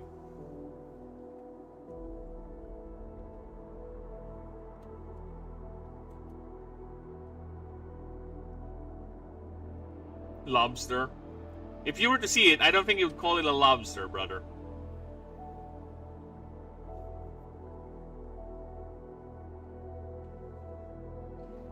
Put some butter on that. Sure, why not? You do you.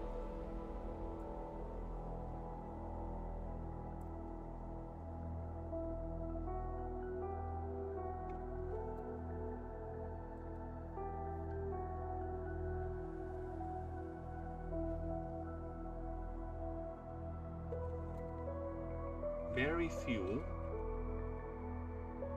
instances of the creature.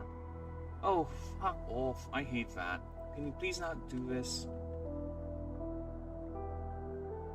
Oh, sweet child of mine. Is there anyone on Twitch chat, by the way? I don't think so. Actually, I should put in multi-chat for you. Why? I think only Denisium hangs out on Twitch. I don't really get much anything on Twitch. I was surprised someone followed me on Twitch the other day. It was like, wow, alright. Thank you, I guess. But I don't know why you're following me on Twitch because my main output is on YouTube. But sure, thank you.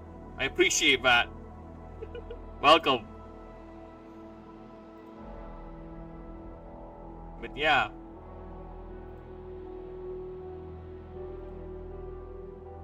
But you want to go to Twitch? There will be some people soon. Lots of people tune into indie projects. Well, to be honest with you, pal, I think I've said this before. The channel... Remember when I am stuck at 93 subs? Right? And I just started streaming this project like, what, 2 months ago? So I went from 96 subs. And I am now like at, let me check. I am now at 142 subs, pal. I went from 93 2 months ago and consistently streamed this project to 142. And I am getting people... And I'm getting people who are actually very curious about the project to the point that they're asking if I have a Discord or if there's a way for them to read the rules. Wait, last time I checked you were 120. I know! Like I said, the growth is quick and I don't even have a good reach. Dude, I am horrible at self-promotion. This is just me naturally just streaming. Make a goddamn Discord server. Ow, the Discord server is already set, you bastard. It's here. See? It's here, look at that. Features of Ashen Discord is ready. I just need to expand it a bit. You want to be a mod? You want to make stuff for the Discord? You know, like extra channels and all that. Right? I'm making the rules, whatever. Still thinking about it. But it's ready.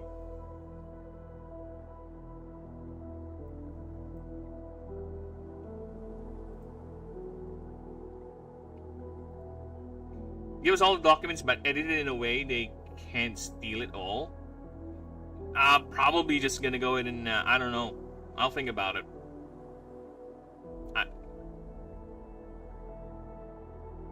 Oh yeah, I'm down. I won't be working on it right away. I'm busy. Okay, I'll send you an invite later. You and Alia will be my mods for the Discord. I already asked Alia for it, but... Alia's a bit busy lately, so yeah. I'll have 2 of you modding the Discord. And before you arrived, someone was actually, I think Gourmet was actually asking about Discord or wanted to join. So yeah, I have people who are curious about it. Or I might be misremembering, might be not Gourmet, might be someone else. So yeah, I am genuinely flattered. I really am flattered by the level of interest people are showing for the project. And I'm really, really excited and a bit afraid. There's a little bit of dread once we get to testing the game, you know. How well I'm gonna be like a DM. I might, you know, be bad at being a DM. I haven't DM'd the game in like God knows how long, right? Decades. But I don't know. I might be bad at dealing with people. I haven't dealt with people in a long time. There's passion in this project. Man, we can tell. Well, thank you. There is. I'm 100%ing this bastard. I am learning how to draw, okay? Look at that. Pow! Look at this. Look at this. Look at this. Look at that. Can we play drunk? Whatever, man. You do you. Just be advised, those sessions are recorded because I'm gonna post them on YouTube, okay? He's actually drawing action scenes. I told you, man, I'm getting ambitious with the drawing. I have drawn action scenes before, but yeah. I like this particular piece right here. I really do. And look at that. The anime mouth has returned. Look at that. The anime mouth has returned. And it works.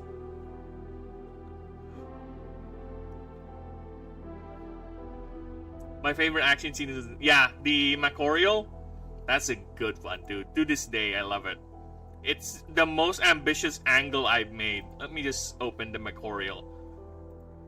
And Macorial is actually one of my favorite creature designs too, so look at that. Oh, look at that. Fucking hell, the angle. Alright, we need a reference here for people to know what a Macorial looks like.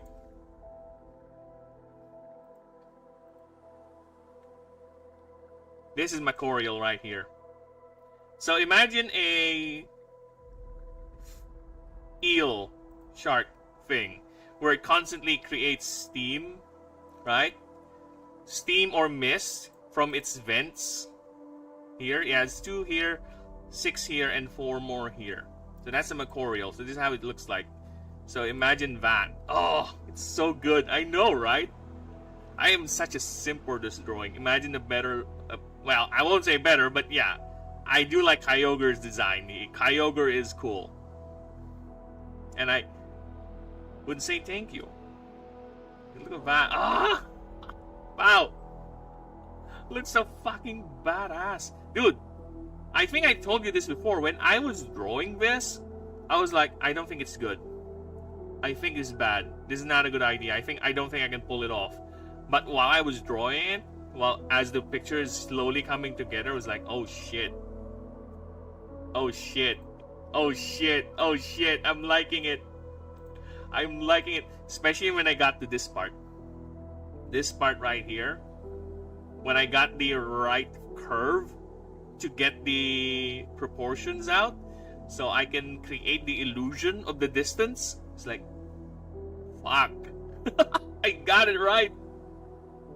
I got it right. Shit. Yeah.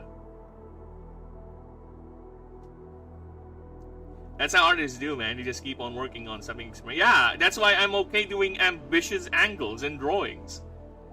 That's why when I drew Darko Yusha, right?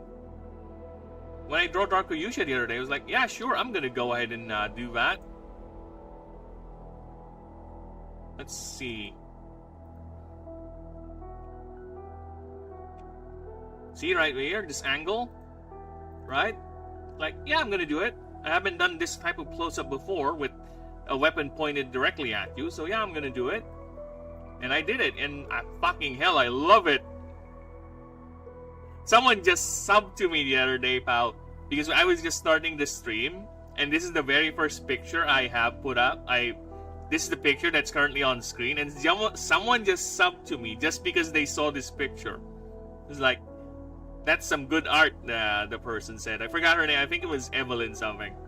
She saw that and just immediately went for the sub. Like, wow, fuck, thank you.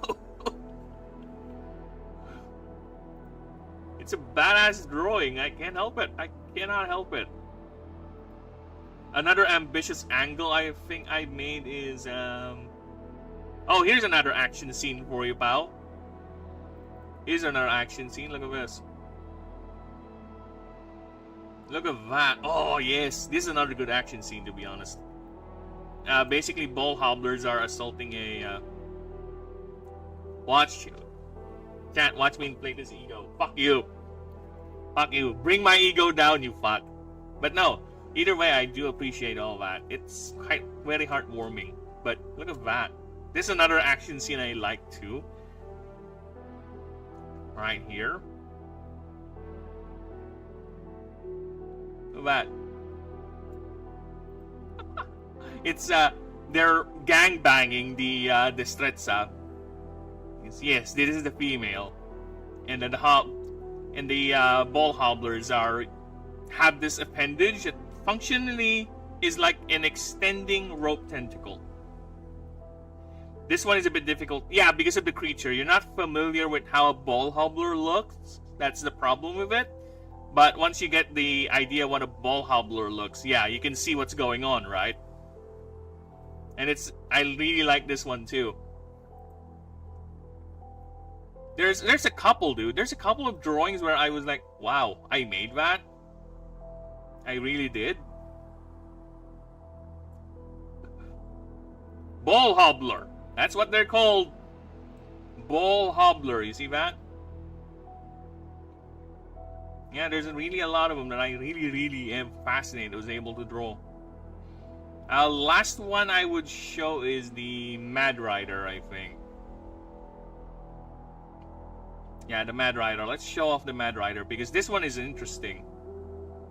This is the Mad Rider right here. So imagine them little rat creatures or desert rabbits with 4 tails that latch on to a sled made of stone, sand, and bone, and they would control that to store water in it. And they would go around the dune creature. Yeah, I really like the perspective on this one. I really like the perspective on this one because it shows them seeing a distant rainfall and it's like, let's go there. See that one? See, he's pointing towards the rainfall to the other guy that's already going to it. See, there's the visual storytelling, the angle. It's not an action shot per se. It's just an environmental shot of them doing what they do in the wild. But the way it's set up, again, the perspective. I love the perspective of it, where you're looking at it through the back, and there's a visual storytelling going on about this guy over here. Right? And the way I did it is I didn't redraw. No. Here is the power of layers. I copy-pasted this one, then copy-pasted here, shrunk it a bit, then edited the details. So I drew another head, turn it around, I grabbed the ears, draw a little bit of detail so it will be like the ears are now in front, right? I grab the hand, turn it up, but as you can see, the rest of the body is the same right here. The sled here, I just change its motion here, so the bone is open up, but it's basically the same. I just move the layers around, especially with the water and the fragments over here, but it's basically the same picture. That is the power of layers, man. Like I said, I see these drawings as not as a drawing, but Lego pieces that I can move around and manipulate. Which is very, very, very, very good.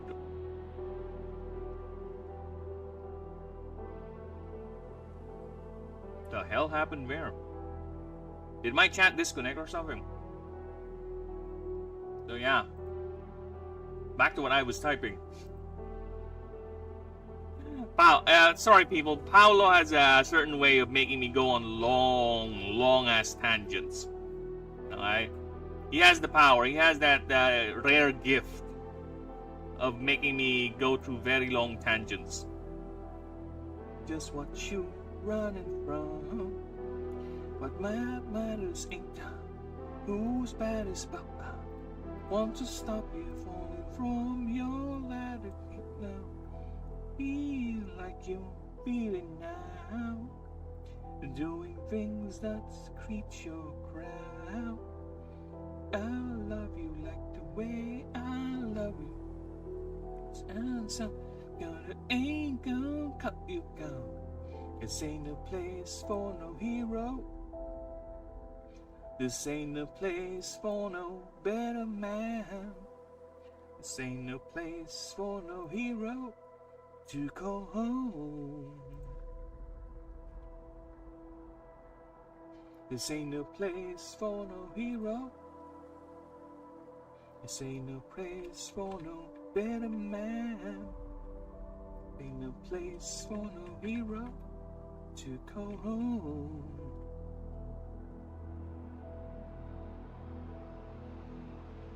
Anytime I look my eyes,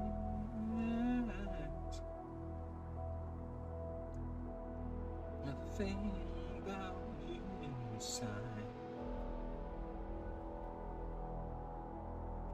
Without even ever asking why, if you lie and you cheat, make a fool out of she. See where you're coming from, and that's what you're running from. Not bad as picture, who's bad as butter. Not to stop you falling from your ladder. Ain't no place for no hero. Ain't no place for no better man.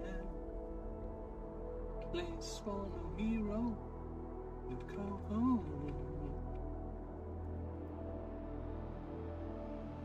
Ain't no place for no hero. A place for no better man. For no hero to call home. Sit down. Hero for no better man. Ain't no place for no hero to call home.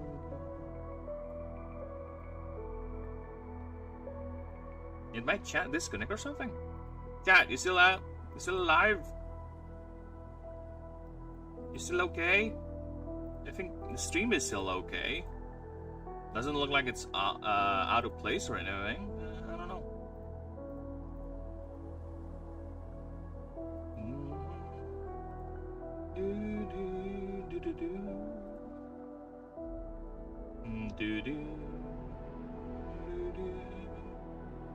Yeah, I don't know what happened. I don't know if the chat disconnected or whatever. Maybe it did. Maybe it did not.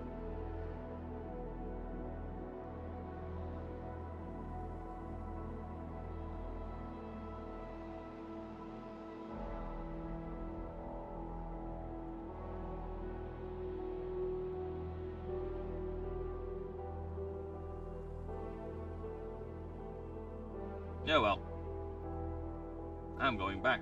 I'm gonna finish this note here. Sweet and savory. Yet this creature compensates more of its very high attrition by its rapid reproductive properties, capabilities,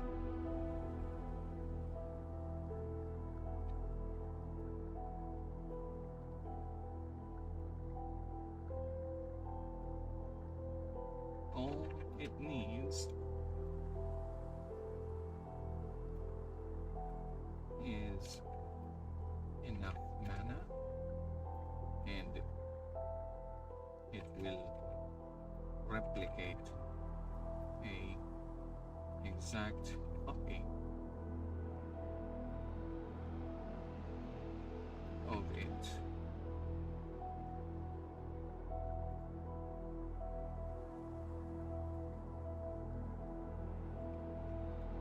This also contributed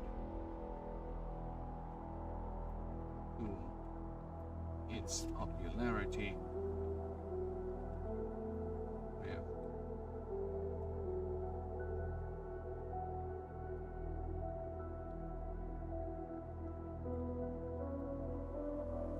Okay, you are gonna reduced to 9. Taking you, putting you there, you back.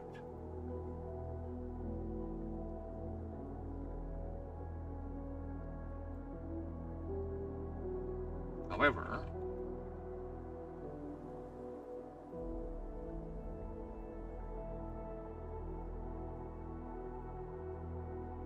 despite creatures non-hostile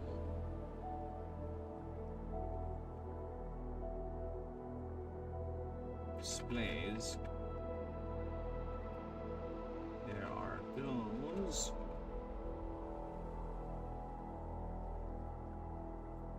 who advocate for its extermination due to its historical baggage, namely fringe groups,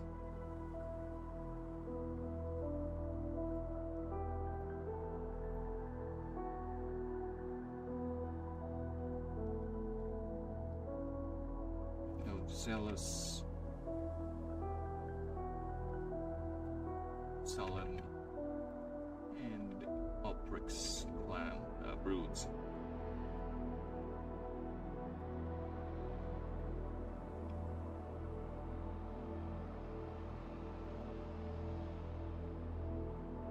Most in particular,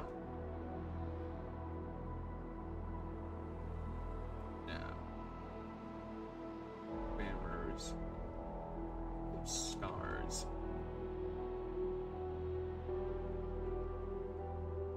Arda,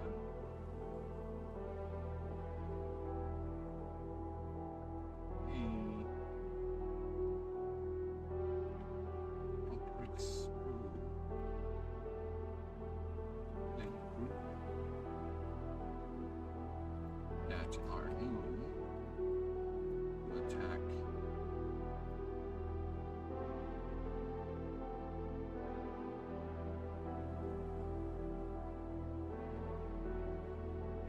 anyone with a void creature and even facilities housing and breeding such creatures.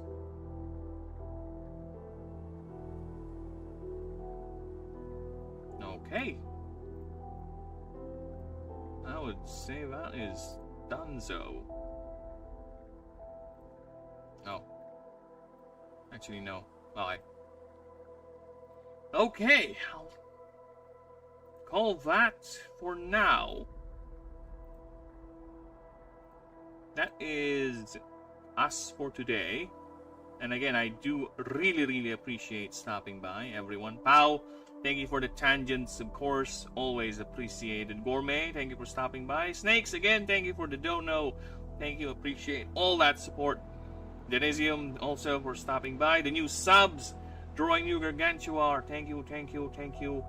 Everyone who stopped by. You all have a lovely one. You lovely lurkers out there, always appreciate you guys being here. And again, I'll see you guys next time. And don't forget to do all that liking and subbing. And I will now rest my voice. Been talking for 5 hours. And I need to do other things. Life is quite a demanding little bitch. You know that? Well, Goodbye for now, people. Toodaloonies. Loves you.